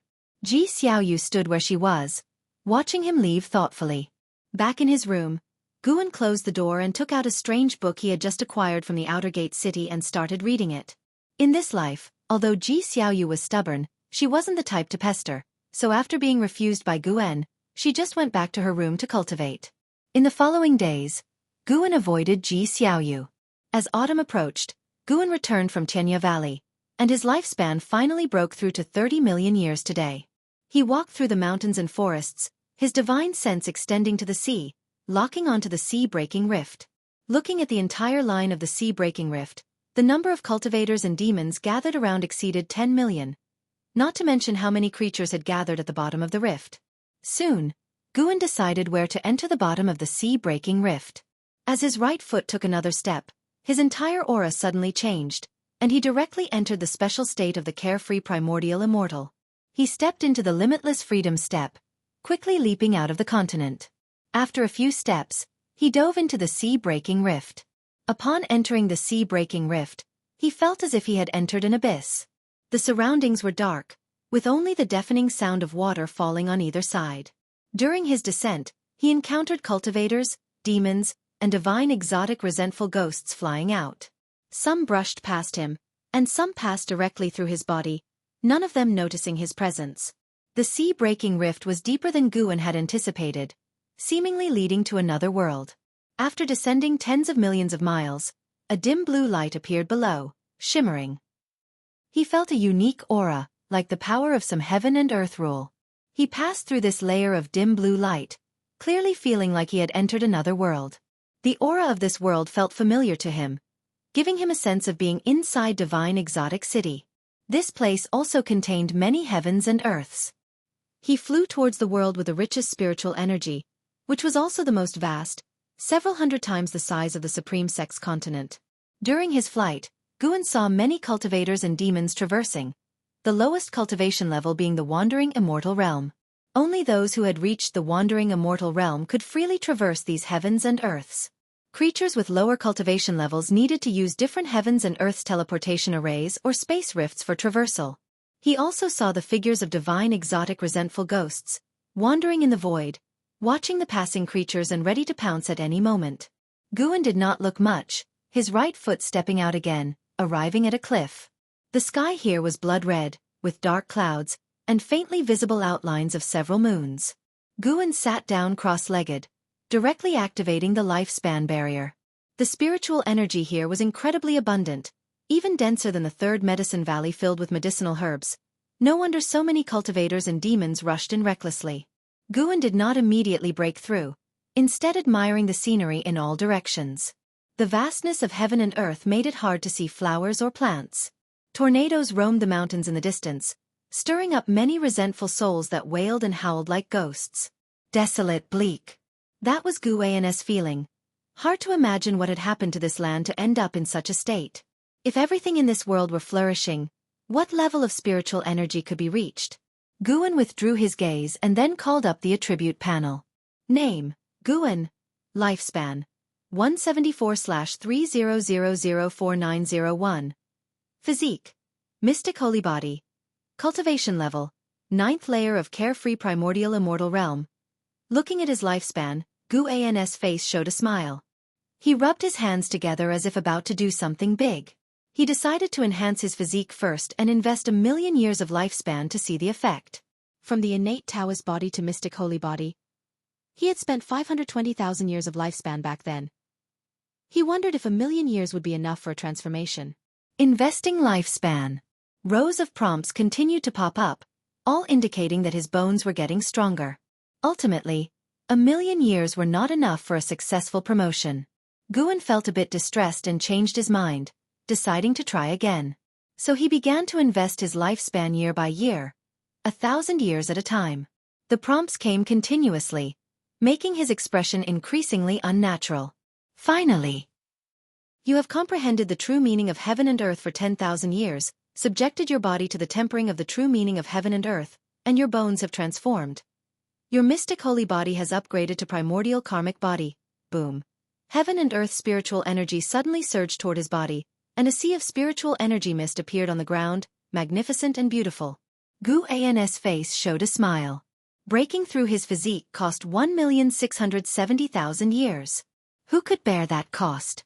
Guan hesitated, wondering whether to enhance his cultivation technique.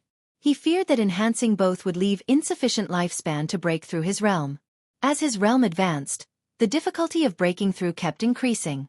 If his next breakthrough consumed as much lifespan as the last time, it would indicate that his power was leaping forward. Reducing the required lifespan would be almost impossible.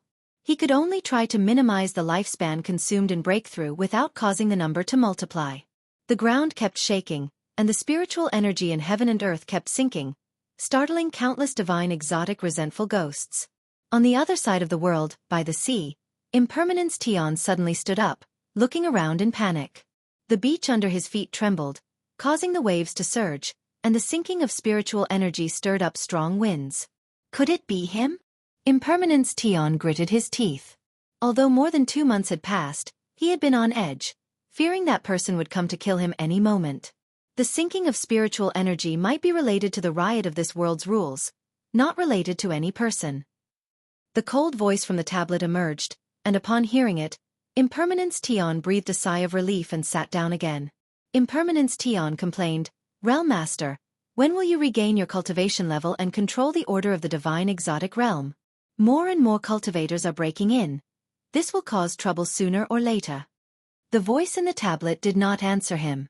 Impermanence Tion waited a while, but he could only close his eyes and continue practicing. On the cliff, within the lifespan barrier, Guan endured the pain of his Buddhist transformation, feeling conflicted. Back then, it took 700,000 years of lifespan for the 5 elements Taoist skill to transform into heaven and earth primordial skill. Enhancing it again would probably consume at least 2 million years of lifespan. Do it. He should enhance his cultivation technique since he had already passed heaven and earth primordial skill onto Yang Jian and An Hao. As a master, one must hold back something. How could he practice the same level cultivation technique as his disciples? Guan immediately invested 1 million years of lifespan. As expected, it was not successful.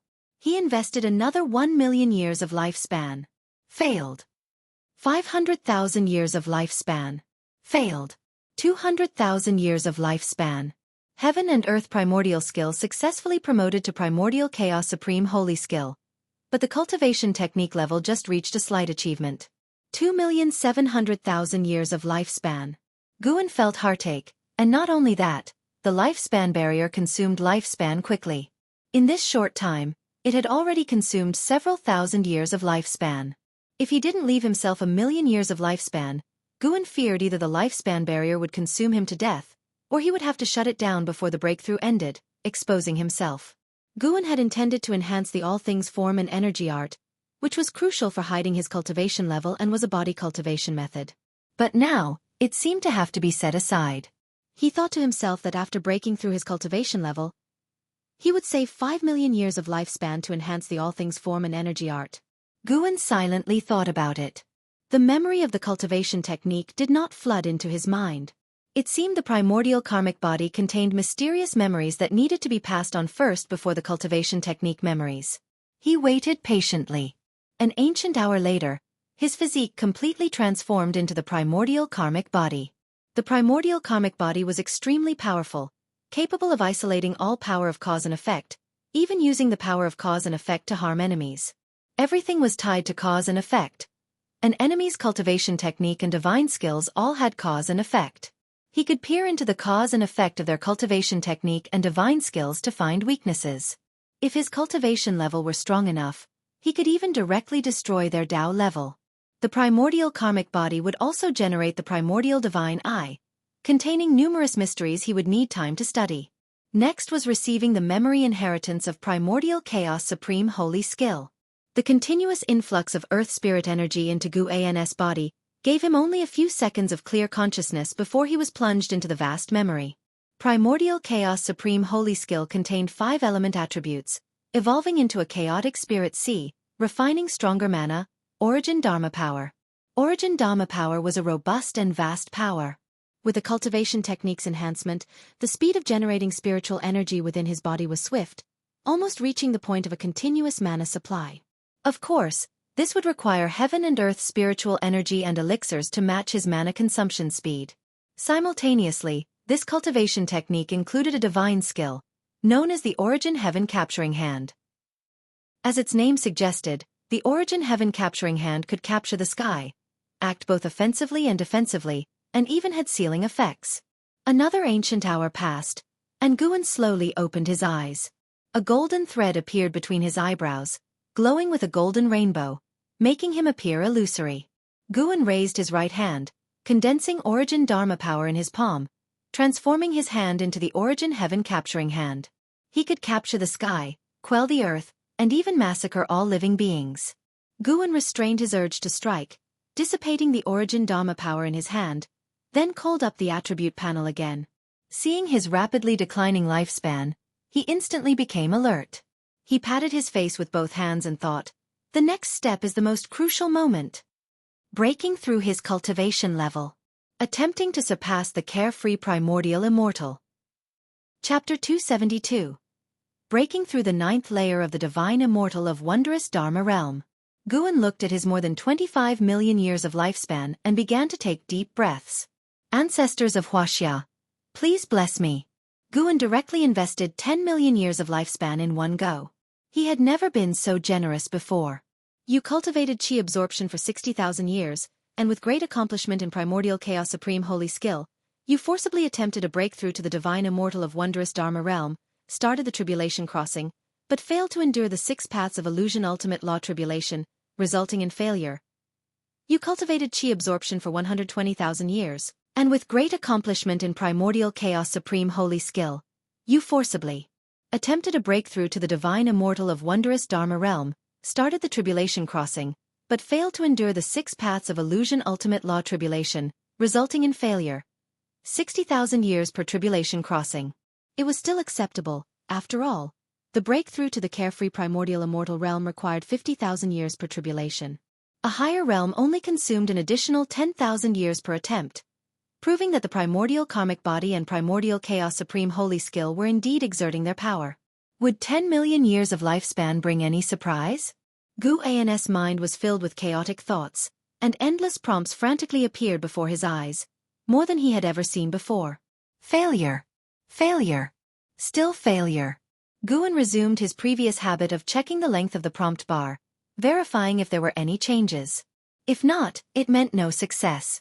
Eventually, 10 million years of lifespan were wasted. Breaking through physique and cultivation techniques, even in failure, could at least enhance his understanding of spiritual energy and rules.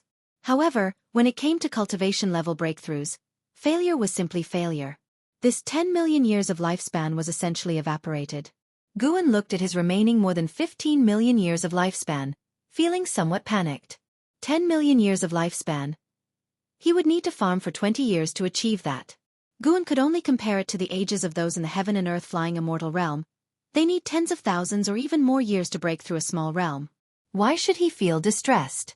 Invest heavily. Investing heavily would eventually lead to success. This time, he would not use 10 million years again, but invest 5 million years. Guan silently thought, then focused on the cultivation level column, and invested his lifespan. Failure prompts continued to flood the screen. In the end, even after spending 5 million years of lifespan, the breakthrough was unsuccessful. Another 5 million years of lifespan. Guan's lifespan suddenly dropped to over 5 million years, making him feel extremely short-lived, as if he might die the next day. Alas, it was hard to transition from extravagance to frugality. Guan sighed inwardly, closing his eyes. Yet even with his eyes shut, he could still see the prompts. Another failure. This time, he evaporated 20 million years of lifespan. This was after enhancing his physique and cultivation techniques. If he had not enhanced them, would he have needed over 30 million years of lifespan to succeed in a breakthrough? Guan gritted his teeth and invested another million years of lifespan. You cultivated chi absorption for 730,000 years, and with great accomplishment in primordial chaos supreme holy skill, you forcibly attempted a breakthrough to the divine immortal of wondrous Dharma realm, started the tribulation crossing, endured the 6 paths of illusion ultimate law tribulation, succeeded in the tribulation crossing, and your cultivation level broke through to the first layer of the divine immortal of wondrous Dharma realm. You cultivated chi absorption for 830,000 years, and your cultivation level broke through to the second layer of the divine immortal of wondrous Dharma realm. You cultivated chi absorption for 930,000 years, and your cultivation level broke through to the third layer of the divine immortal of wondrous Dharma realm. You cultivated chi absorption for 1 million years, and your cultivation level increased. He finally succeeded. Before the breakthrough, The recovery time after failing the tribulation crossing was shortened, which was somewhat peculiar. Guan let out a sigh of relief, a smile appearing on his face. After 21 million years of lifespan, he finally succeeded in the breakthrough. 10,000 years per small realm. Guan felt it was somewhat small. He continued to invest his lifespan, raising his realm to the 9th layer of the divine immortal of wondrous Dharma realm in one go, consuming another 1,030,000 years of lifespan. Reaching the 5th layer of the divine immortal of wondrous Dharma realm required 20,000 years for a breakthrough, and from the 8th layer to the 9th layer, it took 30,000 years of lifespan. 22,030,000 years. Guan wanted to see how many years it would take for a real divine immortal of wondrous Dharma to break through a small realm in reality. If it was less than his, he could accept it, as the cost of lifespan evolution exceeded reality. But it couldn't be much less, or he would find it hard to accept. However, he did not want to deal with divine immortals of wondrous Dharma for now. He was not even 200 years old and did not want to interact with those tens of thousands or even millions of years old monsters. There was a generation gap. As he thought, he endured the violent surge of earth spirit energy flowing into his body. This disturbance far exceeded the one caused by the enhancement of physique and cultivation techniques, and the whole heaven and earth was trembling. Endless divine exotic resentful ghosts flew out, covering the sky and earth, fleeing everywhere, wailing everywhere, making even Guan feel annoyed. But for the sake of the breakthrough, he could only wait in peace. This disturbance began to radiate to other heavens and earths, as every piece of heaven and earth was connected by rules of power. In a small piece of heaven and earth, a figure flew out from the mountains and forests. This was a woman in a purple dress with a small ghost lying on her shoulder, precisely the second cave master of the 7-star spirit realm.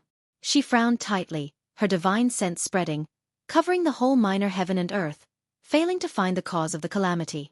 Mother, earlier the spiritual energy sank in the sea. Why is it happening in the divine exotic realm? Is it man-made or some kind of omen? The small ghost asked cautiously, scanning the surroundings in fear as if some terrible power in the darkness had set its sights on him. After a long time, the second cave master finally spoke. I am not sure either, but it is not just the spiritual energy of this heaven and earth that is sinking, it is happening in other heavens and earths as well. This indicates that this anomaly is not directed at us. The small ghost continued. I heard that divine strange ghost King Heaven Unpredictable was crushed by Sword Venerable Fudao. Mother, do you think Sword Venerable Fudao infiltrated here? The second cave master's face changed slightly and immediately disappeared from the spot. By the seaside, Heaven Unpredictable stood before a stele, trembling all over with nervousness. He turned his head toward the stone tablet and asked through gritted teeth, Realm Master, is it really all right? As his words fell, phantom figures appeared out of thin air around the stele, each exuding an aura no weaker than Heaven Unpredictable. There were 8 figures in total. The 9 divine exotic ghost kings gathered. Each of their faces was incredibly solemn. A woman with a human head and a snake body spoke up. Realm Master, the spiritual energy of all heavens and earths is sinking, unknown forces are siphoning it off, it is impossible to trace. Her enchanting face frowned, and her eyes were filled with fierce hostility. Other divine exotic ghost kings started speaking, all expressing unease. Is it possible that it is the transcendental beings from the Bitter Sea Buddha sect? The Bitter Sea Buddha sect is manageable, but I fear it might be the doing of the Immortal Path Holy Court. That cannot be, except for those who have transcended the rules of the heavens, who could cause such a commotion. What should we do if they do not follow the rules? Let's wait for the Realm Master's instruction, he surely knows more than we do. The divine exotic ghost kings debated and then all looked at the stele. Blood began to seep out of the steel's surface, and a pale hand reached out from within, its nails sharp like a ghost's claws. Soon after, a head emerged, sparse white hair hanging down. It was a naked man with black runes crawling all over his bloodless body, squirming like fiendish worms, making one's skin crawl. The master of divine exotic realm. As soon as he appeared, all 9 divine exotic ghost kings knelt halfway down, bowing to him. The master of divine exotic realm landed, and black armor covered his body, looking like a myriad of snake scales tightly packed together, even forming a dark red crown with 2 dragon souls writhing within, seemingly trying to escape their confinement. He opened his eyes, and there were no pupils, only a blood-red color. All of you sit down, I will carefully investigate. The master of divine exotic realms said, his tone indifferent. Upon hearing his words, the divine exotic ghost kings sighed in relief and sat down one after another. As soon as they sat, they felt a terrifying divine sense sweep past their ghost bodies, alarming them. Could it be that the realm master had restored his cultivation? Each of them was at the 9th layer of the heaven and earth flying immortal realm, with one foot in the carefree primordial immortal realm. Yet, in front of the divine sense of the master of divine exotic realm, they felt themselves weak and insignificant. Elsewhere, within the lifespan barrier, Guan opened his eyes and looked toward the skyline, puzzled. Despite the barrier of lifespan, he still sensed the divine sense of a carefree primordial immortal sweeping over the entire heaven and earth. That person was not an ordinary carefree primordial immortal. No wonder so many sects could not do anything about the sea-breaking rift. Achieving the heaven and earth flying immortal realm meant going beyond heaven. How much more so for a carefree primordial immortal? At least until today, Guan had not encountered a true carefree primordial immortal. Guan calmed down, waiting for his breakthrough. Endless spiritual energy surged into his body as the mental method of primordial chaos supreme holy skill started to operate, continuously impacting higher realms. He could clearly feel his soul undergoing transformation. What was a divine immortal of wondrous Dharma? Guan was filled with anticipation. The cliff beneath his feet trembled violently, even beginning to crack. He was not, however, worried. At worst he would fall. After all, the lifespan barrier followed him. In the meantime, countless divine exotic resentful ghosts flew around, seemingly patrolling the heaven and earth, occasionally passing over his head. He really feared a divine exotic resentful ghost might break in. If discovered by that carefree primordial immortal, it would be disastrous. In that case, Guan could only kill the intruder. But Guan always suspected that the other party might have a background. The sea-breaking rift affected countless sea regions and sects, some of which even had array restrictions to prevent carefree primordial immortals peeping. Even so far only heaven and earth flying immortals had stepped forward to fight the divine exotic resentful ghosts of the sea-breaking rift, which spoke volumes. Perhaps there was some force in the dark balancing the carefree primordial immortals, preventing them from interfering. Guan pondered as he awaited breakthrough success. Time ticked by slowly. After nearly an ancient hour, he finally succeeded. From the 9th layer of the carefree immortal realm to the 1st layer of the divine immortal of wondrous Dharma realm. The surge of spiritual energy into his body soared, and his soul instantly leapt out of his flesh. The abundant spiritual energy tempered his body, while the power of heaven and earth rules within the energy converged on his soul, putting it in a wondrous state of creation. The spiritual, in the divine immortal of wondrous Dharma referred to the soul. An uninterrupted stream of created memories flooded into Guan's mind, giving him the feeling of swimming in a vast ocean. It was an ocean formed by the power of heaven and earth rules. Creation. True meaning. Guan immersed himself deeply, unable to escape, only feeling his soul was about to break free and be reborn. His divine sense was transforming as well, witnessing too many illusions. Chapter 273 Please Forgive Me. Senior. Guan saw visions of all manner of life, witnessing infants being born, witnessing common folk marrying and starting families, watching demon creatures kill for survival, and seeing people weeping in front of altars. And so on. There were joys, and there were sorrows. It was as if he were observing the lives of all beings, countless images passing before his eyes, an overwhelming sea of scenes that would drive an ordinary immortal to insanity. Guan was different. He was undergoing a transformation into a divine immortal of wondrous Dharma. At first, he felt some discomfort, but gradually he adapted, even beginning to catch glimpses of destiny within the endless visions. The divine immortal of wondrous Dharma could perceive destiny, and destiny could form fate, which meant the divine immortal of wondrous Dharma could see the fate of most beings. Destiny was based on cause and effect, yet it independently formed rules. A person's life intersected with their surrounding environment. Different choices created different life paths. Choices were cause and effect, and the paths they formed were destiny. However, unlike cause and effect, destiny also involved factors beyond cause and effect, such as natural disasters. Destiny was based on the rules of heaven and earth, the choices of cause and effect in a person's life. Heaven and earth flying immortal and carefree primordial immortal delved into the way of cause and effect, while divine immortal of wondrous Dharma studied the Tao of destiny. Observing the fate of all beings, comprehending the true essence of destiny. Guan's consciousness immersed itself in this, his soul constantly transforming, his cultivation level continuously increasing. Divine Immortal of Wondrous Dharma Realm. Second layer. Third layer. Fourth layer. The cliff beneath Guan collapsed, and he fell along with it, disappearing into the swirling dust. Under the blood-colored sky, the figures of divine exotic resentful ghosts flitted by, thunderclouds roiling, and in the clouds, faintly visible, were the massive forms of evil ghosts as large as mountain ranges.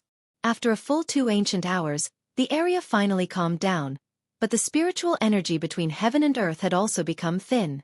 By the sea, the 9 divine exotic ghost kings around the stele all breathed a sigh of relief. The anomalies were finally over, and during this process, they had not encountered any attacks. Perhaps it was truly a disturbance in the rules of heaven and earth, rather than an attack from a strong enemy. The master of divine exotic realm meditated in mid-air, eyes closed, brow furrowed. His divine sense continually scanned the various parts of the divine exotic realm, inspecting every inch of land, but he could not detect any anomalies, and even he, the realm master, did not know where the spiritual energy had descended. This made him very uneasy, feeling he was losing control over the divine exotic realm. Even if it was just a disturbance in the rules of heaven and earth, there must be a reason behind it, and he did not know what it was. He slowly opened his eyes, his gaze falling on the 9 divine exotic ghost kings below, his eyes flickering. Could it be that these fellows had offended someone, and the other party was warning him? Amidst the vast dust, Guan sat cross-legged on the ground. The lifespan barrier did not isolate the dust, but the dust could not approach him. His entire being emitted 7-colored radiance, and the golden pattern on his forehead shone with golden light, like an eye floating before his forehead. His cultivation had already reached the 9th layer of the divine immortal of wondrous Dharma realm. The reason he did not open his eyes was because he was carefully comprehending the mysteries of the divine immortal of wondrous Dharma. His soul had already transformed into the immortal soul of wondrous Dharma. As long as the soul existed, the physical body could perish and still be restored. This was the powerful aspect of the divine immortal of wondrous Dharma. However, the divine immortal of wondrous Dharma still had a heavenly destiny, meaning its lifespan had limits, something he could clearly sense through his insights into the Tao of Destiny. After a long time, he slowly opened his eyes, and the golden pattern on his forehead flickered, then absorbed the illusory primordial divine eye into the golden pattern. This golden pattern made him appear more divine. He could not yet absorb it into his body unless he used a spell to conceal it. After some thought, he decided to leave it as it was. After all, with the all things form and energy art, no one would be able to see through his primordial divine eye.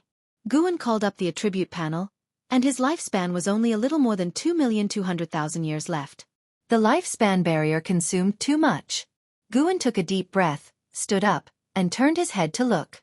He had already spotted impermanence Tian, so he immediately used the 9 extremes yin-yang body, transforming into a dark purple shadow. He cancelled the lifespan barrier. With one step, he appeared behind Impermanence Tian. At this moment, Impermanence Tian was still discussing the recent anomalies with the other divine exotic ghost kings, when the ghost kings in front of him suddenly widened their eyes.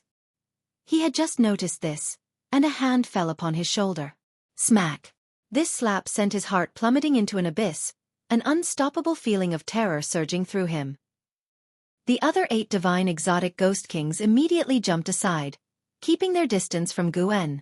The master of divine exotic realm also looked at Guan, frowning, his divine sense unable to penetrate the 9 extremes yin-yang body, increasing his wariness of Guan to the peak. Guan cast a lifespan detection at the master of divine exotic realm, only able to see his realm.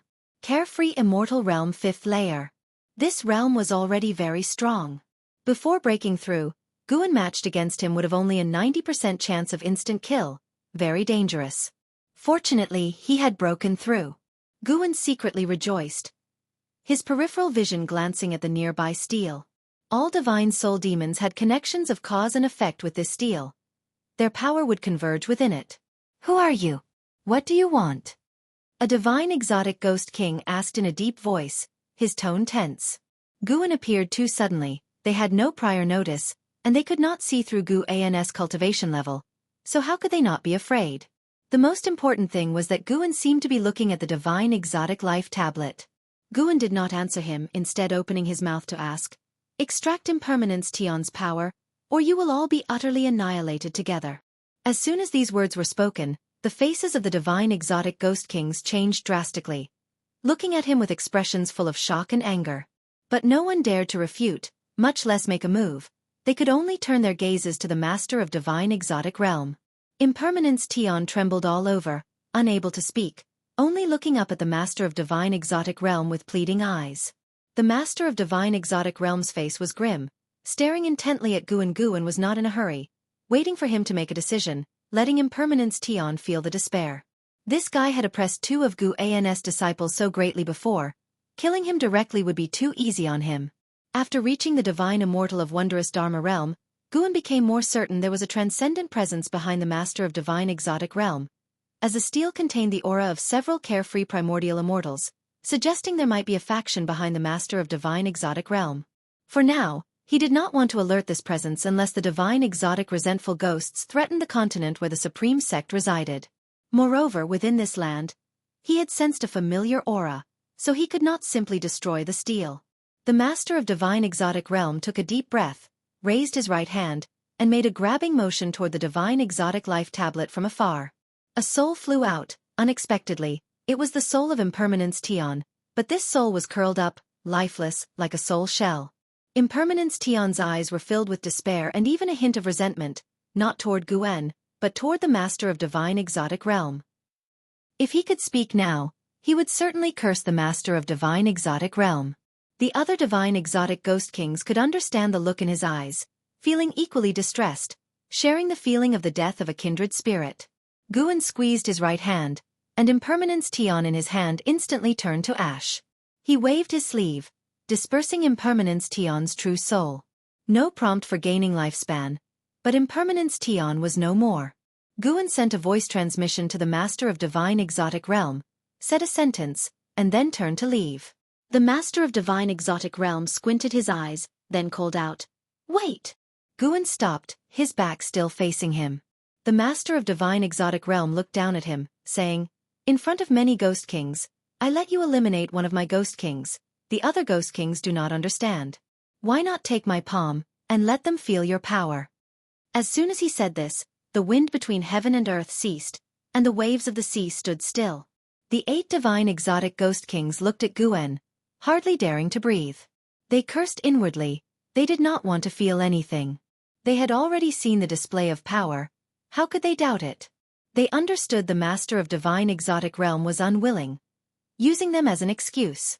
"Feel my power?" Guan's voice rang out. He slowly turned around, and in an instant, his entire being grew enormously, standing between heaven and earth. Divine skill, great and minor Rui. The 8 divine exotic ghost kings looked up, dumbfounded. Guan grew to a towering height of 10,000 zhong, his head against the blood-colored sky, his feet on the ground, with dark purple demonic chi surging around him like an ocean, magnificent and unparalleled. In front of Guan, the ghost kings could not help but feel a sense of fear. A vast pressure enveloped them, rendering them motionless. The face of the master of divine exotic realm also changed dramatically. As a carefree primordial immortal, he could more acutely sense Guan's terrifying power. Guan raised his right hand, and in the palm as large as a mountain, threads of rainbow light burst forth. Origin heaven capturing hand. As the divine skill condensed, the master of divine exotic realm and the ghost kings felt as if the sky were falling. "Once my palm is raised, it must fall. Master of divine exotic realm, how will you have me withdraw my palm now?" Guan's voice echoed throughout heaven and earth, his tone indifferent, as if imbued with celestial might. The master of divine exotic realm abruptly fell, crashing into the ground, causing countless cracks to spread across the barren land by the sea.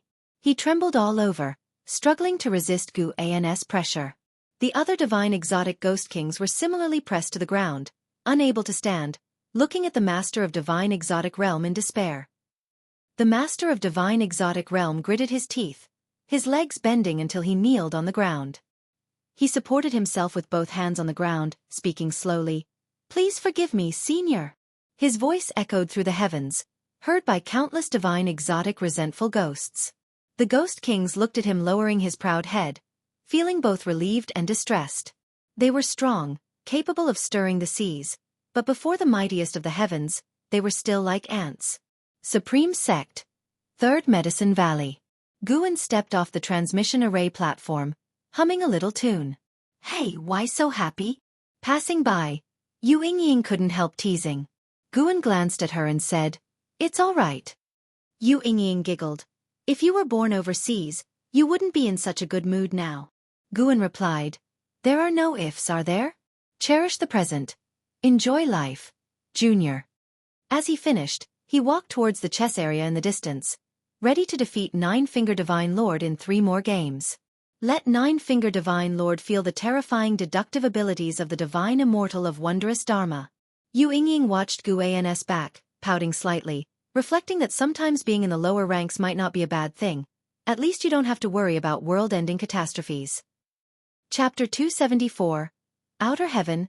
Energy Movement Treasure Position. As dusk approached, the sun set in the west. Guan sat on the stone bench, playing with the 7 stars mirror in his hand, his face full of impatience. The Nine-Finger Divine Lord who sat opposite him wore a gloomy expression, and the onlookers around them also frowned deeply, their eyes fixed on the chessboard. Still haven't figured it out? Admit defeat. Guan couldn't help but speak out, which sounded absurd. He had been playing chess with the Nine-Finger Divine Lord all afternoon, and this was still the first game, with the Nine-Finger Divine Lord having only placed 37 pieces. This guy couldn't beat him, so he wanted to wear him down? Guan saw through the Nine-Finger Divine Lord's intention, so he placed each chess piece in the position the Nine-Finger Divine Lord was thinking of playing, causing him great torment. Being seen through felt extremely uncomfortable. The Nine-Finger Divine Lord couldn't understand it. He had simulated countless scenarios and thought his chess strategies were varied, yet Guan always managed to play where he intended, interrupting his thoughts. Little did he know, Guan could see through his strategies by using his ability to peer into fate. Guan could foresee what the Nine-Finger Divine Lord would do next. Although the Nine-Finger Divine Lord's cultivation level was high, preventing Guan from seeing too far into his future, he could easily see through the next hour. The slower the Nine-Finger Divine Lord played, the faster Guan played. Quick, precise, and ruthless, constantly attacking his psychological defenses. Hearing Guan's words, the Nine-Finger Divine Lord cursed inwardly. If they were at sea, who would dare treat him like this? The key issue was that he indeed had a scheme, so he was both angry and embarrassed. The Nine-Finger Divine Lord took a deep breath and made another move. Click! The sound of the chess piece landing was as loud as a thunderclap, startling the onlookers to shrink their necks. The Nine-Finger Divine Lord was also startled and couldn't help but touch the chess piece. Guan's lips curved upward, and he used the 7 stars mirror as a fan, pretending to be profound and mysterious. The Nine-Finger Divine Lord looked at him and suddenly felt like hitting someone. No more! No more! The Nine-Finger Divine Lord shouted angrily. Upon hearing this, Guan immediately stood up and left. Watching his back, the Nine-Finger Divine Lord opened his mouth but only felt a heavy weight on his chest. Guan decided to take a walk and personally see every inch of the Third Medicine Valley. He wanted to use his perception as the Divine Immortal of Wondrous Dharma to feel the place he had lived in for so many years. Just as he hadn't walked far, Yang Jian came up to him and told Guan that he didn't know why, but he suddenly felt enlightened and relieved today. Guan smiled and comforted him, saying it was because his cultivation had shown results. Receiving praise from his master, Yang Jian was instantly invigorated and left happily, prepared to spar with Li Lingtian. He knew Li Lingtian had always wanted to spar with him. As soon as Yang Jian left, an Xian came and said the white spirit rat was missing again. Guan began to comfort her. After sending an Xian away, Tang Yu came. There were quite a few trivial matters today, unlike usual. Guan did not feel irritated but rather found it amusing. What about being the Divine Immortal of Wondrous Dharma? He still cared about these low-level old friends around him and wanted to maintain his life. The path to immortality was long, and the 9 heavens of immortal path, the Divine Immortal of Wondrous Dharma was merely the 6th layer heaven. What kind of realm lay beyond the 9 heavens? He was very much looking forward to it and was full of fighting spirit. An hour later, night fell, and Guan leisurely walked back to the pavilion. From afar, he saw a graceful figure standing under the pavilion. It was Ji Xiaoyu. Guan saw that Ji Xiaoyu was holding an object in her hand. He did not mind, as he had already seen through the causes and effects of that treasure. The blood prison great saint lying on the ground saw Guen, and his ox-like eyes lit up. He felt that his master had changed a bit again. Could it be that his master had become stronger again? This was definitely a good thing for him. The stronger the master, the greater his face, and he could also gain more benefits. Guen came to Ji Xiaoyu and asked with a smile, "Isn't this your time for cultivation at night? Why are you waiting here?" Ji Xiaoyu's eyes fell on Guan's forehead, where a golden pattern faintly glowed under the night sky. She couldn't help but raise her hand and touch her own forehead. There was a red pattern on her forehead, finer than Guan's Dao pattern. She smiled and said softly, "Nothing, just came out to look at the moonlight." The item she was holding in her other hand disappeared. Guen turned around and stood shoulder to shoulder with her, looking at the bright moon in the night sky. He smiled and said, "Xiaoyu, what do you think the scene beyond the sky is like?" Ji Xiaoyu, hearing this, looked up at the night sky and replied, "Perhaps there are many other worlds. I have heard the elders in my clan say that every star in the sky is a world. The Tao is simple, and all things follow the same principles. Life on earth is as tiny as dust, and the heavens and earth in the Tao are as small as stars." Guen couldn't help but turn his head to look at her, surprised she could speak such profound words. Unknowingly, this girl had already grown so tall. If one cultivates to immortality, they can eventually fly beyond the sky. Ji Xiaoyu finished speaking and looked at Guen. Guen met her gaze and found that her eyes were still very beautiful. The two of them started chatting about the world beyond the sky, imagining various scenarios. They spoke slowly, feeling like a gently flowing stream. Half an hour later, Guen bid farewell to her and went to his room on the second floor. Sitting at the desk, Guen looked at the starry sky outside the window and murmured, "Cultivating to immortality and flying beyond the sky? Why not go and see the world beyond tonight?" When he reached the heaven and earth flying immortal realm, he went to Immortal Seeking Island. Now, having reached the divine immortal of wondrous Dharma, he could once again explore a broader world. Guan's lips curved upward, and his immortal soul of wondrous Dharma directly jumped out of his body, out of this world. In an instant, he was in the starry sky, overlooking the great heavenly spirit land below. Guen suppressed his aura to the heaven and earth flying immortal realm, and the seven-colored glow belonging to the divine immortal of wondrous Dharma was concealed into his primordial spirit. From the cosmos, the great heavenly spirit land appeared as a vast continent, covered in a layer of golden light, with 7 suns beyond the gold, floating in the sky and operating in some ever-changing and mystical pattern. The mysterious beings within the 7 suns still existed.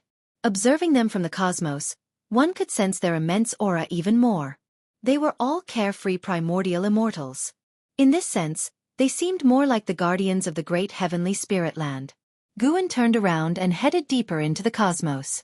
The stars in the cosmos were indeed worlds, some were planets, while others were continents. Not all worlds contained life, and some worlds were inhabited only by wandering spirits. These worlds were also covered in a layer of golden light, isolating beings below the heaven and earth flying immortal realm. Guan's flying speed was swift, but he stayed within the speed range of the heaven and earth flying immortal realm. The cosmos was vast.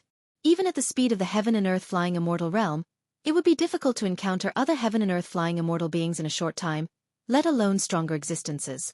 However, during his flight, Guen sensed several unusual auras from various directions, far away. The outer heavens also held dangers. Eventually, Guen locked his divine sense onto a heaven and earth flying immortal and quickly flew towards him. Besides the worlds constrained by mysterious forces, there were also some meteorites of various sizes roaming aimlessly in the cosmos. On one of these meteorites, which was as large as a continent, hid a heaven and earth flying immortal. It was a cultivator of the human race. This person was meditating in front of a mountain wall. His Taoist robe as white as feathers, and his face handsome, looking no more than 20 years old, with an otherworldly aura. When Guen approached him, he used his lifespan detection on him. By Zia, Heaven and Earth Flying Immortal Realm, 3rd Layer 124, 902/350, 000/400, 000. By Zia sensed Guan's aura and opened his eyes, his pupils a clear blue, like 2 crystal stones. He stood up and watched Guen approach. As Guen landed, he cupped his fists in greeting and said, "I am Meng Lang, new to the outer heavens. It must be fate to meet a Taoist friend." Would you like to be friends? After hearing this, Baizia smiled and said, So it is your first time in the outer heavens. No wonder you are so reckless.